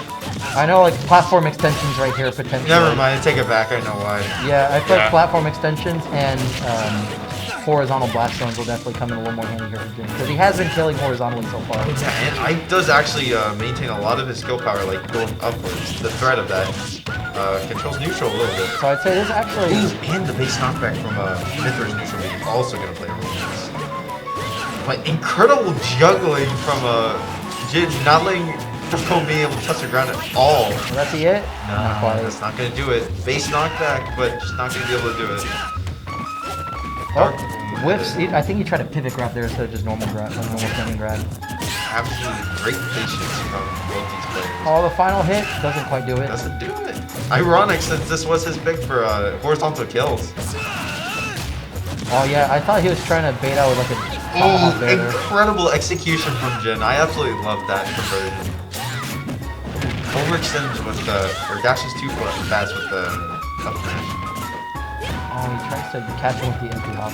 You know, even though Ike's at such a high percent, it feels like he's not losing. Well, he is now. I didn't mean it. No. Oh my goodness. Commentator's curse right there. Man. Great stuff from for like a second, I understood what you were saying. I don't know. Just the threat of Ike. It's like Bowser, where you know that rage. You don't want that going in. You really don't. What Ike does definitely have is a lot of kill power. Great down air to back. You're gonna take that. I think honestly that was also kind of like a smarter move choice selection, because I think he would have still been able to like neutral air dodge through the up air. Not even that. I don't even think up air would have killed. It would have been viable. And up B's through the neutral B, using that super armor to its great advantage. All right, up air. Maybe that's that would have killed it that second one connected, but instead that kills. See, those horizontal blast zones that Town gives. Yeah, that might actually be why, because Mythra just being able to kill at those, what was that 115, I think? Practically, yeah. And like straight side coming out from Jin right there. Getting heavy dash type we were talking about earlier. Sorry, ooh, catch would be interesting air dodge in. Also just realized Town not only provides the side blast zones, but also provides not much space for Oh, he misjudges the height on recovery, and that's gonna be unfortunate SD. And that practically ties things up. yeah, the lead that he had is not as prominent now with that gone. Oh! Still great as he reads the air dodge in. He's been fishing for that read the entire game. Or like I've seen that on the top platform, just bottom. And now he finally gets it. It pays off. Incredible catch from Jin. No, yeah, Darkholm had air dodge into stage 4, and I think he was looking to set aside B that time to trade to. I mean, I guess so. I guess he got it that time. He did get it. Jin did take that lead, you know. And now it's 2-1 Jin, right? They're going back to town. Oh, wait a minute. This is Baby Arc, I see. Baby Arc. This baby. He went back in time. No fear, went back. Oh, very schmoovy maneuver from Ike right there. Absolute patience from both of them, not willing to swing first. Because they know if they do, then something like this is gonna happen. This is the gameplay of two players who not only know their character, but know the players themselves. Absolutely. And that's gonna be it for Jin. I think it took a jump. Yeah. I think that at some point in there it took a jump. It's right there, falling there. Dash attack, that was a good option choice. And being very cautious of that up B, knowing that one hit can just reset neutral really fast. And that up, if he didn't chill, I think that up B would have done weird things. Great spacing from Dark, I would say. Just not allowing Mythra or Pyro even to get like a hit out. Okay, I see that empty hot pressure right there. Yep, dash attack again, doing insane amounts of damage. Side B from Jin gonna cover that ledge option. Yeah, I think he tried to go like backwards momentum fair, and he covered. Oh, Jin was looking for a kill, but up throw up air is gonna take that. 3-1 lead. So take it. Okay. On his shield. Yep, just straight up beyond shield. I mean, what are you gonna do? Alright, now just win top platform. Jin trying to find a way to close out the stock. Doesn't want Jin or Darkholm to have this. I think Darkholm is definitely about to say is definitely the best option. Yeah, I mean, at this point, like, he didn't really need to worry. He has the stock to lose. Unless he does what happened last time with Jin, where he SDs. But I don't think we're going to see that currently. Yeah, I don't think we're going to see that either. I think right now.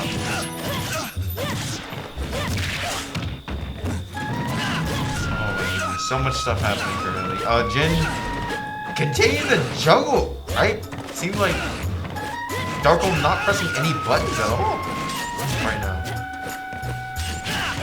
Oh, just trying to hold the smash there comes up. Yeah, this is Darkholm's gonna win. Or Darkholm's gonna lose, I guess. No. Wait, yeah. Jab almost gonna take it. Doesn't quite kill. Goes for the nair. Okay. Oh, dash attack barely whips. I think we're gonna see a game 5. Oh, we could. There's still a chance we couldn't. There's still a chance we could. And this is. Oh, never mind. Never mind. Why is this so prevalent? I don't know. We should just not speak. Honestly, the best way to play this game, don't have commentary. We're gonna curse. We're gonna curse every single interaction. First we say we might see game 5. No, we couldn't. Oh wait, never mind. Alright, well, it looks like we're going to game 5, which honestly I'm happy to look over. Like, same explosiveness from both players. It doesn't really seem like. It doesn't feel like it's a loser's finals to be real. No, both these players definitely giving it all. Where are we gonna go for game 5?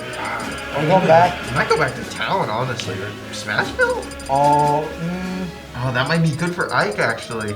That's if they do decide on that. That's very cool. This is Jin. This is Jin's pick, right? Yeah, this is Jin's pick. So he's opting to go for Smashville, a stage where Ike can basically cover everything with up air. But then again, Pyra and Mythra can cover a lot with their up airs as well. Yeah, I think if he can move around Ike's aerial spacing, if he can, I think what he plans on potentially doing is just trying to carry his blast. Right now, where we might see Mythra just being able to juggle so much on town, not being able to kill. Maybe Smash Ball might be that opportunity to kill him there. I mean, yeah, it could also be much easier kind of just smothering the opponent. Let's see what happens right now. Incredible neutral. Jin having the first hit. Follows the interaction. Oh, foresight. That was a good foresight. I completely forgot about that. Thing. Look at that, already 64%. 64% only on Smash Ball. Very smart. Looks like Jin pick is paying off currently. It's alright. Fair, just cover in. Ooh, goes for the forward smash. I think, he knew that he was going for that, or something like that. I think he was gambling that the up B shot would hit. Just trying to space him. Dark Bone playing extremely cautious, as I say, as he goes into the blast zone. Jin going for foresight there, doesn't quite get it. The falling there. Goes back to ledge. Forward throw onto side. There's not a single interaction where either of these players want to lose it. No. Instead, he tries to cover the option. Mythra doesn't quite kill there, even on Smash. This is such a tough position for Ike. Just being able, having to get Mythra off the stage control. Just the sheer movement that she has, along with the frame down, it's going to be difficult. As we see there with the Yep Smash, going to take the first stock. Jim with the stock lead right now. Here's the thing though, I feel like earlier, Darkman had a lot of rage, and a lot of it like confirmed just couldn't quite land. So maybe this time around he could land something. Also, how'd that forward with? I have no clue. Yeah, nah, but Mythra with rage, maybe something to be afraid of. Ooh, tries to cover. Sorry, up B, will that kill? Up B. No, he has great DI. Good DI right there. Switches to Pyro. Goes for side B in, gets punished for it. Honestly, the Pyro switches haven't been paying off since like game 1. Oh, that was a weird interaction. I don't know what that was. I think Jin was able to get off the air time or like the heavy action and like stop it. Goes for the foresight. Yeah, I think it was a little late on the input. Sorry, down up there.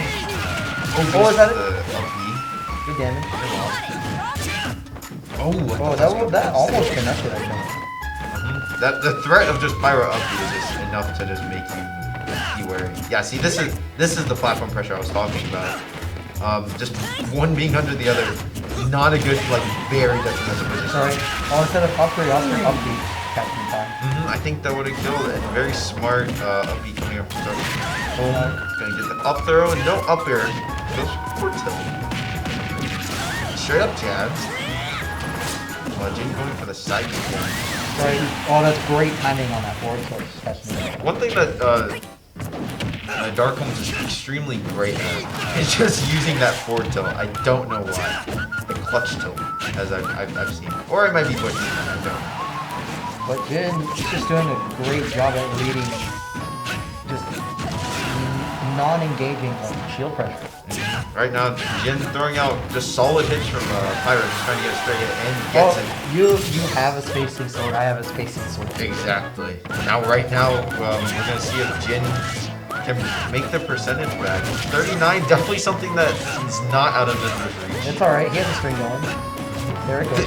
Extremely clean movement from both these players. Honestly, both their games to lose, right? Or both their games to win. This will be the tournament set, or tournament stop for both of them. Incredible stuff happening. Alright, go to the ledge.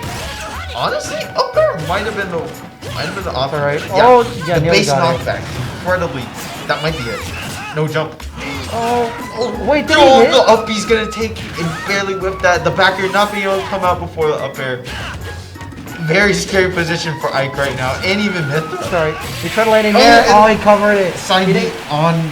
Instead of to stage, he didn't go to ledge. I think maybe he meant to go to ledge. Yeah, he probably did. Unfortunate stuff. I think, yeah, that cost him. That definitely cost him. Yeah, that's the third time or second time I recall that forward smash from Mythra just taking that. Mythra being the quote-unquote weaker part of Pyra Mythra, still having such a strong base kill power. Gonna be really good. Well, that's gonna be Jin 3-2, and what? Oh, This is Spear Pillar. Okay. Yeah. I'll take this. PS2 Spear Pillar. Honestly, I wish if they had. I wish they did DLC where they can, add music, because that would add so much. Yeah. But anyways, don't want to get off track. We're going into grand finals right now. This is gonna be the run back set.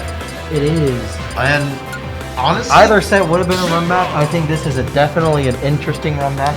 Jin, so far, every winner for DPT since UK took over has been from Owens. There is a chance that changes. But this could be a change in history as we see it. Oh, the hard read from TCW. Chris 3? A 3-0, a 3-0. See that? That would be in style. It was 3-1 first time. Alright, let's go into this game 1. Looks like Ufko got on the cat ears. The cat ears? I mean, I don't know. Halloween's still around the corner. We'll see. Sorry. But not much coming out right here. Both these sorties having very quick momentum offense. Although we're gonna see, I didn't actually get to see this set. Oh, Uppy not connecting. I know. The Lucina worked well in Winners Finals. Very well, in fact, for first. Once people worked out. Almost fell out of that multi. Saidi gonna take that first stock. Jin with a very heavy lead. We'll see if TW is gonna be right about his prediction. This is game 1 going.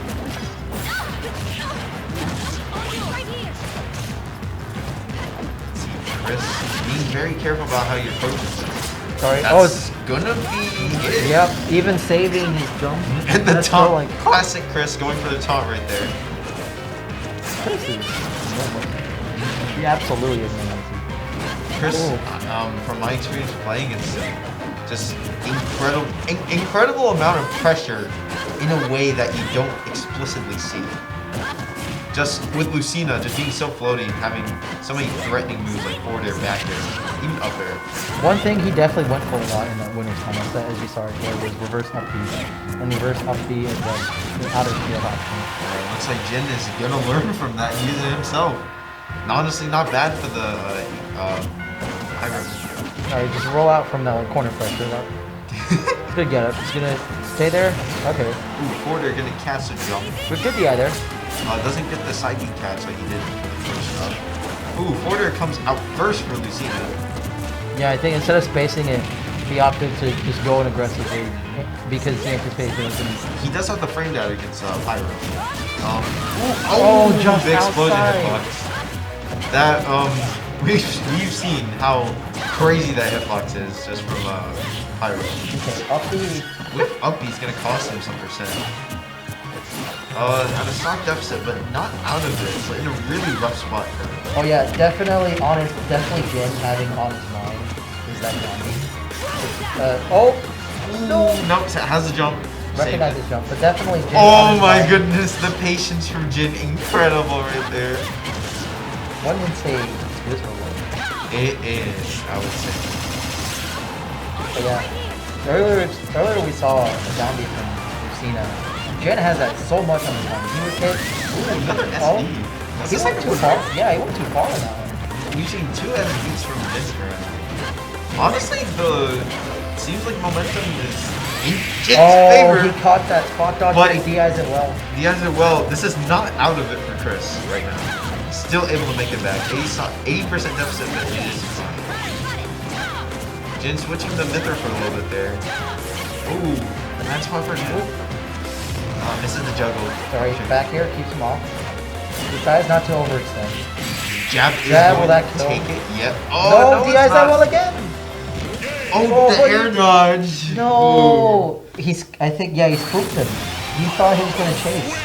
I think Uppy was the right option to pick there, because either way, like, you're going to, get hit.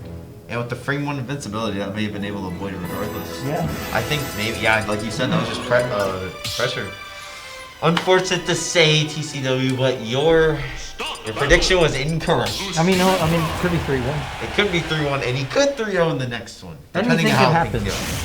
Anything can happen. At this point, yeah. I mean, we did see Chris beat Jin 3-1, so there's 1 right now. So we'll see. Oh, what if he goes to town? Okay, honestly, all the games I've played on town right now have just been incredible, just waiting neutrals. Like, there's definitely a lot of space to like play around this, and I know Jin is definitely overall quite in favor of this stage, especially working out against like the top 3. Yeah, I mean, we did see it against set against Darkman. Sorry. Take it very clean. That rising there, that's melee one. We're going back to melee right now. Town City. Ooh, imagine Mithra was in like melee. I don't even want to begin to talk about it. Oh, that's gonna be crazy. But down there, up smash can take it for Pyro. Sorry, it's now suddenly a 2-stop game. That's we're going back to Smash 4 and we're going through the whole history. Sorry. Oh. Clean conversion. Follows the train. All I gotta say, Mithra. I'll say, okay. So Smash 4 was 2-stock. Smash Melee was 4-stock. This is 3-stock. What was Brawl? Brawl, I think, was also 3-stock. Was it? Yeah, Brawl was 3-stock. The pace in that game was... And then 64 was 5-stock. Oh yeah, well 64, you could just... 64 was like the classic fighting game. You just had like one little like hit with Kirby or something, and you just comboed like 50%. Not even 50%, just stop. Yeah, just a stop. Sorry, good patience on that. I would have definitely let go of it. Only one thing that I will say about both these players right now. Chris for that. Extremely he knows Lucina's dead. But he also does know Lucina's overextension, which is what got him the up smash there. Jin having a stock. Well, he carries the shield breaker. Yep, I was trying to say that earlier. He broke his shield twice with the shield breaker in the women's final set. Oh, I didn't even see that. And now it's definitely on Jin's mind. Misses the tech that time. Okay. All right. Well, you know, Jin did have a lead there. Yeah. I don't know how he's feeling. You know what? That's pretty tolerant. That was definitely tolerant. Yeah, that was something to talk. I mean, Chris, well, you know, having that finesse. Oh, you want a fart noise, CPW? Fart noise? A fart noise.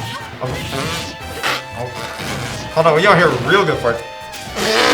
It's alright. There we go. It's alright. We have the Mithra back on stage. Yeah, we do have Mithra, who's gonna be doing a lot of farting.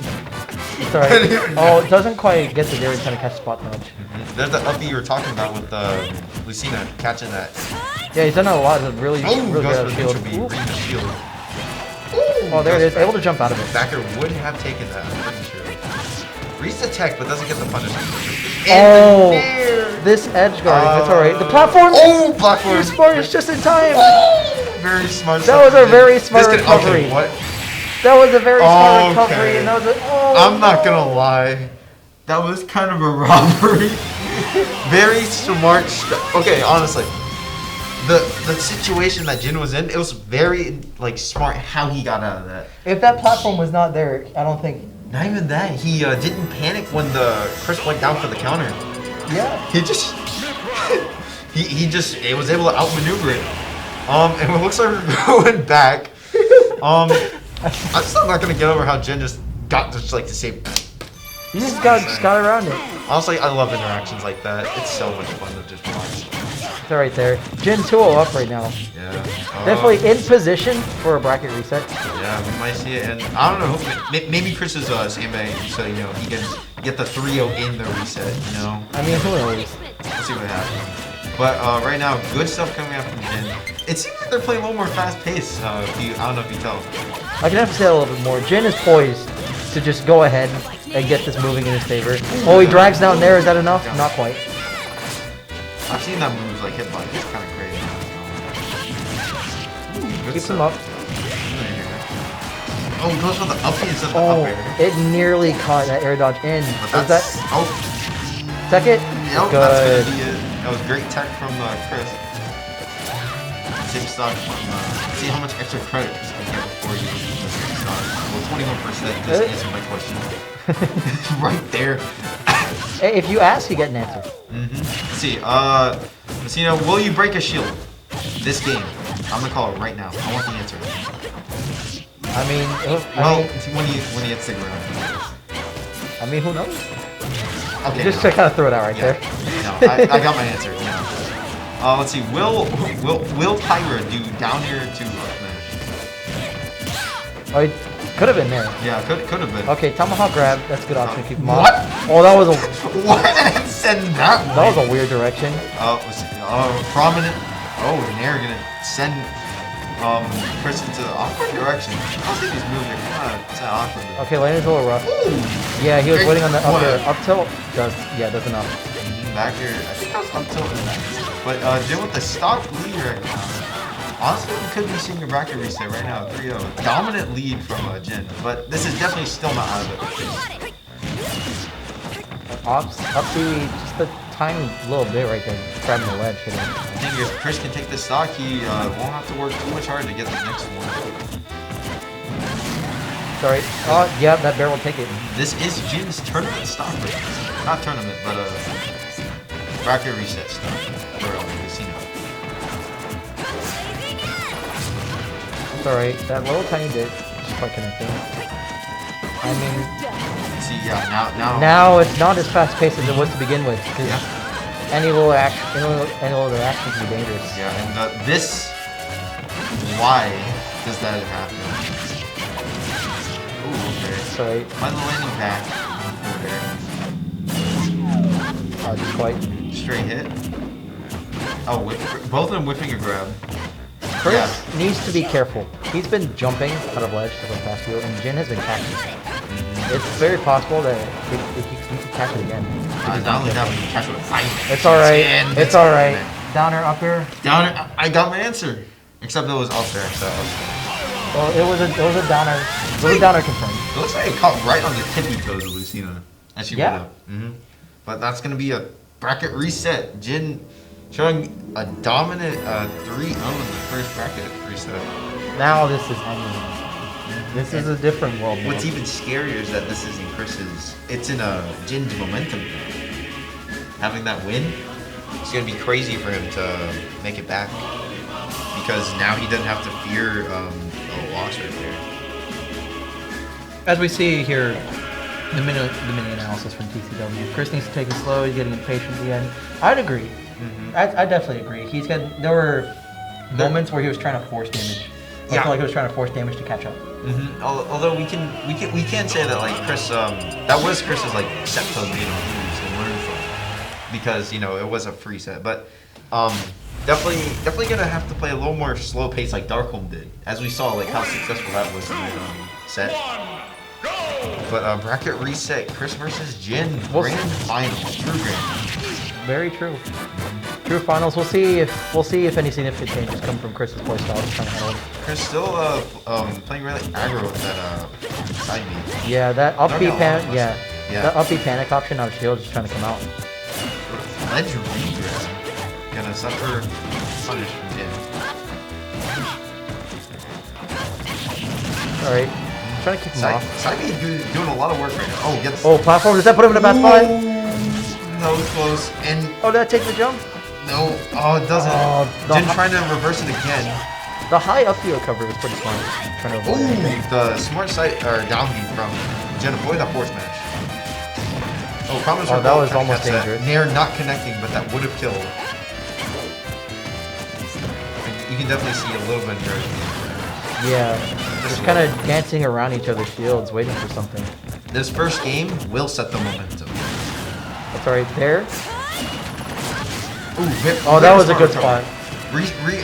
Position himself under the ledge so that he can avoid the side beat and leave catch the air dodge. Jin going for all top air, it looks like. Alright, side beat, heal up. You see a lot of the side beat working out.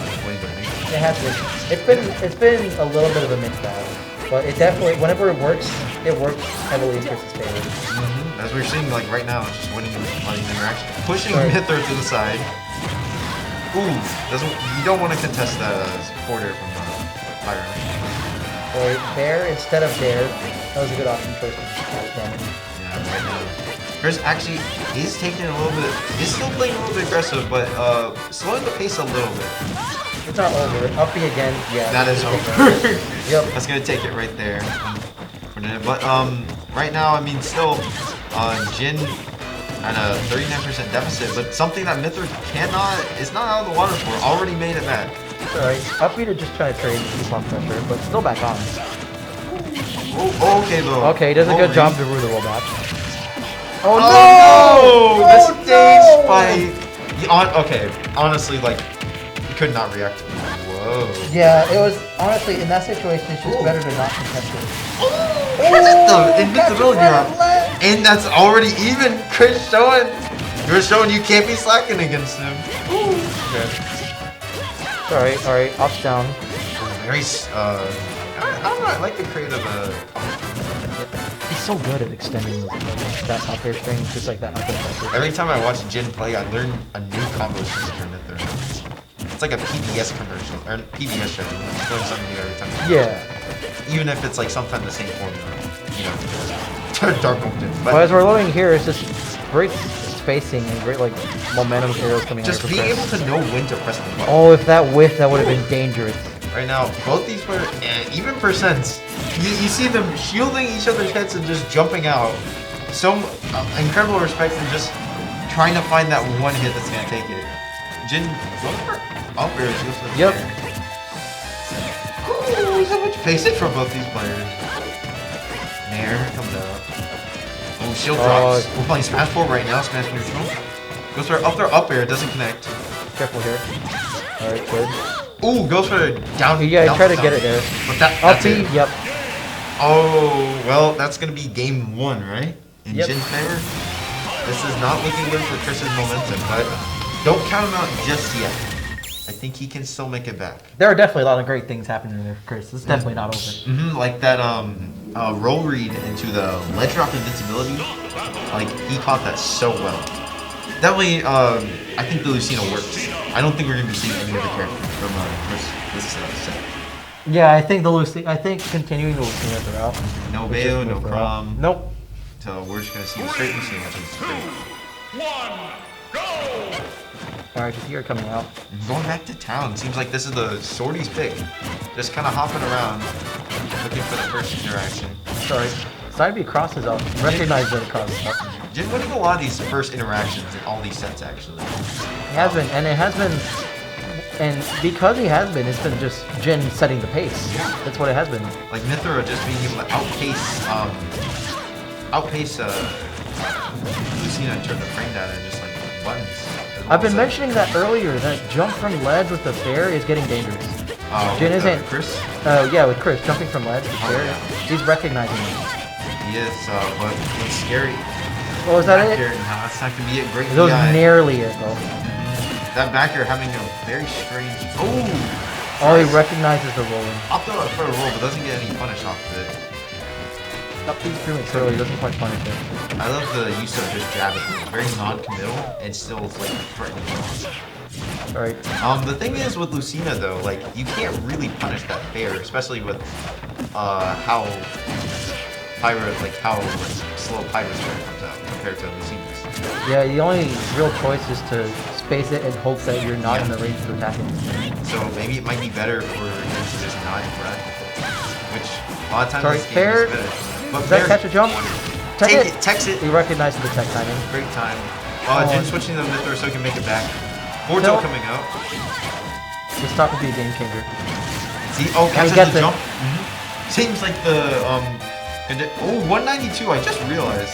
Oh, I recognize right time Jin grab. Chris putting himself in that corner and getting caught by that up air. But resetting, we're at 2 stock turns. Such a close match. There's just been so many close interactions. It's a Goes again. Doesn't expect it. That's something that generally unsafe with Mithra, so only something I know that was not just a fair in the Alright, down. get that extension. Right there, forward tilt not connecting. Back air. Nair's gonna come out. Alright. Jin looking for the down air or anything to connect. Might go for up air or try to close out. He's having a rough time dealing with that pirate up to whether on stage or off stage. Yeah, it's something that like Sorry. great tech coming through. Really good. Recognize it.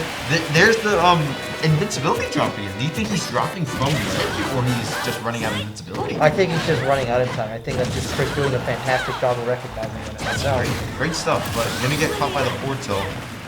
Pyro forward tilt just being incredibly, not safe, but just very Sorry. good. Oh no. How much percent is he up? Okay, only 18. 18, that's fine. Just last stop. Definitely something that Lucina might have a little trouble gaining at the same pace, but not something I want. Sorry, foresight. Foresight gonna take it. Extends the combo for Jin. No, that's a good. 80%. Right at 80. That's on one foresight. Oh, this is what makes it so scary. We're in pyro percentage right now. Anything from pyro will kill. Alright, great good parry. Gonna look for Chris looking for just any way Up kill. tilt? Down Does that tilt kill? up there. No, that doesn't quite kill yet. Not yet, but the next one definitely will. Say that. They're not connecting, unfortunately. Sorry, that will kill though. That'll definitely gonna kill. Connect. This is gonna be 2-0 for Jin. This is not looking good for Chris right now. How do you think he's gonna have to solve this? There is just a lot of interactions. Like, there's just that couple bit of moves that he's lost to.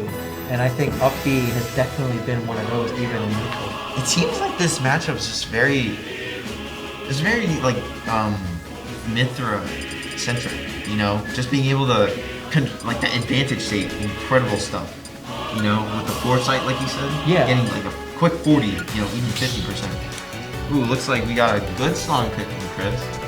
This is his superpower. Sometimes. I mean, sometimes, yeah, this could be a momentum swinger, right or at least a mental swinger. But I mean, absolutely credit to Jin for. I mean, whenever he is in losers, he's absolutely taking that most of the time. I mean, he's now police himself in the position. He's changed that mentality, but we're gonna go into game 3. This is Jin's game 2 win for the tournament. From this point on now, this is Jin's. I think Jin doesn't understand how it is. But I mean, hopefully, Jin has been doing fantastically this grand finals. Hopefully, Chris still has a little fight in him. I think he does. Especially when you get your song on grand final, that's when you know. Yep. You know that's it. Ooh, it's alright. No, it doesn't quite hit the read. He's doing a great job kind of keeping that safe. Ooh, this is actually a very scary turn. Sorry, that. Ooh, back here doesn't connect. Gets that like slight little break shot. Jin staying away from ledge, but getting the back The air. rising back air, and see, he's recognizing these jump pairs. He's recognizing these jump pairs and punishing accordingly. He's punishing them now in grand finals, the game that matters the most when it comes to this. Oh, misses the back air conversion. Chris gonna have to take this stock soon. There's not looking good. Gets a force match off the no tech situation. Side B doesn't quite reach. Gonna SD there. See, Chris is at 41% deficit. Not out of the water for him just yet. Alright. Another side B just kind of gets a little bit of percentage. But Jin, again, picking it back. Mithra just being able to get so much off of one little hit in that side B. Air dodges away. You don't want to down throw area. This That is absolute, that pressure at the corner Jin is just so immense. Jin showing why he is #1 in Kentucky right now. The immense amount of pressure he puts in every situation. Tilt. Just trying to keep him off. Look at him just stand there. He's waiting for his next move. Both of them not knowing what to do right now. Oh, he anticipated a roll. Up B, there it is again. There it is again. Behind Chris, I know you got fight in your luck. You got it. You got one stop left. One Jin stop. is in a fantastic position. This is gonna be very tough, but Chris can do it. I'm still not counting out, especially with this song. Sorry, Jin recovers. Alright, here's that. And she's back with the back air. Ooh, gets a down tilt down smash. Very good percentage. Goes very deep. Oh, gets an SD. Oh, yep. This is doable. That jump is still there. Up air gonna come out. Jin. Oh, playing. Jin just being trying to get that game. Yeah, just being able to play so many mind games. Side B not connecting, unfortunately. Oh, Jin getting another string. Jin is definitely poised to silver right now. Even every little bit of damage from is immense in keeping him up. Up air forward. No, he tries forward there instead. Nearly killed him. That one will and go. that's gonna be it. Jin takes the Grand Finals reset in the True Finals. 3-0 both. 6-0. 6-0 6-0. right there. Jin is the best player in the state. He is. That's why he's number one. Although we can't say that Chris did not give him a hard time. All those games were last stock, almost last hit. Some games could be definitely decided by interactions, like certain interactions. There was a lot of jank, but we did see so many great things from both these players. But overall, just Jin being able to get so much off those conversions. Every single hit from nair to up air to up tilt, down tilt. Nithra just having so many great buttons to press. Just being able to get that percentage. Lucina just being unable to keep up with that, it seemed like. So it was kind of rough for like Chris to match that percentage, especially with the mind games. Like, it was, and I think it was definitely Jin. Those final interactions, he was able to take them. He was able to understand how to shield, what worked and what didn't, what sealed it. Especially like those up Bs, recognizing those jump airs. And I mean, 6-0. But a few interaction changes could have painted maybe a slightly different story. But I mean, a 6-0 is a 6-0, and that's how the cookie crumbles, Jin takes another one. Jin takes another one. But Chris had taking second place over Darkholm this time. Darkholm, what was that? Darkholm taking third place, I believe. We'll make sure that they get their tail and everything, right? Yeah. Yeah, we'll get that eventually. But that's gonna be it for Don't Get Tilted 23, right? Yeah. That's gonna be it. I mean, Jin, congratulations to Jin overall. Jin, Chris, everyone that showed up, thank you all for coming to Don't Get Tilted 23. We had a great time today, wouldn't you say? I say absolutely. So we had a good run. And actually, I think we're working on getting Don't Get Tilted 22's entire VOD out soon in this coming days. We'll keep the uploads going. Make sure to check out the UK Smash Cat YouTube channel. That's where all the VODs for DGT are if you want to just check them out after. Any VODs and other events that we do here at UK and such. So be sure to check that out. And also, UKY Esports Twitch right now we got. And don't forget to follow us on Twitter at Don't Get Tilted something there. Underscore UKY. Yeah, underscore UKY. And that's gonna be it for today. Any closing words or anything? Just had fun. We just had fun, and congrats to Jin. Oh yeah, definitely. This was a very interesting grand finals to watch, even if the result, Jin winning again. But what matters is the journey that he took. Absolutely. He changed his game plan. Look, he was prepared. Losing to the person that sent you the losers. Yeah. 3-1. Losing with a two game deficit. Mowing through losers against the person that you lose to the most. And then having to go back to the person that sent you that. Yeah, it's like her very own mango. It's a loser's mango. Mango. Jin is mango. Pretty much. Kind of, yeah. I don't know what you guys think, but yeah, thank you all for tuning in. I think we're going to be wrapping it up here in a bit, but great stuff. Thanks again, Kevin, for hosting this. Of course. And thanks to everybody in the production room currently. I don't know if they can hear me or not, for running all this stuff and everything. So, yeah. Well, we're going to see you guys next time. Next month. Actually, no. You have an announcement to make about that, right? I'll say we're looking to probably have one next Monday during fall break because Knuckle did. Knuckle is planning on probably TOing that one. So we will have Don't Get So Tilted. the fun won't end. The fun won't end. It will not. But we'll keep things going. Things will not slow down for Don't Get Tilted. But that's going to be it. I've said that 3 times now. So we're just going to go ahead and wrap it up. See, that third time's a charm. Yep, third time's a charm. My name is Anthony Ufko. This is Kevlar Kevin. And we'll see you all in the next one. Bye. I'll see you. Peace out.